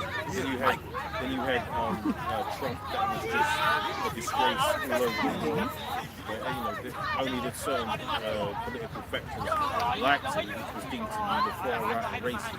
And now you have dithering, this doddering old man. You can't string a sentence together. You can't forget George Bush Jr. Yeah, of course. Yeah. Because he was a big joke to the big time. I think that's when it started, actually. You know what I mean? Oh, you're right. You're right, from him. Actually, it goes back to Clinton, because Clinton was another joke, and he got found out for lying. I did not Have sex with that this thing. woman. I remember that. Well, how far could you start? Well, then you go back to his father, George Bush Sr. It goes back. Talking about made this. We will achieve it. Maybe not this time, but very soon. He gave his New World Order speech. Oh yeah, now you want But you know, it's like there's levels in it, and now you're getting to the point where people can see the folly in their leadership, and then, they're trying to police the world, but they're joking now. People just, the nations are laughing. You even got African countries mocking them now. True. Because they wanted to try to bring homosexuality to other countries, and so we're not having it. You know what I mean? Uganda, that's it. Yeah, I just want to say one thing, because this brother kind of like, he kind of like stirred my mind up to, right? What Bill Clinton said. He said, I did not have sexual relations with that woman, Monica Lewinsky. Yeah, that's it. And he also said that because they found him smoking weed, but they did that so he can be relatable to Jake. Yeah. He said he didn't. What is it?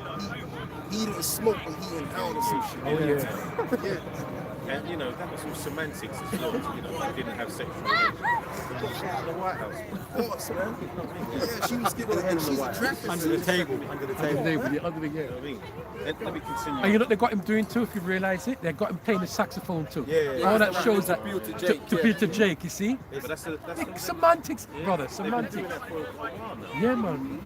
He was our first black president, that's what they said. That's what they say. Yeah, true. That's true. That's true. But he was the first one, not the first one, but he was the president at the time that came up with the crime bill in 94 with this nigga Joe Biden. Him and Joe Biden was 3 strikes and you're out. yeah. Oh, yes, 2 yes. strikes and you're out. Good memory, brother. Good memory. Good memory. Jeremiah 49:8 it says, turn ye, flee ye, turn back, dwell deep. O inhabitants of Dedan, for I will bring the calamity of Esau upon him, the time that I will visit you. Yeah, so this is the point. So now everything that's already been done upon us is going to be done upon them for the right. reasons they have done. Now Yahweh Shah is going to pay them a grand visit. And the whole, you know what, the realm of the spirit, the spiritual realm is going to be released into this physical realm. And guess what? The powers on earth, as it is written in Luke 21, shall be shaken, and as well as the earth is going to quake at his presence. So as I said earlier, going way back a couple of years ago, the Lord is going to show who's real boss on the face of the earth. I got a piece of it. Deuteronomy 28 verse 13. And the Lord shall make thee the head and not the tail. Right. And thou shalt be above only, and thou shalt not be beneath. If that thou hearken unto the commandments of the Lord our power, which I command thee this day to observe and to do them. Exactly. So we've reverted back to the Lord. So now the blessings that Moses was saying is going to come upon us. And that's one of them. We're going to be above all of the nations. Never be beneath again. Never. Yeah. The scripture says the saints will possess the kingdom forever and ever. That's right. So we just going now at a temporary moment. We just getting the glimpse of what it means to be at the bottom. Right? I don't mean to, be exaggerated, because I'm a bit excited today. I'm in, reasonably mood today, right? But the point is that, look, man, we're just getting a taste of what it means to go without. Because when we're established on high, we're never going to taste of hell ever again. So let's get the experience of hell first and foremost. Go on. Jeremiah 49:9, it says, if great gatherers come to thee, would they not leave some gleaning grapes? And that's in the laws. When you're harvesting the grapes and everything, you've got to leave some behind. 10%. That's a spirit, brother. Exactly showing he's doing the opposite. That's a spirit, brother. He says, You see that, brother? leave it to the point where, you got, this is supposed to be a first world country. Yeah. And now they're blaming what's happening, turning it. Now it's coming like a third world country, and they're blaming the people that are coming over. It was already happening before them people coming over. A lot of them, the majority of the people that come over actually are improving, but they're doing the shit that you devils do. Dirty work. Yep. And they bring, and you know what, too, let's keep it real, bro. They bring in the flavor. Exactly. You know, them different nations, they do bring a little flavor to the mix. It's a culture here with this. Esau loves his Indian takeaway. Oh yeah, on a Friday. He wouldn't have none of them if they didn't come over. Chinese. Yeah, Chinese as well. Chinese. Yeah, who's running the country right now? Fucking, what's his name again? Risuna. Yeah, but that's all a front. It's all a fun. Because they can start pushing out all these wickedness that they're talking about women. Yeah. And put it on the Elamites. Yeah. If it was Pakistan, this place would be up in arms. Because she's saying it. Right. And now you've got all the them far right racists in this country, the Elamites, clinging on to that. Yeah, she's got a good point and all that. Right. Yeah, she's a good one, that one. And that's true. When you're on their side and you're saying what they want to say, you're a good one. Yeah, good, yeah. But it's basically a front.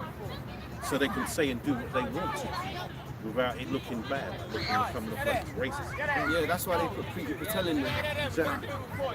That's Home Secretary. To make it look like we live in a unified society. Goddamn unified society, man. And the thing with these racist devils, they be acting like they don't like Elam's food. They like Elam's food, man. They're the biggest spenders in there. Yeah. Elamite buying from Elamite takeaway. Elam's changed the dishes, the recipes, in order to fit the Edomites. taste, That's heavy. That's heavy. of the Edomites. Yeah, even the most Chinese. stuff that you find in them shop, they don't put that at home. And I know because I know to put my business out there, but right now, where I live, there's some Edomites. They don't cook in the same thing. Nah. Right, let me finish this. So They like them chicken massalas, man. They like more. they can't take that heat. They can't take this too much. Too much seasoning. Yeah, but they sing that song at the World Cup, innit? Vindaloo. Hello. Yeah, like that. How does that reflect on your nation, man? You look like a bunch of fools singing about fucking Vindaloo. Yeah. So when you shit, it's pepper coming up your ass. They got so caught up in the culture of the damn self. Come on, man. And it's so funny that the people in England, they don't have to go travel the world. The whole world is over here. They got this restaurant over here.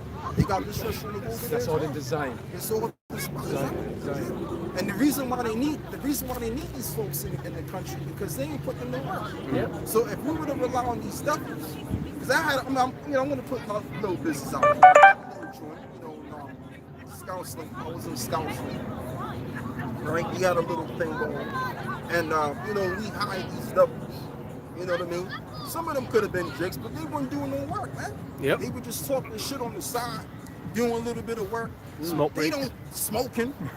They don't do no work. So if the British economy had to rely on these devils, this economy would be belly up. That's right. Facts. Go on, bro. Verse 9 says, I'll start with verse 9 again. Jeremiah 49:9. If grape gatherers come to thee, will they not leave some gleaning grapes? If thieves by night, will they destroy till they have enough? And that's the spirit that's on these Amalekites. These Amalekites, they're in the business of gathering more than what they can get. That's what they're involved in. But like I said, it's gotten too overwhelmed because people are producing the children, and the population is increasing, and they're becoming more indebted to poor families. And you got more poor families now than you ever had before. So now they got a whole heap of people to take care of, and they can't do it. So they saying, you know what? Just to disassociate from this mess, let's just eliminate souls as much as we can. Yep. They've got a reputation in Edom, them Amalekites, and the reputation is through fact. Yeah. They're greedy. Right. That's why everywhere they've ever been, they get their arse kicked out because they try and take over everything. But they don't like the reputation, so they come up with these terms in order for you to not treat them. And let me continue on. So Jeremiah 49:10 says, but I have made Esau bare, I have uncovered his secret places, and he shall not be able to hide himself. His seed is spoiled, and his brethren, and his neighbors, and he is not. Yeah, so they're being exposed right now, and it all begins with the prophets. And as well as, of course, other people that used to work in the CIA and in different intelligence agencies. They've all written books and came out with information exposing how wicked this system really is in the inside. So everything's already out in the open, which proves that this devil is about to be visited of his judgment, because it's already been made clear that the wicked will be revealed. The fallen way will come first, and then that the son of perdition will be revealed. That's right, yeah. Right? And the mouth, the Lord's mouth will Destroyed by the spirit of his mouth and the brightness of his coming. Thank you, brother. So that's happening right now, meaning Yahweh Shah, the prophet, is going to expose this man. So after he's been exposed, now he's going to be visited with Yahweh Shah. So we at the end of this thing. That's why his sins on this side is being discovered right now. All right? And then he's going to have to undergo the curses. One last precept we close out. All right, I'll jump to 12. It says, for thus saith the Lord, behold, they whose judgment was not to drink of the cup have assuredly drunken. And art thou he that shall altogether go unpunished? Nope. Thou shalt not go unpunished, but thou shalt surely drink of it. Yeah, so this devil is surely going to drink of this cup. And even though the Lord made this man to be the devil that he is, that's not an excuse, because what the Lord is going to do, the Lord made this man to be the devil. As it is written, the Lord hath made all things, yea, even himself, in the day of evil. But guess what? The Lord is going to make an example out of him to show the world how not to conduct yourself. That's right. All right? And to put fear in the eyes, put fear in the bodies of all souls, okay? Including the Israelites, so that we don't go off never again. Because look at this nigga, man. Look how the Lord made an example of this nigga. Okay? Yeah. So I think that's it, right? So with that, we want to give all of the praise and the glory to the Most High and the Son. Yahweh, Bashem, Yahushai, Bashem, Rakah, Kodash. Shalom. Shalom. Shalom.